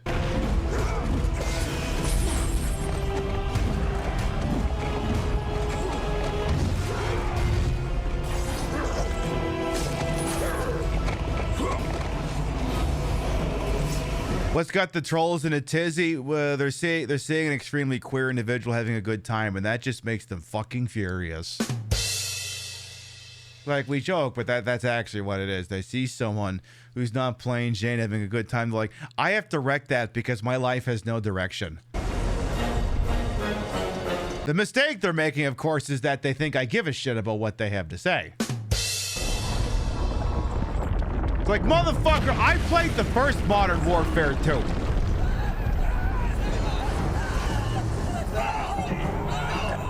Feel the wrath of the sun!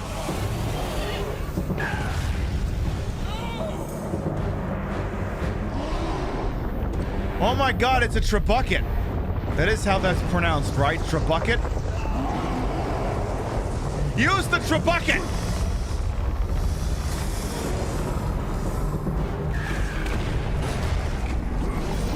You did not use the trebuchet hard enough, sir.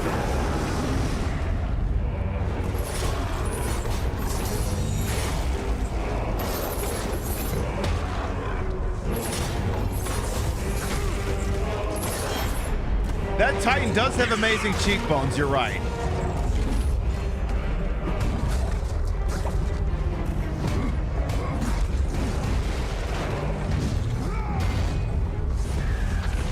How come that thing's got 3 horns, though? That violates the rule of symmetry in evens. How come he has three horns? Why?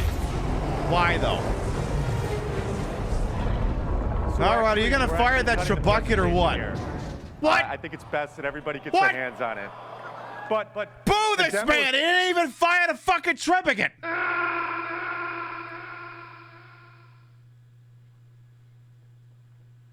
Fucking discount Corey, what's his name, from Law and Order L.A. and House of Cards and one of them fucking Ant-Man movies. For shame! You bastards. You know what I say to you, good sir? I don't know! Would anyone here like to suck my cock? That's what I'm saying. It's now live on the show floor, and we have an extra 20 minutes of gameplay so you can see how it ends. God of War 3 is due for release March 2010. Boy, I'm so glad it's the last God of War game they're ever gonna make. I'm so glad that's the end of that. They won't be making any more. This man has not said content in 4 days. So keep in mind, when you're playing God of War 3, this is an experience that's not just exclusive to PS3, it's only possible on PS3. With everything you've seen here today, I hope you'll Because apparently we just couldn't make God of War games on PlayStation 2 for some fucking reason. agree this is going to be one of the biggest years in PlayStation history. Other companies ask you to imagine the future of gaming, and it's been our pleasure today to show you the future of gaming. It goes without saying that we're extremely proud of the lineup on our platforms this year. Only on PS3. With exactly everything from squishy. Blu-ray gaming to downloading and bringing your favorite content with you on the go, PlayStation is synonymous with innovation and entertainment. I assure you that we will never become complacent despite what we've accomplished.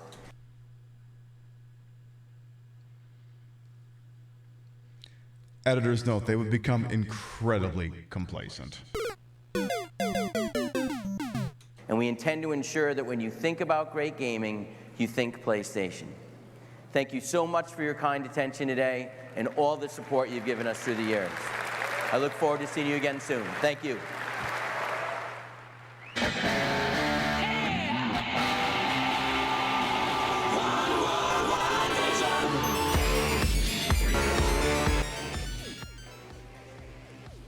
Content. He did say the word. He did say the word. All right, there you go. All right. So then, almost 3.5 hours to get through the Sony presser. What if I told you we had one more in the pipe for 2009? Is the Queen music ending part of the real presentation? Yes, it is. That's why I kind of turned it down, because I didn't want to get me going, oh my god, he said content muted. Now, we already watched the Nintendo one. We already watched that, so you don't get to see that again. We got one more. We got one more for you. It's not as long. It's only 1 hour and 13 instead of 1 hour and 46. Can you have a pee break? You know, it's not a bad idea. All right. We'll take a little beep, whatever. Want to go take a piss, top up your beverages, whatever you got to do, and we come back. When we come back. Oh, hang on. Hang on. Hold that thought. Hold.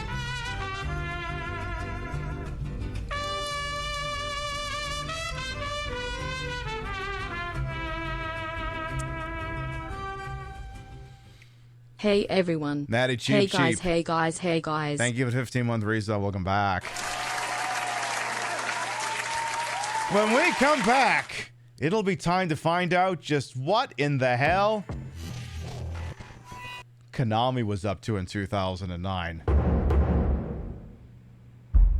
We'll be right back. Mwah.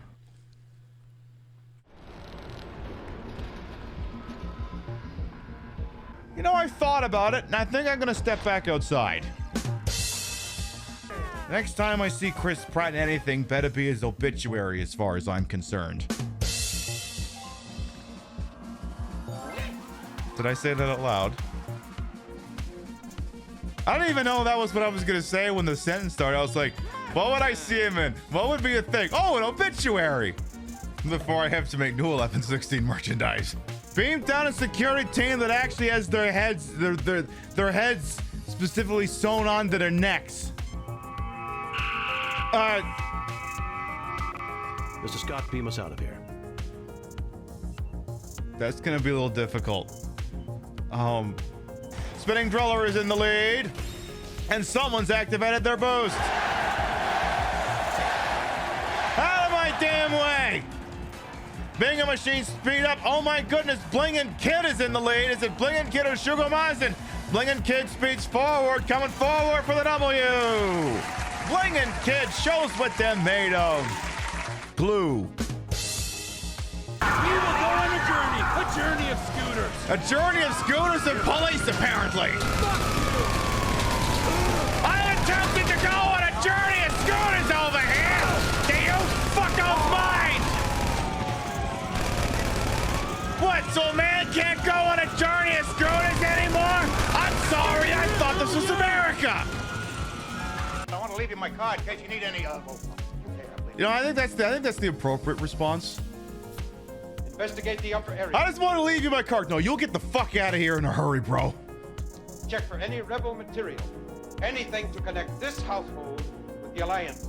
Oh, don't forget about these protective cases for your identification card. I got a good item. Would you just fuck off already? I got a better idea. Here's what's gonna happen. I'm gonna park the car here, and then I'm gonna throw more grenades this time.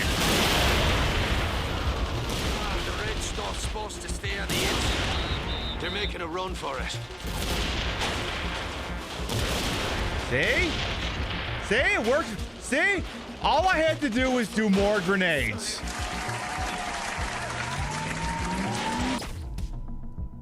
Yeah. You shouldn't have walked into that, you schmuck. Oh yeah, well guess what? Guess what? I can teabag you now. Okay, you're not really teabagging. There you go. Oh, there you go. Now you're teabagging. Now you're teabagging. There you go. Oh, hi. Whoops, wrong weapon. No, this could still be right. Oh dear. Oh, looking good. Nice! Fucking strike, bud.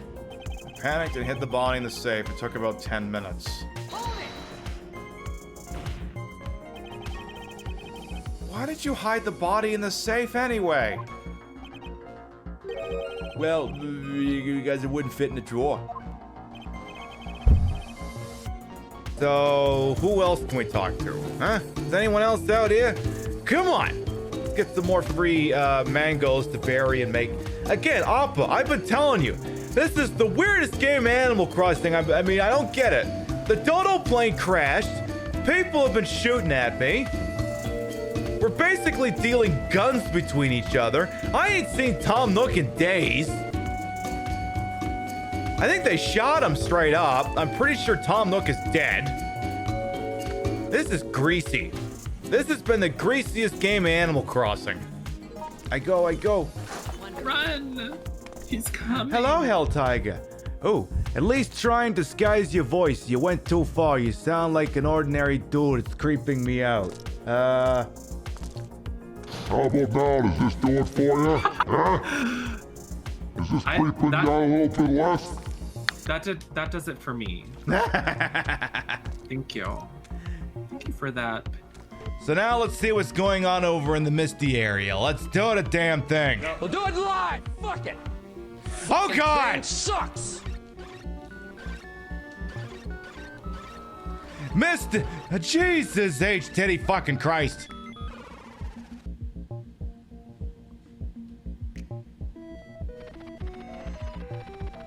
Misty area said you came to the wrong neighborhood, motherfucker. Let me see it. No! What a piece of crap. It's worth more than $1 million. That's why Dad gave it to me. Give that back! Give that back! Mine!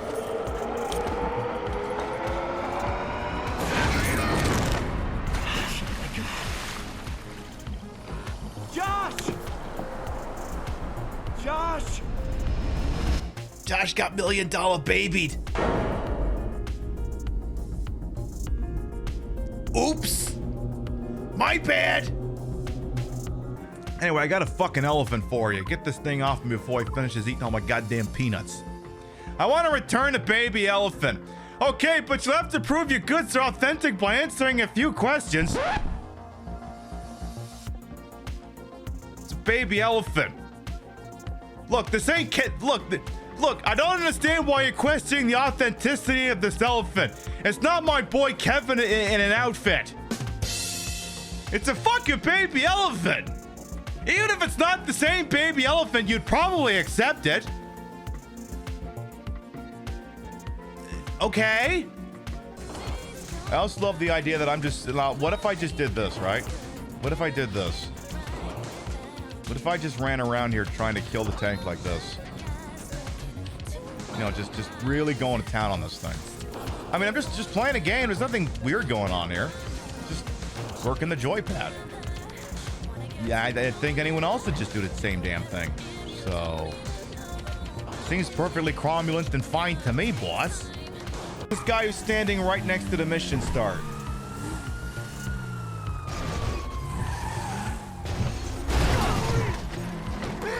What the hell was that? New clip! Yeah, that's GTA Online for you. Yeah, I see you. Fuckers came out of nowhere. Acquiring a getaway vehicle. We need to take the same precautions we did for the weapons. We steal it from a gang, so the Can we continue this conversation later, Vinny? I'm gonna die. Okay, we're good. Ah, give me 11. No fucking way 750K is in the 11. Open the case.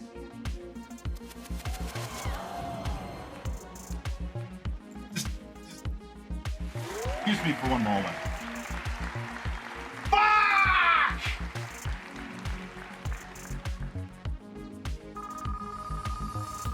Here comes the offer. Hello. Okay. I believe I've composed myself. Oh, bicycle! Perfect! All right, we're back.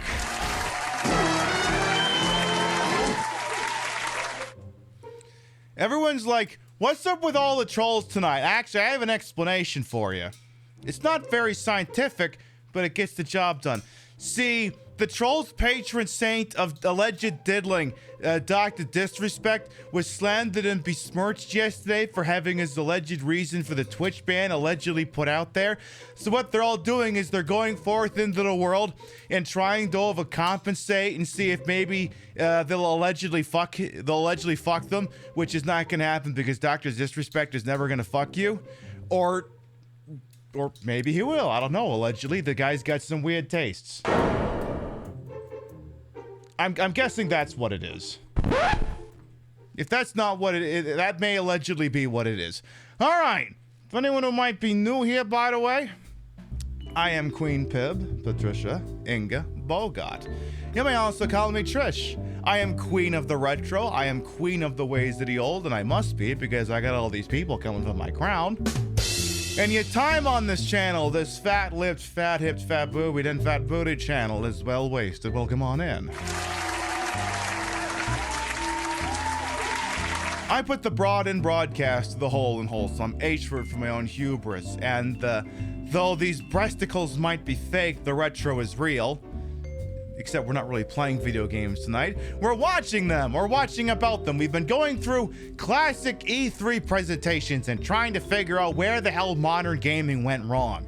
And I think between the Kinect and PlayStation Move, we might be getting nearer to the point. We might be getting there. It could be a thing that happens. And now then, we have our final video from the 2009 series, and let it be known that the 2010 ones are going to be even worse when we get around to doing that. We have the final one. We have Konami's E3 presser. Now, this isn't the infamous 2010 one, because that one is very infamous. Let's see how they set the table for a future E3 presser. Let's see what we got here. Apparently courtesy of G4 TV.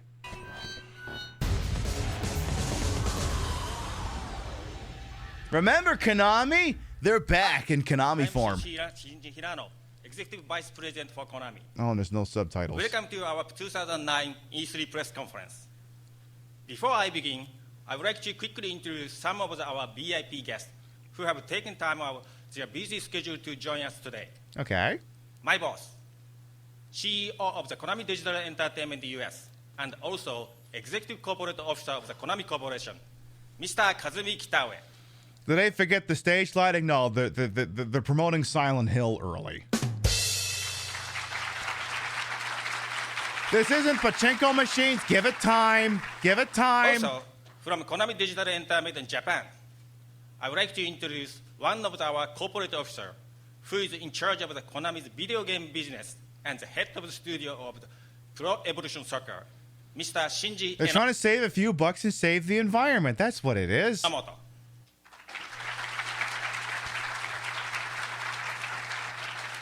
Can we get a fuck Konami? Okay. For all the news that's fit to printable, why Konami sucks. Fuck. Konami News.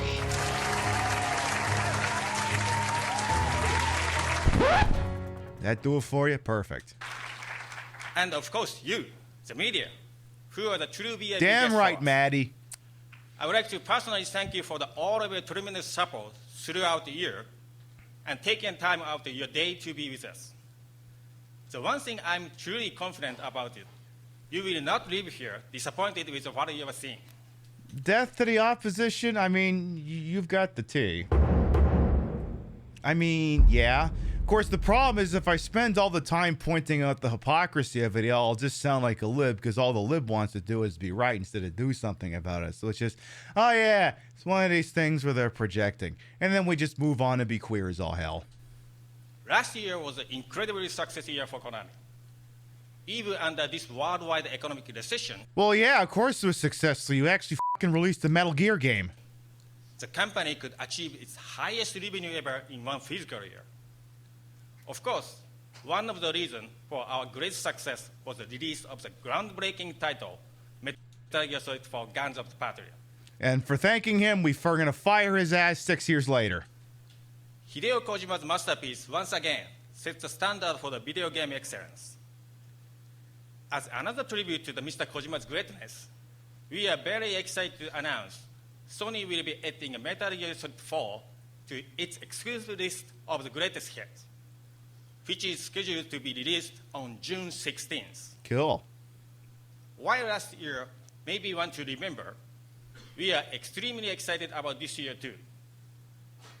Today, we are going to showcase an extremely diverse lineup that is a wonderful combination of the new and the existing IP. However, before we unveil it, I want to leave you with the major differentiator that makes Konami unique in this industry.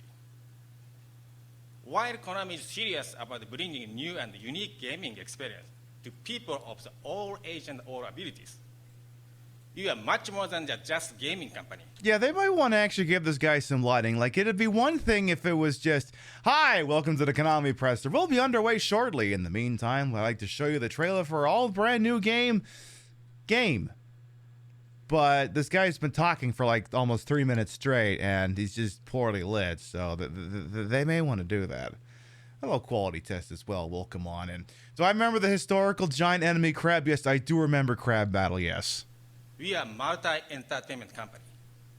This means we are able to maximize the value of our IP through a multi-platform strategy and deliver entertainment through various channels, such as trading card, mobile, arcade, of course online. We know that the people have so many entertainment options in today's world, wherever the gamer is. It's true, they have so many entertainment options. They just don't involve Konami anymore. We want to be as well. In our conference today, you are going to be the first to witness some of our biggest announcements in the company's history. So I'm trying to remember, because like after 2008, I think kind of between then and Metal Gear Solid 5, it's just a long string of L's. Okay, let's kick off our press conference. Here is a surprise from our premier studio, Kojima Production. Is this going to be Rising? Which is just actually a platinum. Oh, no. Oh, wait, no. This is good. Hey! Whose mouse is on the fucking screen? It's not mine. Though I can put mine on the... Who at Konami's fucking up and triggering everyone but having their mouse on the screen? Come on now. Get that mouse off the damn screen.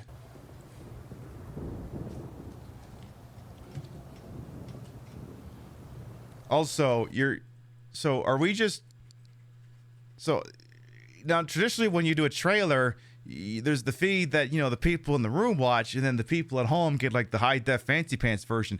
Are we literally just treating this thing like it's a goddamn HD cam rip of a movie that's still in theaters? Is that what's going on here? Hi, everyone. How are you? Oh, shit, that is Kojima. Right now, the world is suffering through an economic crisis and Hey, Huey, welcome outbreaks on in. of swine flu.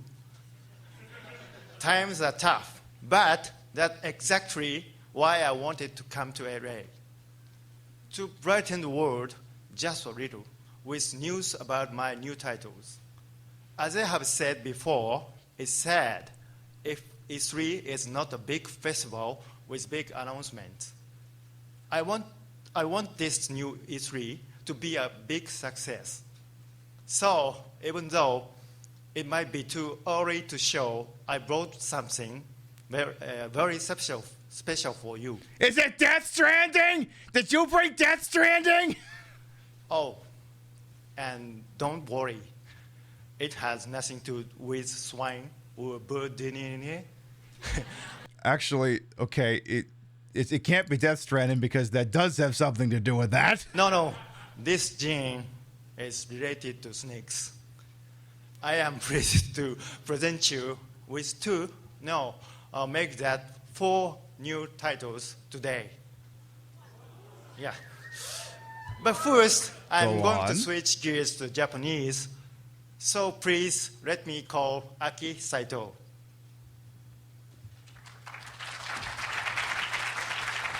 Go on. Hi, everyone. Thanks for coming. What's And up? I hope you're excited. And we're going to kick off the Kojima Productions titles. Mr. Kojima? We're gonna show off the golden goose and then shoot in the back of the head and then wonder why nobody fucking remembers Konami anymore. では最初のタイトルを紹介します。 Well, I'm going to introduce the first title. 最初のタイトルはメタルギアソリッドがアーケードゲームになりました。 Metal Gear Solid finally makes its appearance to the coin ops. その名もそのままですけど、メタルギアアーケードです。 Oh no. Fuck, no. No, his game, I forgot. No, his games aren't all traditional console games. As you see, Metal Gear Arcade. PS3 で人気を博しました。 Kojima! No! By God, don't do it! メタルギアオンラインがパワーアップしてアーケードゲームとして戻ってきます。 It's coming back from the PS3's Metal Gear Online. That was quite a hit, so we're going to bring it to the coin ops. アーケードゲームならではの IO と、その筐体です。特別筐体。そしてeアミューズメントという、店内と、店舗間をつなぐオンラインによって実現したタイトルになります。 This is going to be a title with the machine itself, and also the interface is special in its own way. Someone didn't turn off their phone. We have economy that connects the arcades together. So we have combined all of this in this Metal Gear. What the hell is a coin op? An arcade game. Arcade.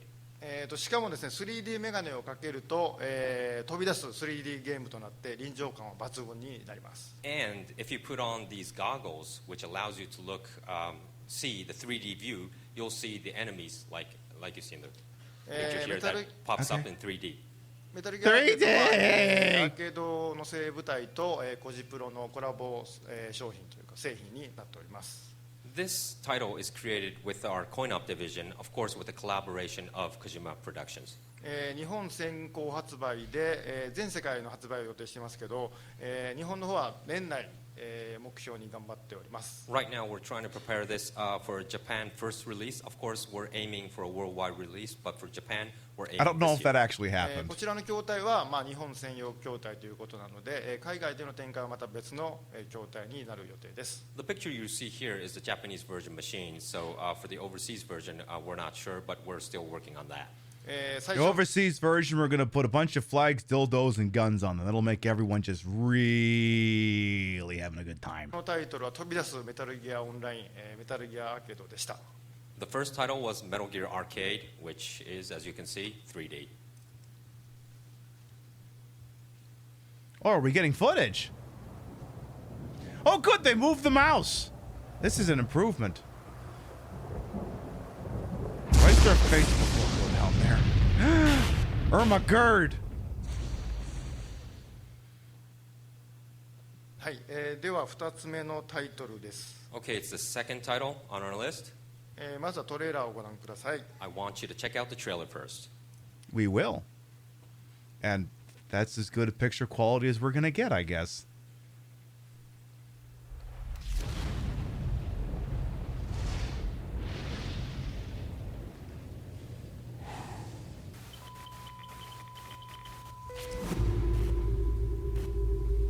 deterrence by means of mutually assured destruction.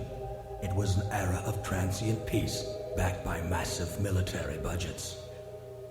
Both the United States and the Soviet Union plunged into economic turmoil, ushering in an era desperate for a new world order. In the wake of the Cuban Missile Crisis, Latin America became a pivotal key to maintaining the power balance between East and West. Mainly because socialism and communism was spreading and America said, no, we can't possibly have that down there.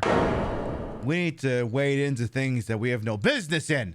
Yet in the midst of this struggle, one government remained without a military. In 1974, as if taking advantage of the nation's lack of deterrence, an unknown power initiated weapons deployment in the region. Their identity and true motives remain unknown. Now, to preserve peace in Costa Rica, a nation without a military, the people must turn to an army without a government. Those who would give rise to outer heaven. They played us like a damn fiddle!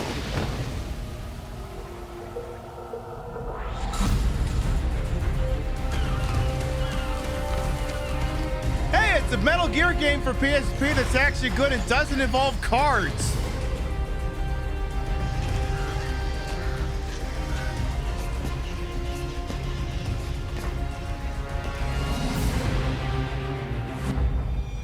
But yeah, this is what Kojima wanted to be Metal Gear Solid 5, I think. But I don't think Konami would allow it. Acid was one of the games of all time. I'm not technically talking shit about Acid. I'm talking shit about Portable Ops.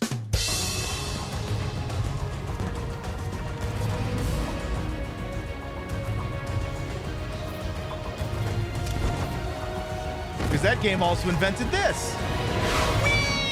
Whee!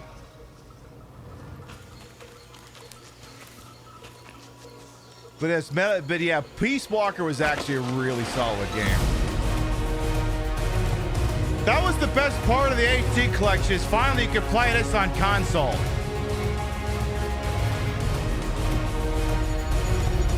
Yeah, you're taking him?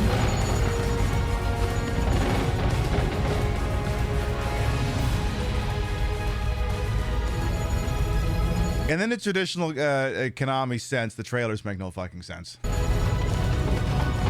May as well just say an Arial Black. Fucking wordlingus.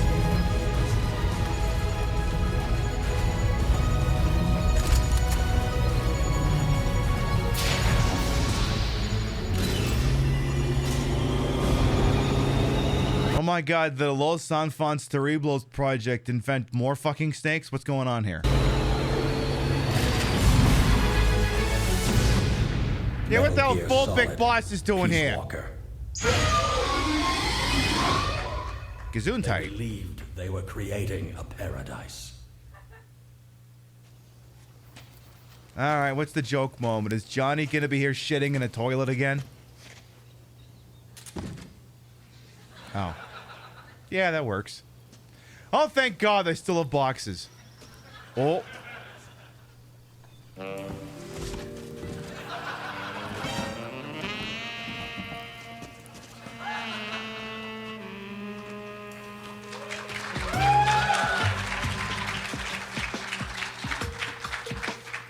Look, what happens in the box stays in the box. Except chlamydia, that shit'll go with you.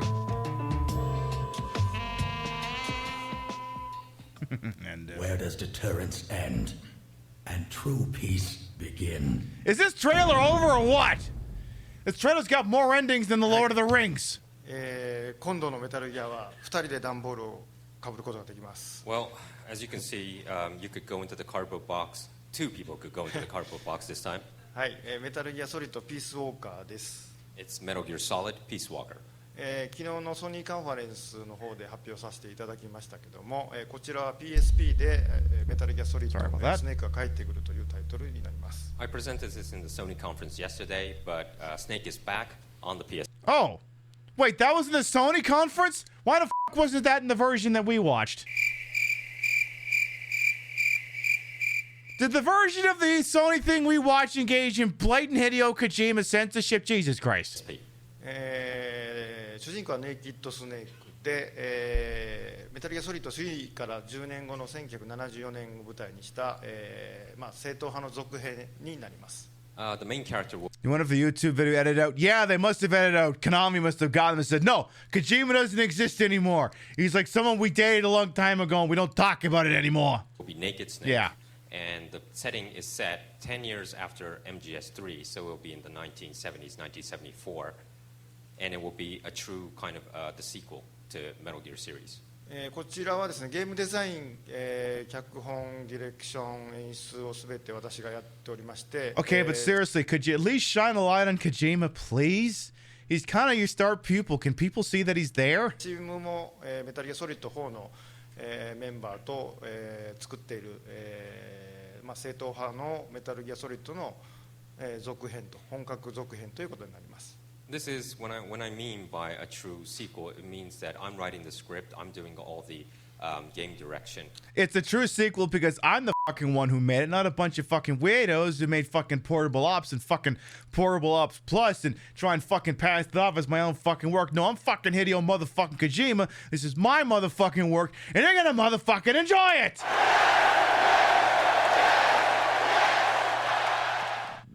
The translator in there is cleaning up a lot of the language.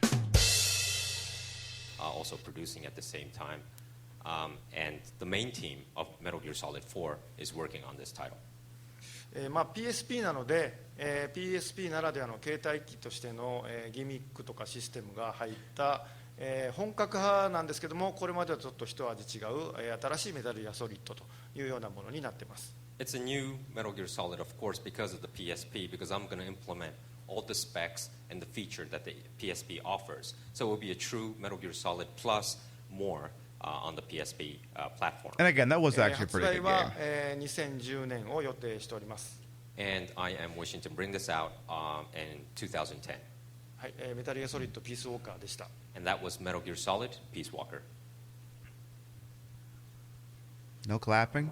None? At least the pointer's still not there. Okay, he's still got to show off 2 more games, and I'm worried about this. Oh.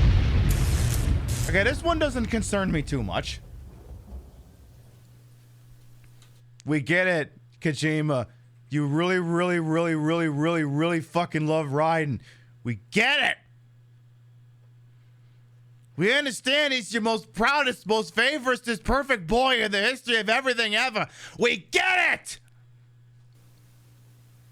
はい。次のタイトルなんですけども。Yeah, I know it's good. I've never played it. I know it's good. Okay, we're going to talk about the next title, and I have a trailer for you as well, so let's roll the trailer. What if Bayonetta, but Metal Gear? And that guy who coined the phrase before Donnie Trump did.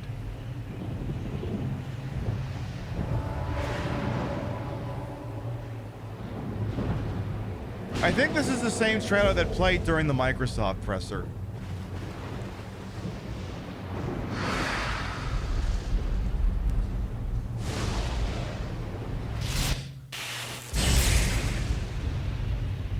Metal Gear Solid Rising. Yeah, that's it. Raiden is back. Why you gotta threaten people like that? はい、メタルギアソリッドライジングです。This is Metal Gear Solid Rising. こちらは次世代機におけるメタルギアソリッドの、進化系という位置づけで制作をしています。But that was the one made by Platinum? Platinum? Which is for the, basically for the next gen consoles on the next series of Metal Gear. ライデンを主人公にですね、全く新しい、ステルスアクションというのを制作しております。This is, of course, a stealth espionage action, but the main character will be Raiden. I don't think this is a stealth game. ノートでお話をさせていただきましたが、今欧米で主流のゲームデザインというのはテクノロジーの力を借りてその上にゲームデザインを構築するというものなんですけども、こちらのライジングに関しては、欧米型の制作手法 There is some stealth. There's stealth in Zelda Breath of the Wild, but it's hardly put on the. You'd hardly put that on the back of the box. Well, if some of you remember, I made a keynote speech in GDC, and I explained about the differences between how the development studio, especially in America and Europe, works, because they first create the technology. What we're testing in this is exactly that. This is a different way of creating a title than we used to. It's the common way right now. So that's one experiment that we're doing. 小島プロダクションの新しい開発者による Bro, like, I have kids, man. Are you serious? Why are you coming in here and turning this into a house of lies? You don't have kids. Why are you gonna come in here and lie to people like that?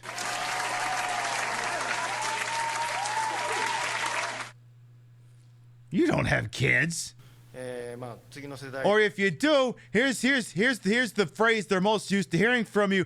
Oh, your mom's here. Do you have all your things?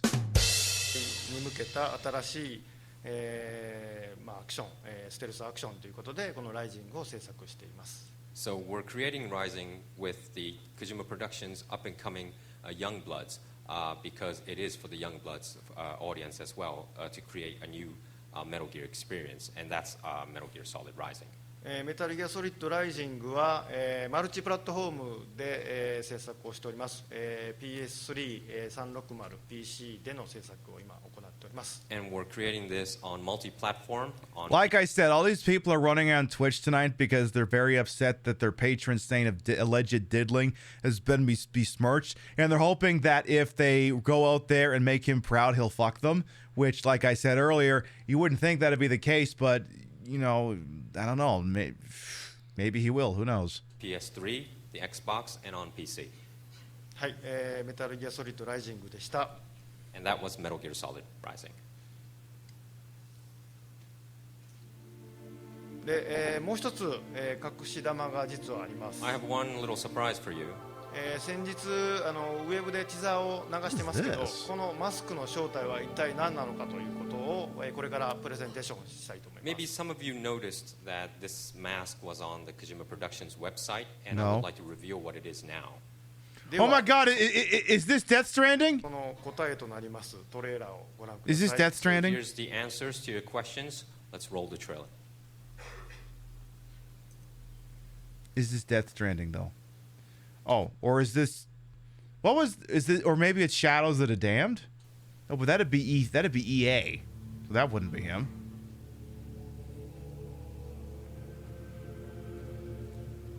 Mercury's theme, huh? Hey, Just Reboot, welcome on in. These are dark times. Oh. It's Star Trek! That's what it is! Times without hope.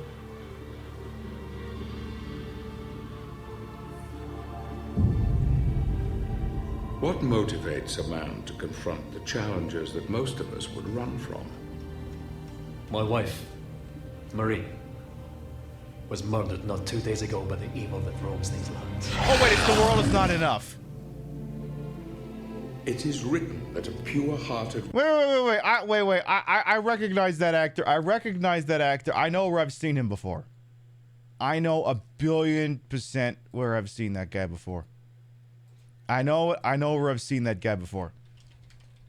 He's a great classically trained actor, that scene, but honestly I think he kind of nailed it on the first take. So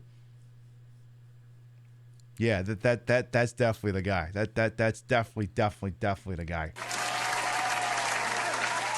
Oh, Captain, my Captain, indeed. Warrior will claim the power of the Lords of Shadow as his own.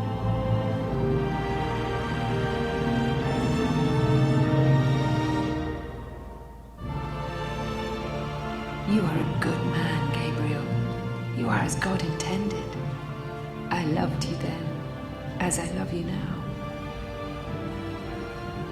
I have done questionable things. Yeah, it's Castlemania. God of War, but Castlemania.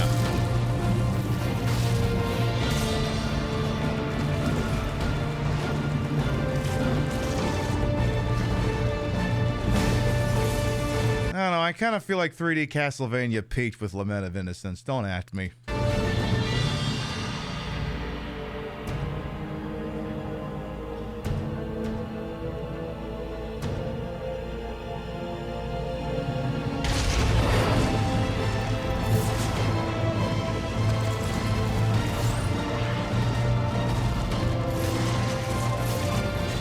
Hello, Coach Show as well.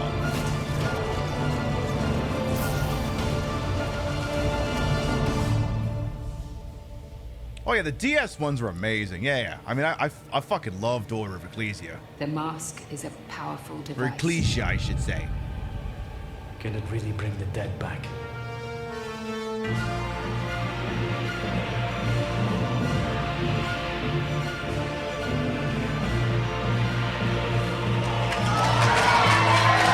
Wow, that woke the audience up. These motherfuckers didn't even applaud for Peace Walker, and this is getting applause.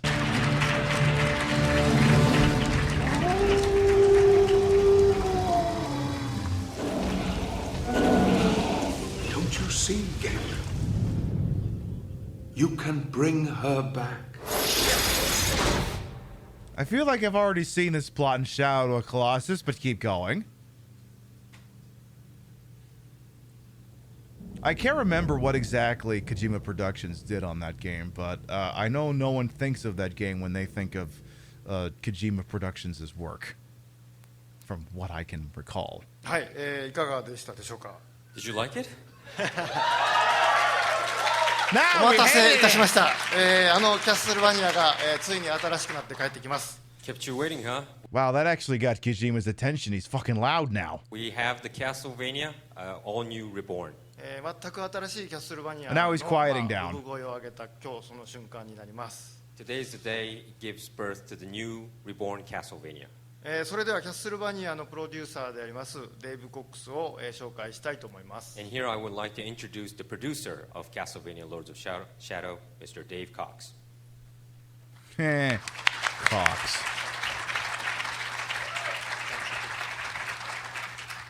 Wow. Thank you, Mr. Kojima. Castlevania Lords of Shadow is a new and bold take on the Castlevania mythology. Our goal is to take the series and make an epic adventure on a much grander scale than you've seen before. We've never thought to make Castlevania games epic. We thought they were kind of samey and pedantic, like they were a bunch of fucking sitcoms or something. So we're gonna make them fucking dramatic. Because, you know, there's nothing fucking dramatic about what is a fucking man there, aye? This is Castlevania, but not as you know it. This is a fresh and radical... What is a man? He's a fucking is what he is. reimagining that is not constrained by what has gone before, and yet will still feel familiar to the fans. This is an action game, where the player can explore a world filled with... That's an action game? I thought it was a cooking sim. Supernatural. We've created a rich, open game world that traverses snowy mountain ranges, gothic castles and undead-strewn wastelands. And our story is of a hero looking for retribution and salvation, and a quest that will take him to the edge of darkness and beyond. Yeah, I know Castlevania's never dabbled with a story like that before. The game is being developed by Spanish-based studio Mercury Steam. This is a studio that is very talented and has some wonderfully creative minds, and I can assure you, has not shown the world its true potential yet. And as you've seen, we're working together with Kojima Productions to ensure that this next iteration of Castlevania is everything that you expect and more. We promise to deliver high-quality, groundbreaking gameplay and a rich, deep story that will move and excite you in equal measure. Today, we're just showing you a very small glimpse of what is to come. Thank you.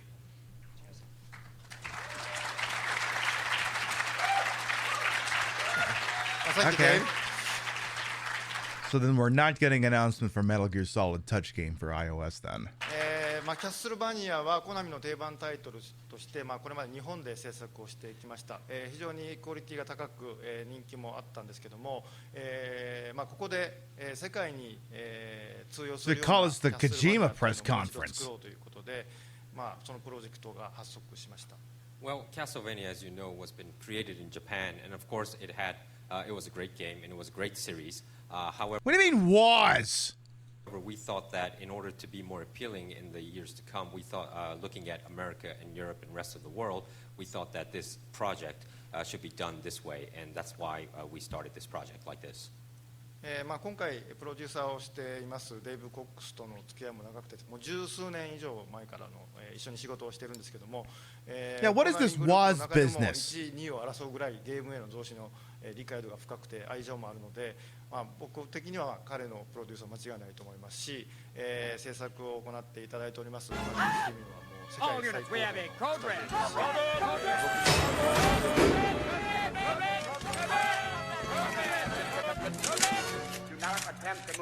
Coconut and Raiders, hello, welcome on in.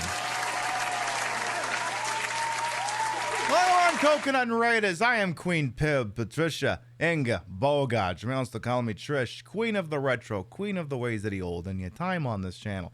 This fat-lipped, fat-hipped, fat-boobied, and fat-booted channel is, of course, well-wasted. Welcome on in. What was you up to over there? We have been doing our E3 2009 watch party, and we got up to the Kojima. Well, it has technically just been a bunch of fucking Kojima. We're doing the Konami presser, and I think they front-loaded it with all the quality stuff. I think it's all shit after this. But hey, you stick around with us, and we'll see what the hell was up to. We know you got a lot of raid targets out there on the TTV, and we're always thankful when you spend time. Little old me, even the haters, we appreciate it all. We watched the Sony presser earlier, and Jack Trenton said content so many times, I thought he was trying to start one of those Polestar airplanes, like them biplanes, you know? The ones where, like, the old-timey cartoon person screams contact and then just yanks on a turboprop like it's the wheel and the Price is Right or something. Like, seriously, he was saying it so much, I thought he was gonna nut himself. I've known Dave for more than 10 years, and we've been working together. And Kojima's just kind of gushing about Castlevania Lords of whatever the fuck. Passionate producers. And Craig Pyrex as well. In Konami, and I assure you that he's going to be a great producer for Castlevania. Also, not to mention Mercury's team. I thought that this team has real high potential. It's love the fit. Why, in thank the world. you. And for me, also, I thought I'm really looking forward to seeing the titles. Okay, come on. What's the next game? Also, can we get some lighting in here, please? Did anyone get drunk from the number of shots taken from the word content? For liability purposes, I told people not to do that shots game. Anyone who did that shots game probably is legally dead. So you might ask, what's my role? I truly would like Dave to produce, and of course Mercury's team, to create this title, and I believe and I have faith in them. So my role is to support them, almost like to give birth. I'm going to probably help them. Wait, he's going to give birth? Death Stranding confirmed! He's going to give birth to the weird baby that's in that game. Death Stranding was just confirmed. Give birth to this Castlevania.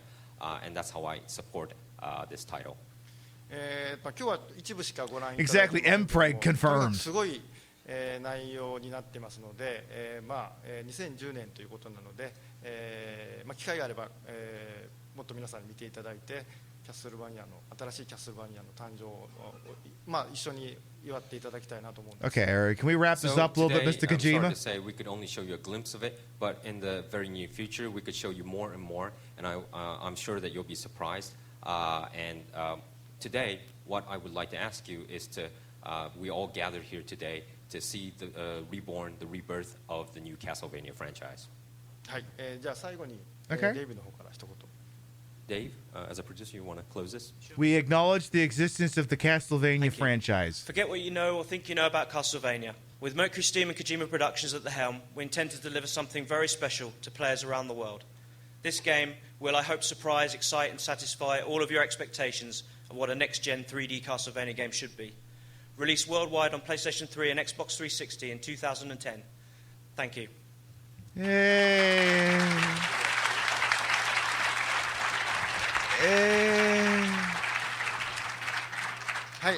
小島プロダクションからは4つのタイトルを紹介させていただきました。So that was the fourth title from Kojima Productions today.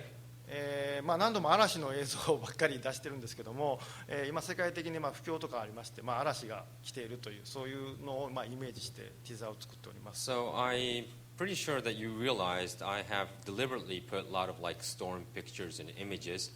This is because this is representing what the current state is nowadays in our real lives. Oh my God, is he still talking? Okay, Kojima baby, I love you, but I may have to start playing you off. っていうのがエンターテインメントの役割だと思いますので、皆さんと僕らもそうですけども、共にこの嵐の時代を乗り切っていきたい。 Kojima, I am going to start playing you off real soon unless you announce So what I something try to else. say is that this is all stormy and windy. We're in the era of not, economical crisis. But I believe everybody here today is in the entertainment business, and we're here to clear up this storm. And we need to work together to clear up this storm today, from now on. We're going to save the economy through commerce. And thank you for listening. That was Mr. Kojima.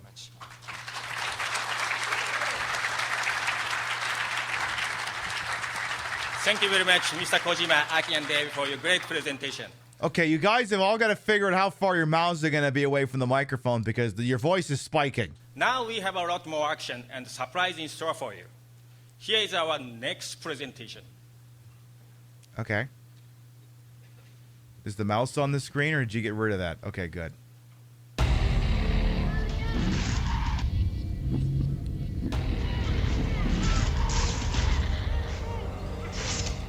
Well. Is this the Saw game? Didn't they make... Yeah, it is. Oh my God, it's Dead by Daylight. Oh shit. They're making a Dead by Daylight game. Hello, Detective Tapp. I want to play a game. Your obsession with catching me has robbed you of your life and the lives of others. You abuse every resource available to you, tearing apart lives in your quest to find the truth. Now we will see if you can overcome your obsession. No doubt you remember the device attached to your jaw. Yeah, if you don't run around enough, it explodes.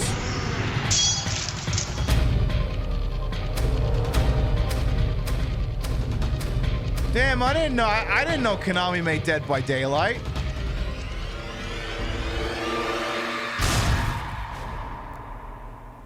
Saw, the movie, the game. Good afternoon. Is that?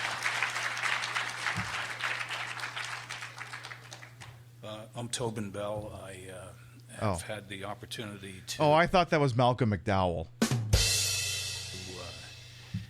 develop the character of Jigsaw and Billy the Puppet. Hey, discount Malcolm McDowell. You want to speak up a little bit? The last 5 or 6 years. It's been Okay, I'll stop committing violence against Tobin Bell. great opportunity for me, and I've enjoyed every moment of it. I have a 13-year-old at home, and video games are a very large part of our household. Whoa, sir! You mean to tell me that you have a child at home and you can engage in mature media without flipping out and foaming at the mouth like a fucking Twitch troll or something? Shit, I didn't know that was possible. Huh? What do you know? It's a continuing conversation about how many hours a week we're going to watch video games. My son is winning. I had a chance 4 or 6 weeks ago to spend 5 or 6 hours with the Konami people and some guys from VoiceWorks. Could you speak up a little, please? I can't make it too much louder. Just could you move away from the microphone a bit and speak up a little, please? In a studio, working on the Saw video game. I've never actually seen a Saw movie. Is it like Pee-wee's Big Adventure? I see the guys on a bike. Is the problem that it was stolen? And I have to tell Did Pee-wee get so pissed off he put on a mask and then started strapping things to people's heads? You stole my bike. I'm going to make sure you're all dead. tell you that for me, it was another view into what's been an amazing franchise and a continuing story that all of us work very hard to to try to keep All I remember is something about Carrie, the guy from the Robin Hood Men in Tights cutting off his hand or something. And I can assure you that some of the amazing aspects of Saw, which I think have captured the imagination of people around the world, have worked their way into this Saw video game.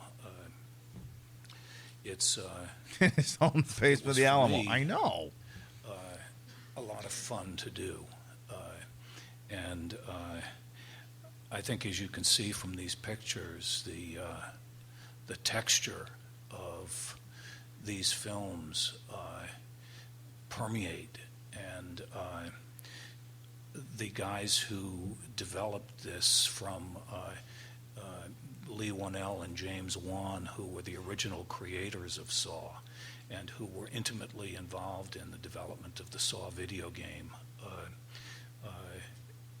These guys came up with some marvelous ideas for it that I think will surprise you all. What did you just show up for? Very Pink Penguin. They're talking about the Saw video game that Konami is releasing. And the surprises and the fear. Oh, I'm sorry. It's Dead by Daylight. The smartness of some of the Saw web has worked its way into. Was the theme of E3 2009 boredom? Well, they have to remember the entire thing hadn't been infected with the Jeff Keighley with the Jeff Keighley virus yet. Once he turned up, then it turned into a bunch of insufferable dickheads all hopped up on Mountain Dew talking about how all their games are the most skibidi or whatever the f*** it was all about. This game and I think become the heart of the game. So I feel very pleased and honored to be asked to continue to voice Jigsaw through Billy the Puppet, who is a scary little guy on his tricycle. Is this more boring than the 5 minutes that Konami CEO wanking at the beginning of the presentation? I mean, at least, this guy does sound nice, at least. There's that, at least. But I may have to start playing him off pretty soon. My son, what is it about Billy that's so scary? And it's like a clown. Sometimes clowns in the circus can be somewhat frightening to children because Billy on his face. Thank you, Mr. Bell, for stopping on by. We need to move on to our next Pro Evolution Soccer trailer. Surface, he's diabolical. And no? There's Lee in Saw 1. No? Two guys from Australia. How about Dance Dance Revolution? 5-6 years ago with a 10. Never Dead, maybe? It became the highest grossing Contra Rogue Core? horror franchise in the history of film. I need a stage hook emote. Really an amazing story. And so it continues to grow. We've just finished Saw 6. And this may be more apt. Is, quite surprising and remarkable. So I want to take a minute to thank the Konami people and the Lionsgate people and the people from Twisted Pictures who created Saw and continue to create Saw and continue to work very, very hard to make it special. And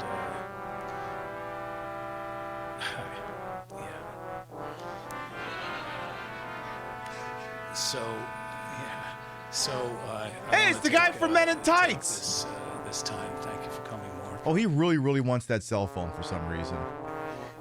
To introduce Mark Berg, who is the producer of Saw and who keeps us all on track and has been a real inspiration to everyone who works with Saw. Mark Berg. Oh, okay, what's going on? We're clapping? We're clapping? I have two microphones. I don't know what I need this one for. You shoved the other microphone up your ass. So you can take that one. I just really wanted to thank everybody for coming. Isn't this game notoriously terrible? Probably. You'll enjoy the game. From our point of view, You know, we set out to make a little movie. Look, I understand y'all think this press is a little dry. Do not make me pull out clips of Satoru Iwata trying to sell us this stupid Wii finger blast sensor. For $1 million 7 years ago. And all I really wanted was to get our money back. Never dreaming that Saw would become a worldwide franchise, a roller coaster in the UK at Thorpe Park, and now, thanks to Konami, a video game, which my kids are a hell of a lot more excited about than the movie. You know, they're like, great, Dad, Saw 6, Saw 7, but when's the video game coming out? When are they going to do Saw Generations, like, you know, when there's the passing of the torch from Shatner to Picard or something? When's that happening? So, I don't know if anybody has any questions. How about Saw First Contact, when they have to go back in time to stop the space zombies? The game's coming out October, and how many Saw movies are there at this point? Who's the producer of the video game itself? Which franchise has more movies, Police Academy or Saw? 11? Jesus! Hello, I'm John Williamson. Hi, Just John as with Williamson. The Saw films, we don't want to give away all our surprises, but here is a taste of what you will experience in the game. Let's start by taking a closer look at the most famous of Jigsaw's diabolical traps. You will recognize it from the trailer you've just seen, and many of you already know it from the first Saw film. But I haven't seen it. Will it calls spoil it? The reverse bear trap. This is the player's first introduction to one of Jigsaw's traps. We thought it was important to capture the same sense of panic that the characters it's the Happy Fun Time helmet from Dead by Daylight. in the film feel. To do this, the player is provided with no clues or instructions to help them deactivate and remove the device. If they can just control their panic, though, all the clues they need are right there on the screen. That's not to say the players won't get any help. Clues will act. Yeah, the Police Academy and Saw Cross will be well worth it if Michael Winslow does all the sound effects. Exactly. Hey, Vega Blue as well. Welcome on in. Actually be all around you. The game will encourage and reward those who scrutinize their surroundings. Players I mean, the thing is, when I first saw footage of this, and before I saw a little Jigsaw puppet guy, whoever the fuck he is, I thought this was actually Silent Hill Homecoming. And I'm like, wow, the bar is set that low. You just have to be slightly better than Silent Hill Homecoming. leave no stone unturned. Every room and every hallway will hold some clue to survival. Some clues require you to change your perspective and look at the world from a different point of view. It's the same engine? Oh, good lord. Some clues are hidden in dark corners, while others exist It in does bright look like rooms. the same engine. But Jigsaw's brutal traps are not the only challenges that players will face. As players travel through Jigsaw's You're telling me asylum, that they will Silent Hill encounter Homecoming got a variety of smaller spiritual tests sequel. and puzzles they will need to master in order to continue on their journey. You might need to align a series of circuit breakers, find a missing fuse box The part. second in one? a What do you mean? There's a second Saw game? Jesus Christ. sea of needles. Or you might have to discover the correct sequence to pick a lock. As you progress through the game, you will encounter other characters. Really? From our earliest design phase, There's other characters in video important games? to make sure that each character had a unique backstory and appearance that was authentic to the Saw universe. Exactly. Each character is unique. For example, this guy over here. He's inspired by Mike the TV from Reboot. I say inspired. He actually is Mike the TV from Reboot. So he runs around up and down the hallways going, it slices, it dices, it cuts julienne fries! And if you don't reflexively scream Mike, then your reverse bear trap goes off. Story and appearance that was authentic to the Saw universe. They are each trapped in their own game, tortured by Jigsaw into mindless rage, many of which are unable to free themselves from the devices which are slowly killing them. Some have become human traps, rigged to kill both themselves and anyone who comes close. Some have given up or decided to forfeit the game, and now lies evidence to those that may find them. There are even those starting their own game. But not all the characters in Jigsaw's asylum are victims. Jigsaw has allies. They are apprentices to his cause, and their identities are mysteries. Their victims know them only by the mask they wear. a mask created from the severed head of a pig. Saw will be released this fall on Xbox 360, PlayStation 3, and will be available via download for Windows PC. You can also play it in the Konami booth in the South Hall right now. And also remember to check out Saw 6 coming to theaters this October. I'm good, now thanks. For our next presentation. Oh, goody, Karaoke Revolution. May contain content inappropriate for children in a karaoke game? I am gonna get your VOD muted by doing a bunch of fucking songs.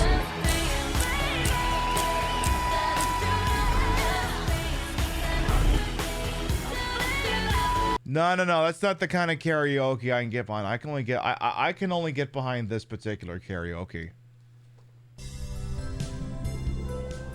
Oh. Wait, what the f***? That's not there anymore?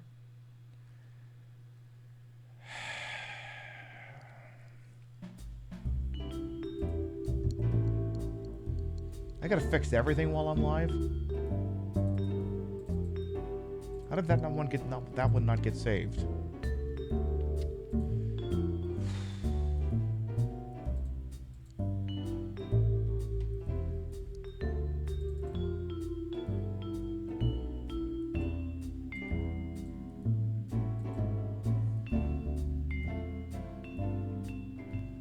Right.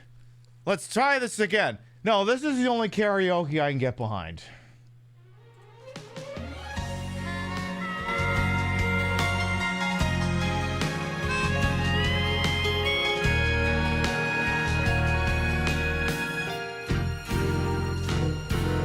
Baka mitai kodomo nano ne Yume wo ootte kizu tsuite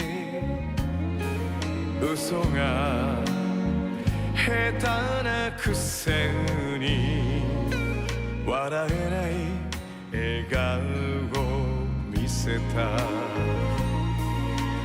I love you mo ろくに言わない口下手でほんまに不器用なのにどうしてさよならは言えたのダメだねダメよダメなのよあんたが好きで好きすぎてどれだけ強いお酒でも歪まない思い出がバカみたい Oh shit! Oh wait, the done with the trailer? Oh, okay. What's going on here? And Rod Stewart. Customizing your own character is a signature feature first established by the Karaoke Revolution franchise. Oh shit! You could never apparently customize a character in a video game before Karaoke Revolution. Shit! I had no idea. Hey, Squirrely Mats, welcome on in. This year, the game will offer more sophisticated and new in-depth character customizations, such as total facial manipulation, okay, ethnicity, okay, body shape and weight, okay, and clothing sets. The game also no game ever thought they gave you customizable clothing until now. Offers all new performance venues, including lavish stages perfectly suited for any A-list celebrity, and imaginative locations, and a couple of D-listers, such as a Tiki Torch Beach or a rockabilly-themed stage. To further personalize your game experience, we have also added fully customizable venues where you can build your own set designs, including lights, lasers, pyrotechnics, and LCD screens. How about we just put Jigsaw back there? When the player enters their game, they are able to play in their very own world with a personalized character, a customized venue, and even their favorite music video playing on stage while they perform. You could even watch yourself on the screens through your Xbox Live Vision camera or PlayStation Eye toy. For the hardcore social gamers and families, you'll be able to play with up to 16 people in multiplayer. Downloadable content will also roll out every week after release, and the game will be fully compatible with the existing library of over 200 songs from our past Karaoke Revolution games. Downloadable content where the real money from the movie is made. Game. Karaoke Revolution, the t-shirt. Karaoke Revolution, the lunchbox. Karaoke Revolution, the coloring book. Karaoke Revolution, the breakfast cereal.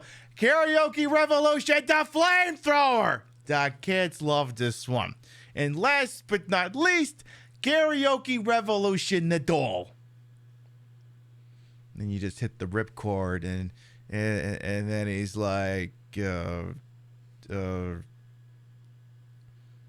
goes there, boom. Never gonna give you up, never gonna let you down. The kids love this one.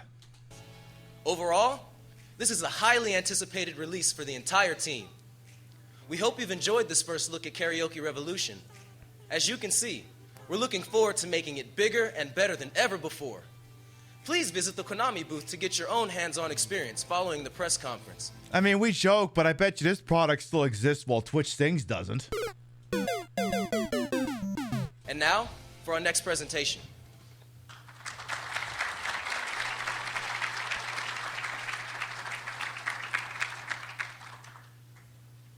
I don't think you have to go too tight on that. It's Dance Dance Revolution. That's it.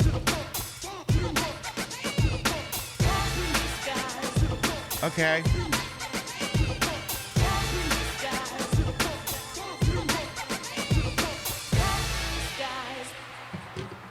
Okay. Hi, everybody. Hi. My name is Naoki Maeda. I am the producer and musician for Dance Dance Revolution. This is Thomas, my translator for today. I have been working with the sound team ever since Konami announced that first DDR. Okay, but if this guy's not into voice acting, he needs to be. Became the producer for the series starting this year. This spawned a meme. We Say are it ain't both so. really excited to be here today. We have a lot to introduce to you, so please stay tuned.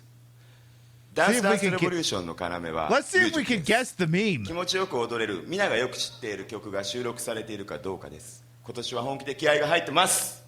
Now, after all these years, we have always stayed true to what makes Dance Dance Revolution so fun and addicting, which is to enjoy dancing to some great music.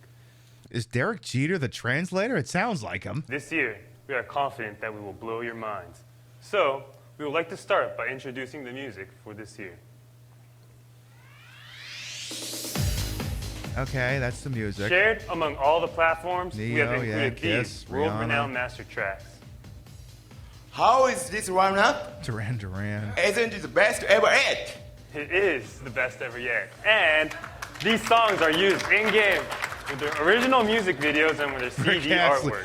See, I made that joke earlier. In total, I made that joke it earlier. is the best ever yet. And these songs are used in-game. But that's Rick Astley's Whenever You Need Somebody album. With their original music videos and with their CD artwork. In total, there will be 50 recorded songs in the game. Of course, the songs in Dance Dance Revolution are always great, but this year we feel that we have outdone Look, I was into Rick Astley before it was a meme. ourselves. OK、ではまず、ダンスダンスレボリューションのスタンダードプロダクツである PS2 版を紹介します。First, we would like to introduce to you our standard DDR product for the PlayStation 2. PS2 はまだまだ現役ゲーム機として多くのユーザーに楽しまれています。故に僕たちも今年のタイトルを用意しました。PlayStation 2? The PS2 is still supported by many users. Yes. Therefore, we prepared a title for this year as well. Yay. With the last PS2, DDRX, as the starting off point, we added the in all seriousness, the PS2 version is not going to be any DLC. It might be an actual fucking finished product. great new master license tracks and original music from the past series, including several Latin music tracks with a total of 60 recorded songs In addition to a new updated... You want a DDR pad for your PS2? Even better, we can get one when we're 40. Master mode. So, please come to our Konami booth and check out this new PlayStation 2 Dance Dance Revolution. Hi. Now we would like to introduce the main title of the Dance Dance Revolution series on the Wii. Wii シリーズはコントローラーを使うダンスダンスレボリューションとしてデビューし、Mii が使えるようになり、Wii というハードの特性を生かした独自のダンスダンスレボリューションとして高い評価をいただいております。毎度大きに。The Wii DDR series has started its own trend by using the Wii controllers and by incorporating the use of Mii's. Okay. Has received a lot of attention as being an original and revolutionary DDR. はい。進化はやみません。今年の Wii 版でも再び革 I'd 命 be を起こし worried まし you'd た。 throw the damn Wiimote. DDR keeps on evolving. Experience another revolution on the Wii. トミーなんだと思う？ I wonder, Naoki-san, what is this new revolution that you're talking about? Wait. It's a balance board! It's the balance board! はい。 Only we could 実 see 際 this. プレイしたら驚いたんだよね。 Really? What was so fun with playing with the balance board? 本当にこの腰使いが激しいんだよ。Really? I heard that would be really fun, but at the same time be a natural workout as well, especially around your waist. 皆さん、プレイしてみないとわからないでしょ？ Yeah, I agree. We all have to play to believe you. So if that's the case, we'll try it out right here on stage. They're doing like a bon cop, bad cop thing where they're talking to each other, but they're talking in their native tongue to each other. So we don't understand half the conversation. So if you want, you can feel free to join us at any time. And if you want to try it out in your seat, just try moving your hips. Okay. ルールは簡単。パンチの矢印が来たらパンチ。矢印の方向に腰を動かすだけです。The rules are really simplistic. When you see the punching arrows come up, just punch with that corresponding hand. When the hip bump arrow comes, simply move your hip in that corresponding direction. It'll either be to your right, to your left, forwards, or backwards. Also, we also have this hip roll icon, which you should roll your hip either clockwise or anti-clockwise. Okay. It shows up on the screen. So, Okay, I'm gonna guess the meme is the poor bastard falls off the balance board. here I think we'd like to do one song of Dance Dance Revolution of the Wii right here. So, here we go. Now, are you ready? Okay. Get set. All right, Okay. let's do it. All right, so we're gonna start off with a hip bump arrow to the right. There you go. Okay. Right and left and right. Let's do it one more time. Left and right and left. There you go. Now the punching one. Punching arrows.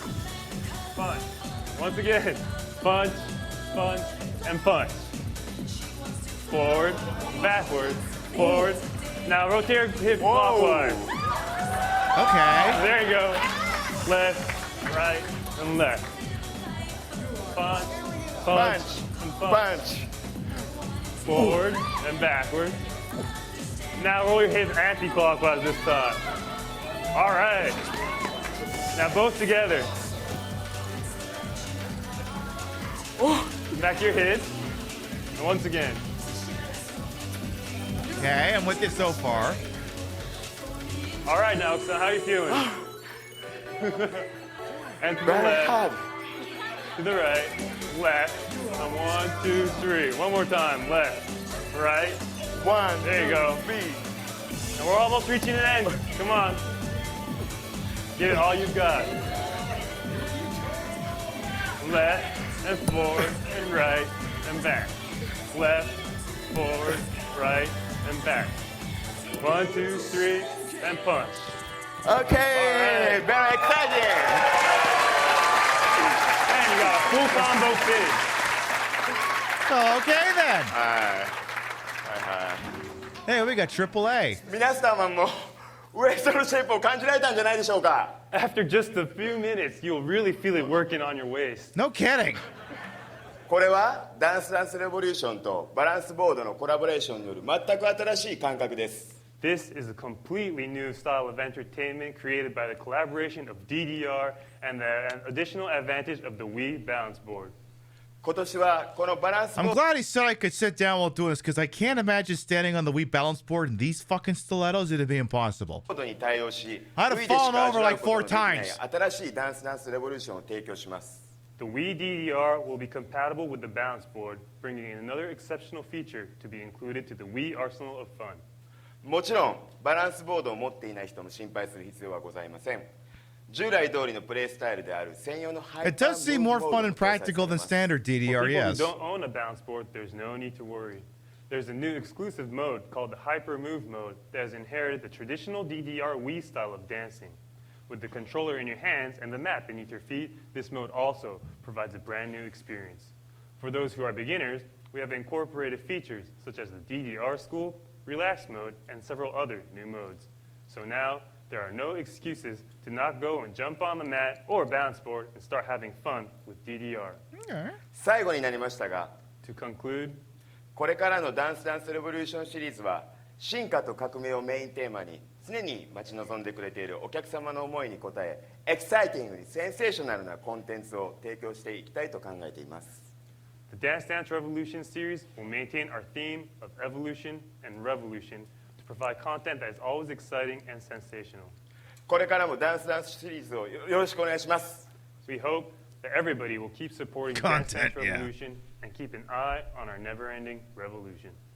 Please visit the Conan booth to get your own hands-on experience with the Wii and PS2 versions of Dance Dance Revolution following the Conan presentation. Thanks, everyone. Thank you. That was actually pretty cool.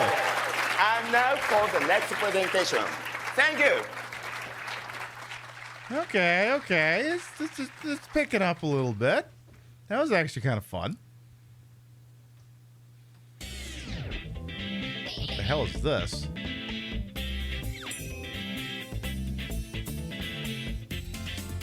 Okay, so it's a DS game. Interesting.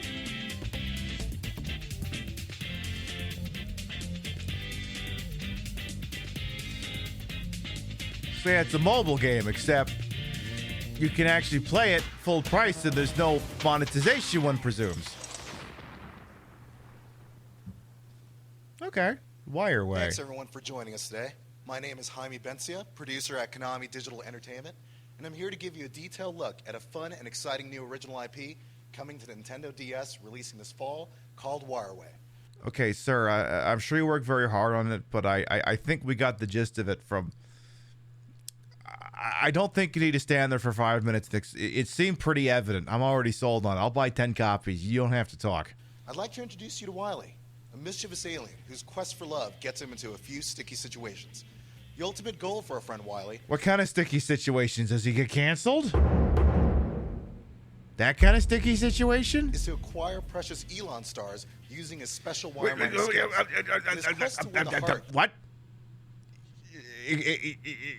Come again? True love Cythera, he'll battle alien gangs, avoid obstacles. Come again?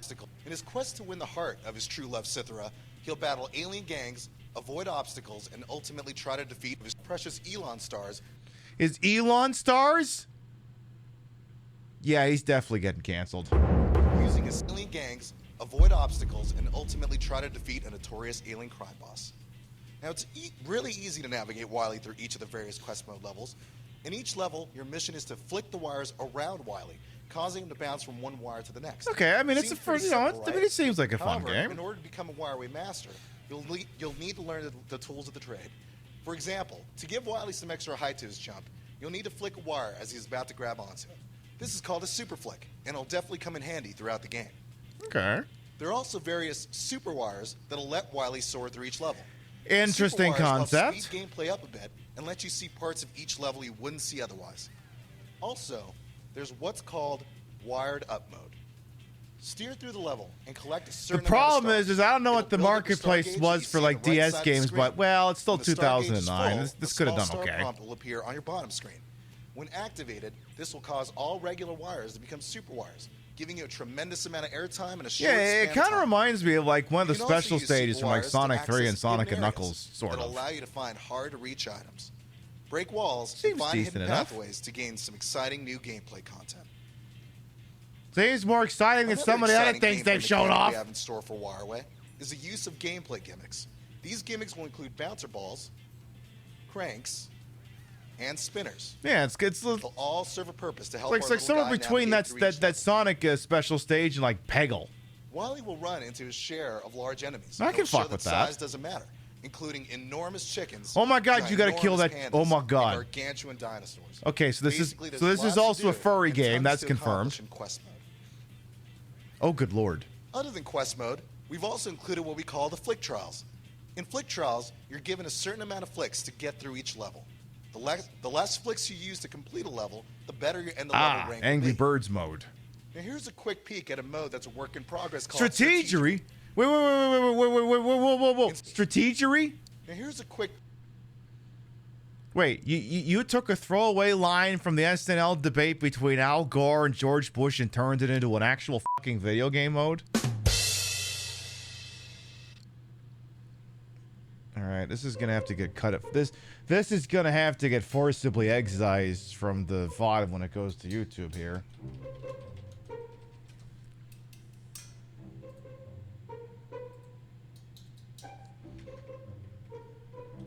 Hang on, I gotta find the part here. Well, that brings us to the close of tonight. And that Hang is on. wrong. That is just wrong. Okay. Governor Bush, response? I believe that some of his figures may. No, that's not it. Argument for his candidacy. Governor Bush? Strategery. Okay, let me get that actually on screen here. Candidacy. Governor Bush? Strategery.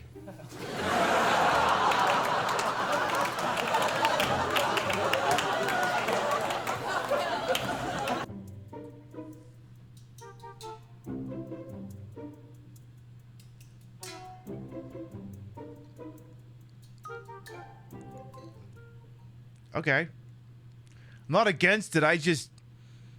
See, I use strategery as a bullshit made-up word. You actually incorporate it into your fucking video game.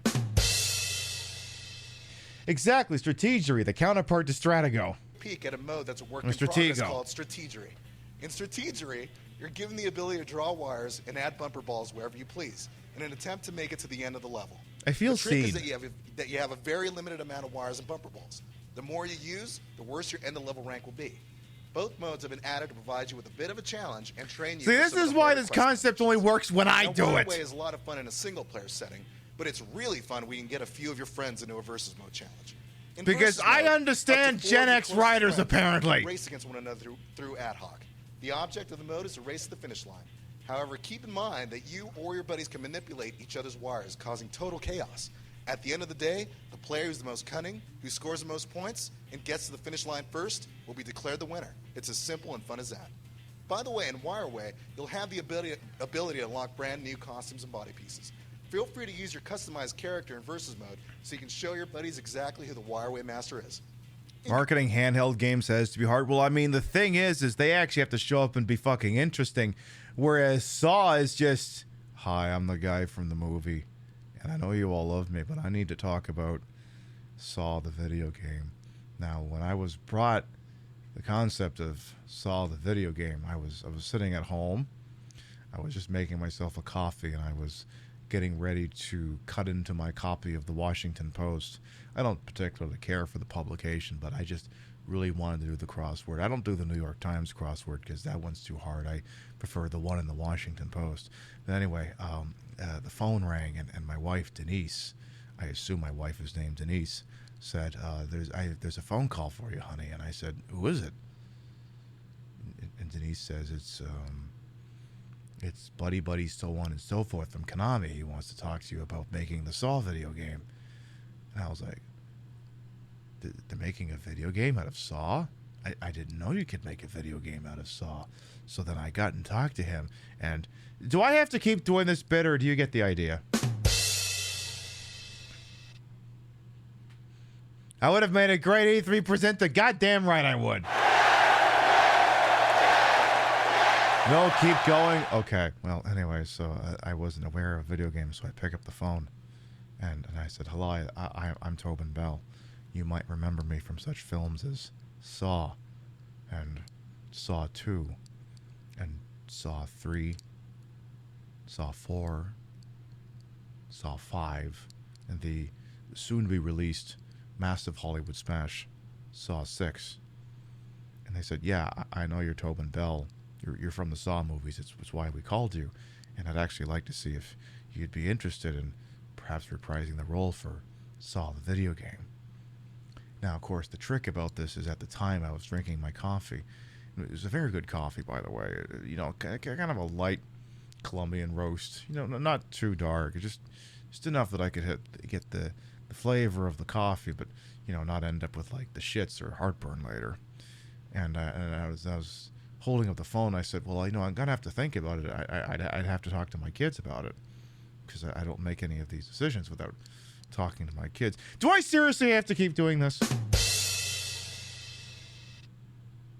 Do we get the gist, or does this bit have to keep going here? I'm basically doing the aristocrats, but without all the fucking. So then, anyway, I says I have to talk to my family about it, right? So I get the whole family together. I get Hunter and Remington and Benelli and Franchi all together. My kids are all named after shotguns and rifles. And I said, hey, kids, this guy from Konami is on the phone. Do we want to... Is it okay if I make a video game? And they're like, hell yeah, Dad, I need you to do that. So then we walk into the Konami office, right? And it's me, my wife, my son, my daughter, and my dog. And I say to the Konami guy, we've got this great act for you. It starts out with, okay, no, Pip, now you are doing the aristocrats bit. Now you do have to stop. And that's why we call it the aristocrats. The game will have a total of 48 quest levels, 32 challenge mode levels that include flick trials and strategery, plus 10 versus mode levels. A whole lot of Wireway in such a small package. Look for Wireway on the Nintendo DS. Its website is free. We hope you enjoyed your time with Wireway. Please visit the Konami booth to get your own hands-on experience following the Konami presentations. Thanks, everyone. Now for our next presentation. Deca Sports 2. Oh, this is a Wii game.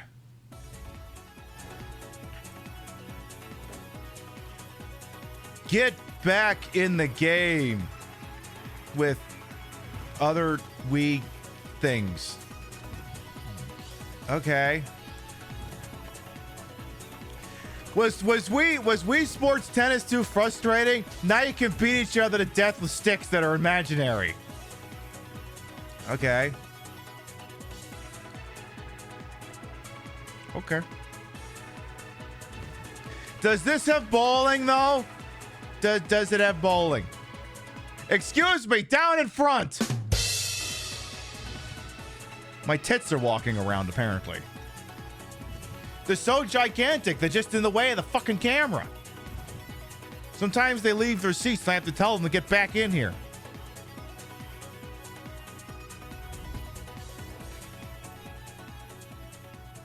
Coming this fall from, it's from Hudson Soft.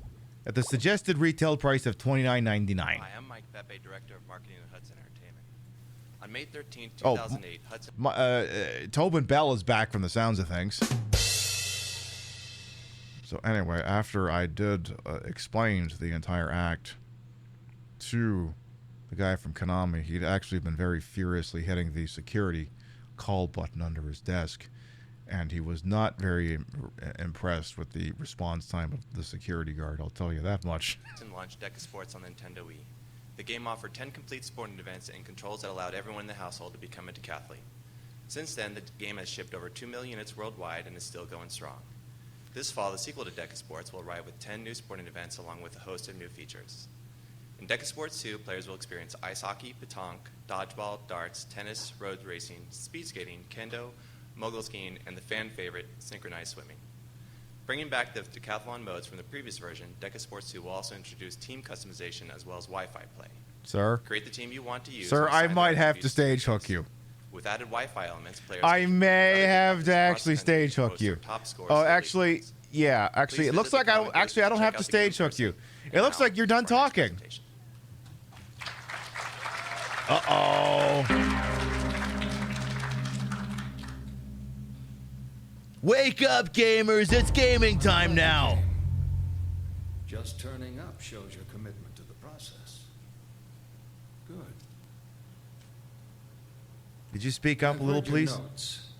The other therapist didn't work out for you. Hey, it's Discount Colin Coward. I want you to know this will be different. We take this at your pace. We go back to the start. Understand what happened. Let's get started then.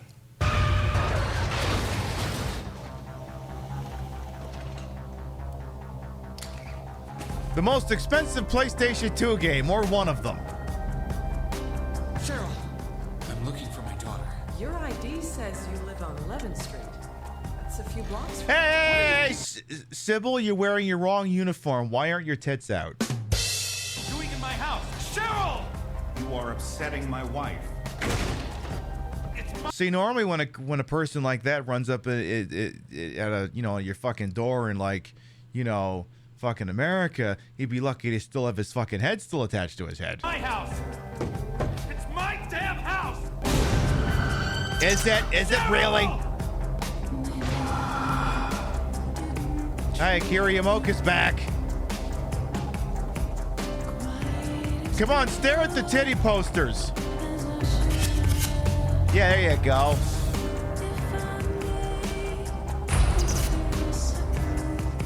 We played that a very long time ago.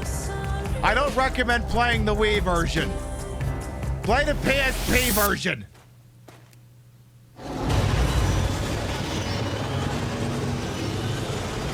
Or if you're playing the Wii version, maybe don't be sitting 2.5 feet away from the sensor.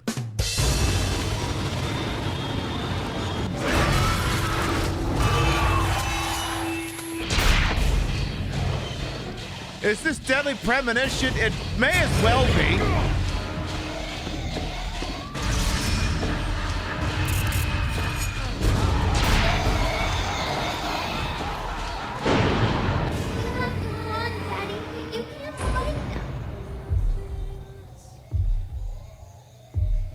Oh, he totally knows you're in there. See? I told you. I'm Dahlia. You're Dahlia? You're a horned up 20-something-year-old, not a lady who's talking about something being foretold by gyromancy.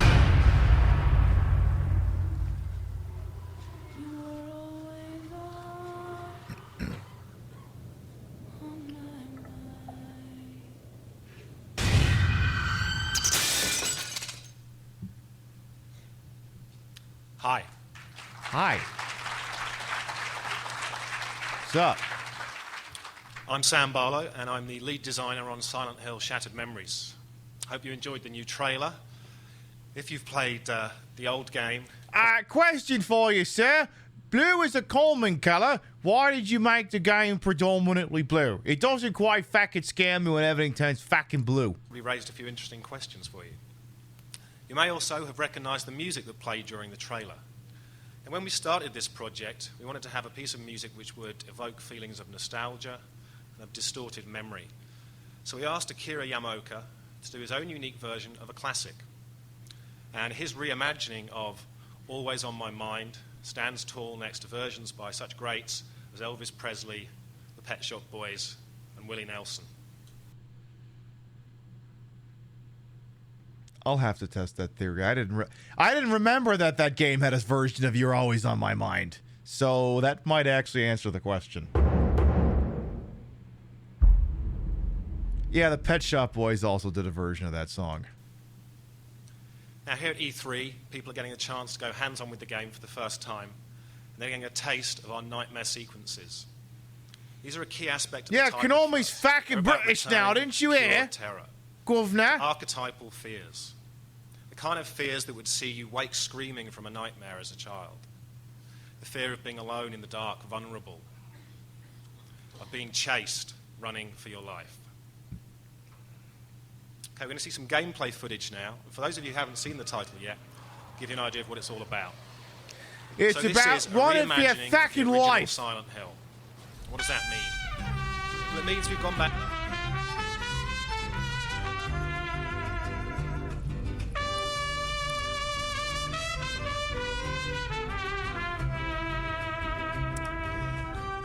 Ghost, thank you very much for the 2 whole ass years. With your Prime White, thank you. Mwah. Back to the start. We've gone back to the beginning, and we've thought long and hard about what it means to be a horror video game. We're true to the original core concept. And we decided to make a horror video game in which you will always know when you're safe and you will always know when you're not safe. Because, you know, the one thing that's always super scary about video games is, wait, hang on a second. Do we make a video game where it's always evident when you're in danger, when you're not, so that there isn't really any kind of a constant threat looming over you, and you just know when you can relax and when it's game time? Uh-oh, we fucked up. Concept. This is still about Harry Mason searching the town of Silent Hill, looking for his lost daughter Cheryl. But from then on in, many, many things have changed.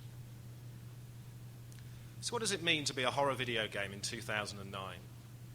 Well, we believe it's all about breaking down barriers. Barriers to immersion. Content! Barrier between the player and the world inside the TV. The forefront of this is our flashlight gameplay. The player moves with a nunchuck, simply points the Wiimote as if he's holding a flashlight in his hand.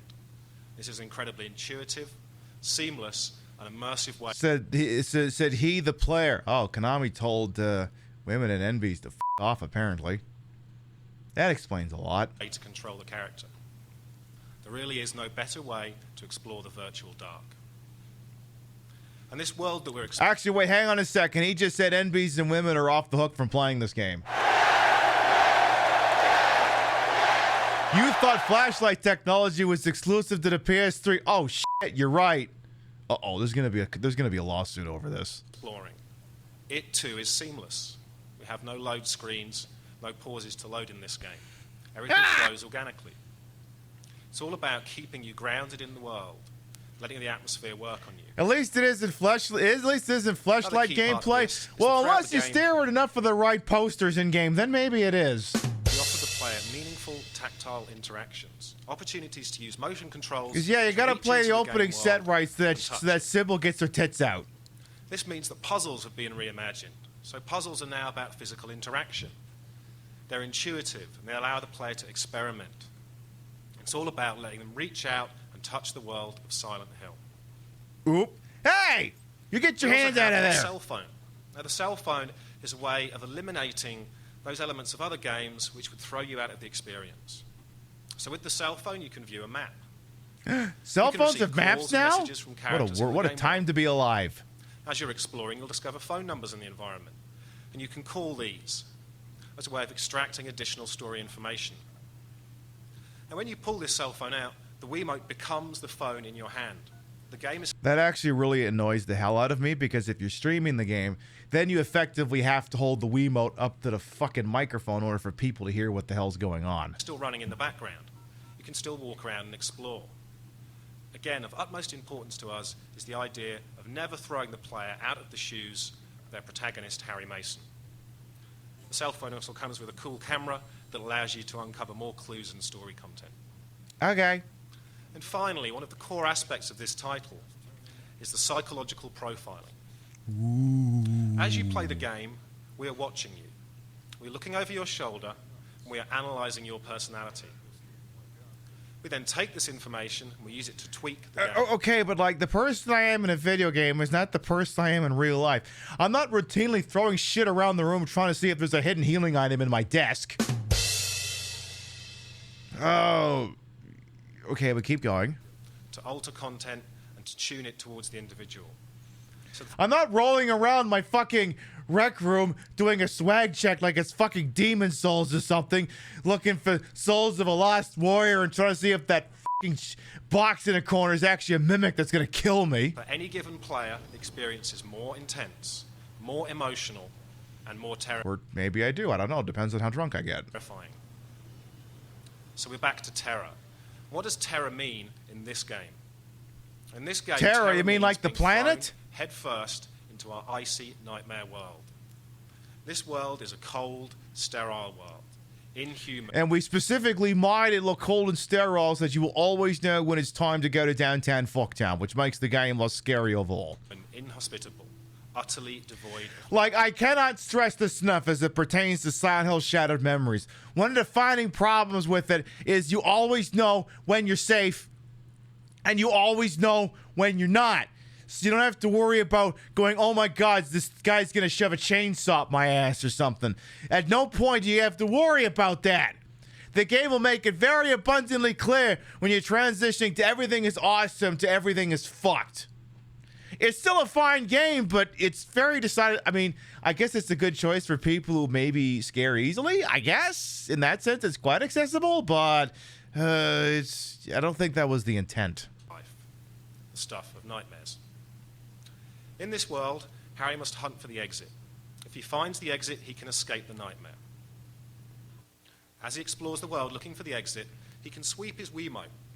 If he listens to the whine and the crackle of the Wiimote, he can detect near... Wait, is he carrying a flashlight or a Wiimote? I'm carrying the Wiimote. He's carrying the flashlight. Are we getting this backwards? Am I playing the game with a flashlight and he's got the Wiimote? Am I in the game? Oh, fuck. By danger. Is Harry controlling me? Harry's going to find that danger.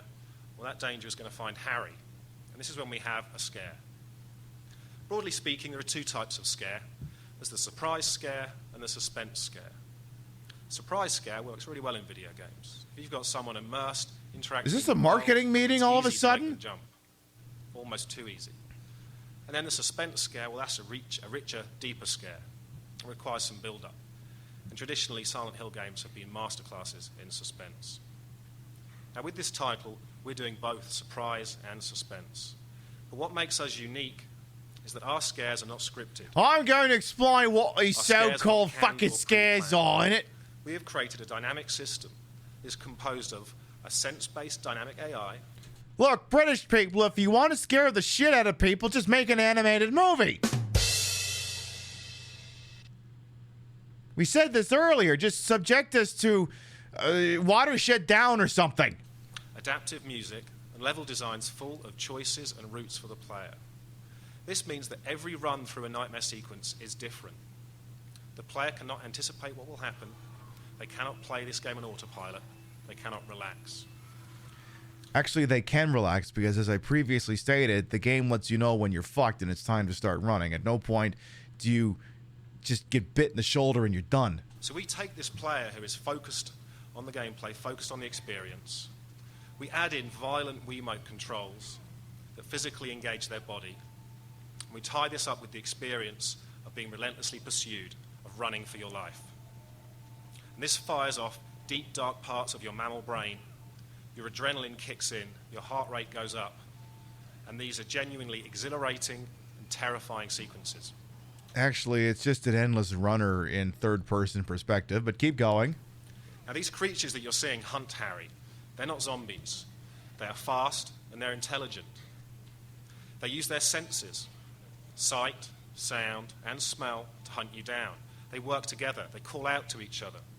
They work to flank you, to cut you off, to outmaneuver you. They flank and stank you? And relentless enemy. When this enemy catches hold of Harry, they're not going to stop wildly swinging at you. They're not going to try and bludgeon you to death, because this isn't a beat-em-up. This is a horror game. They're going to jump on you, grapple you. They're going to use their strength of numbers, and they're going to try and pull you to the ground. And then, yeah, you got to, like, basically just throw the Wiimote in order to get them off you. They just want you to stop. They want to put an end to your quest for your daughter. So when you die, it isn't the short, sharp shot of a decapitation. It's a horrible, icky death by smothering.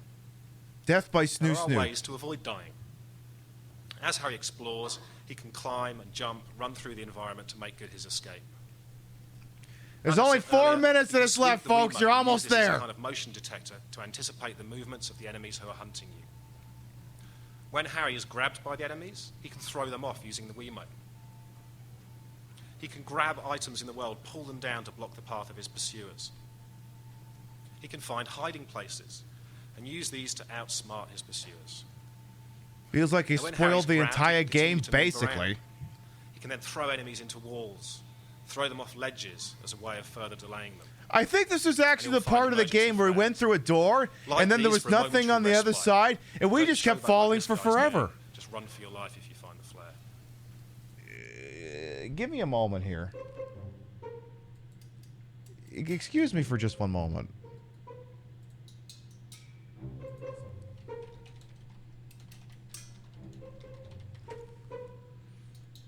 Yeah, that one. Silent Hill Shattered Memories.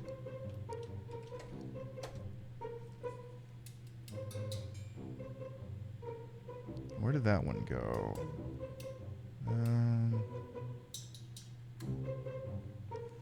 These motion controls. What did I? Oh, here it is. Yeah, there. Yeah, there it is. That's it. That's. Just, I have to turn old Pib down for a second here.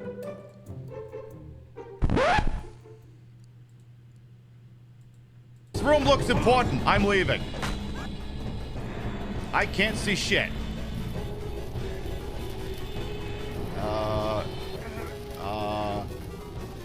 Oop. We seem to be sinking.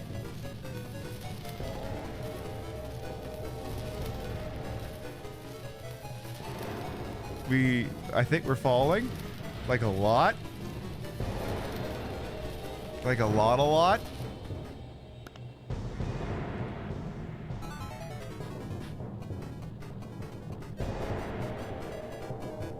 This room looks important. I'm leaving. Yeah, we just fell into the damn game. Now, if you use your wits, and you use the tools we've given you, ultimately, you will escape the nightmare. When you do, catch your breath, relax, because it's over for now. Now, this being Silent Hill, often that means it's a case of jumping out of the refrigerator and ending up in the deep freeze. No.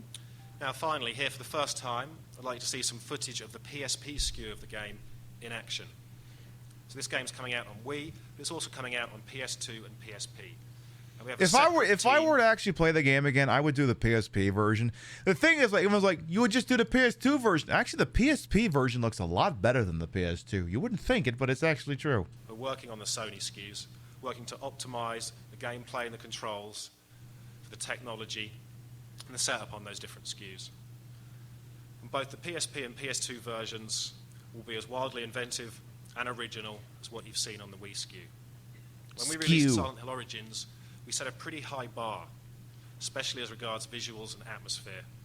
We're looking to beat that this time round. So, thanks for your time. I hope you enjoy your hands-on time with the game, and I look forward to terrifying you when the game ships in fall 2009. I'm now going to hand over to our next speaker, Vice President of Marketing for Konami, Anthony Kratz. And apparently he's only going to have 2.5 minutes. Before we let you all go, Jesus Christ! we have one more surprise This guy's actually got a fucking microphone. for you. One more surprise. What could be left?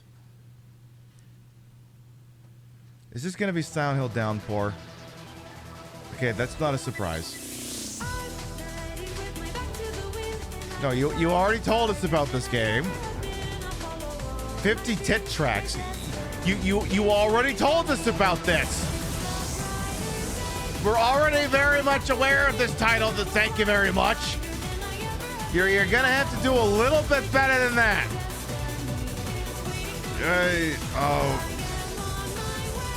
Come on. Okay, look, I have to talk over this so it doesn't get muted. Because I assume it's an actual song. Yeah, you're making disco dance. Woohoo. Okay, you said you had a surprise for us. What's the surprise? Thank you. As Sim mentioned, my name is Anthony Krautz. I'm the Vice President of Marketing for Konami. Not only has Dance Dance Revolution coming to the PlayStation 3 for the first time this fall, but we now introduced a brand new Octa mode. This feature brings users the ultimate challenge with the use of 8 directional arrows. Oh, okay. With this mode, we have also brought PS3 users their own 8-arrow Mac controller. Now, Okay. PS3, Xbox 360 users can test their dance and rhythm skills. I guess with that's this a big fun and deal. challenging experience. Also taking advantage of the next-gen capabilities, we're excited to announce over 150 downloads. Only via next generation can we do 8 directional pad control. It's not like Nintendo invented a mat that did the same thing back in the Nintendo days. Multiple songs through Xbox Live and the PlayStation Network. Dance Dance Revolution has defined the music and rhythm genre and continues to deliver cutting-edge innovation to the category. Look for Dance Dance Revolution this fall on the PlayStation 3, Xbox 360, Nintendo Wii, and PlayStation 2. I want to thank you all for coming to our press conference. Hopefully you understand why we are so excited about our lineup. We look forward to seeing you at our booth in the West Hall and getting more hands-on time with some of these wonderful titles. Thank you, everyone.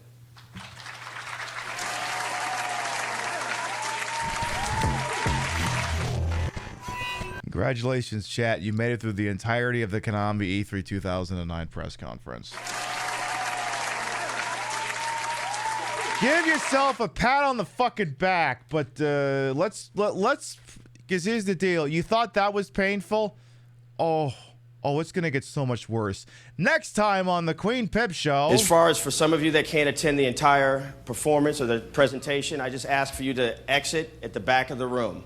Any noise that you make in the room will be broadcast on the internet live. So be conscious of that. If not, you might end up on the internet in a sound at least. And so don't scream, F***. Yeah, don't do that. We don't want that to happen, so please, yeah, you don't want to do that. Welcome to the 2010 Konami E3 press conference.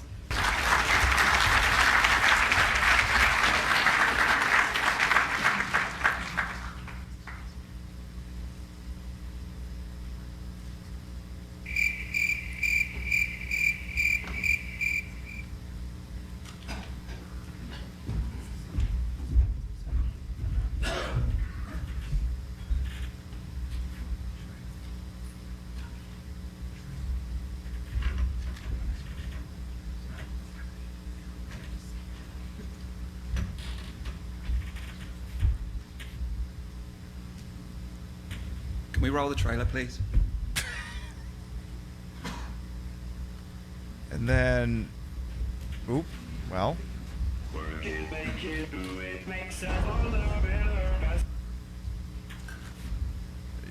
You okay over there?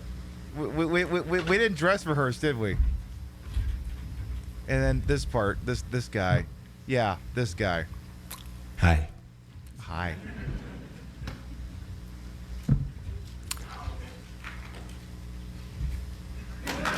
Yes.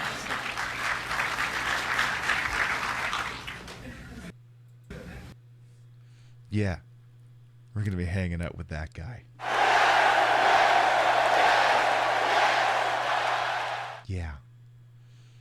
Is he okay? You'll just have to tune in when we do this again in 2 weeks to find out for sure. What do you mean 2 weeks? Why ain't you doing this again next Saturday night? It's because I'm going to go see a baseball game. Who are you seeing? It's not always about the money, Spider-Man. It's about the Mets, baby. Love the Mets. All right, baby, let's go. Get a home run, baby. Love the Mets. Let's go, Mets. We're going to go see a Mets game. We're going to go see them probably lose to the Astros or something. He is every furry sliding into everyone's telegrams, DMs. Hi. Oh, God. We may have to put that on the soundboard. All right, folks. We got through that. As far as I know, all the 2009 craps. We do this again in 2 weeks. We'll get started on 2010. Now then, folks, we have been live for almost 6 hours. Jesus. That's a long show. But I don't have to get up in the morning. I just know at some point I have to sleep. So what we are going to do, you've been beautiful. You've been marvelous to continue to be one of the finest audiences on Twitch. But it is getting late. It's been 6 hours. It's time to wrap it up. We're going to start to wind down. There you go. We learned about all the exciting content that Sony is bringing to us in 2009, including PlayStation Home and their Wii ripoff. Yay. And then Konami that had some decent stuff in the middle, and then no lighting, and then the guy. You remember this guy's back, yes. Anyway, once I got finished being thrown out of the office, I still had to call the Konami guy to see if he still wanted me to beat this video game. So that was a thing too. And as you can see, some of the seeds in gaming's destruction have been sown here. And an over-reliance on chasing trends, downloadable content, and everything else. So, before we figure out where we're going, let's read off the list of Gravitas. Your biddies, raids, subs, and tippies to this channel will never required, always appreciate. And I love to shout out the end of the show.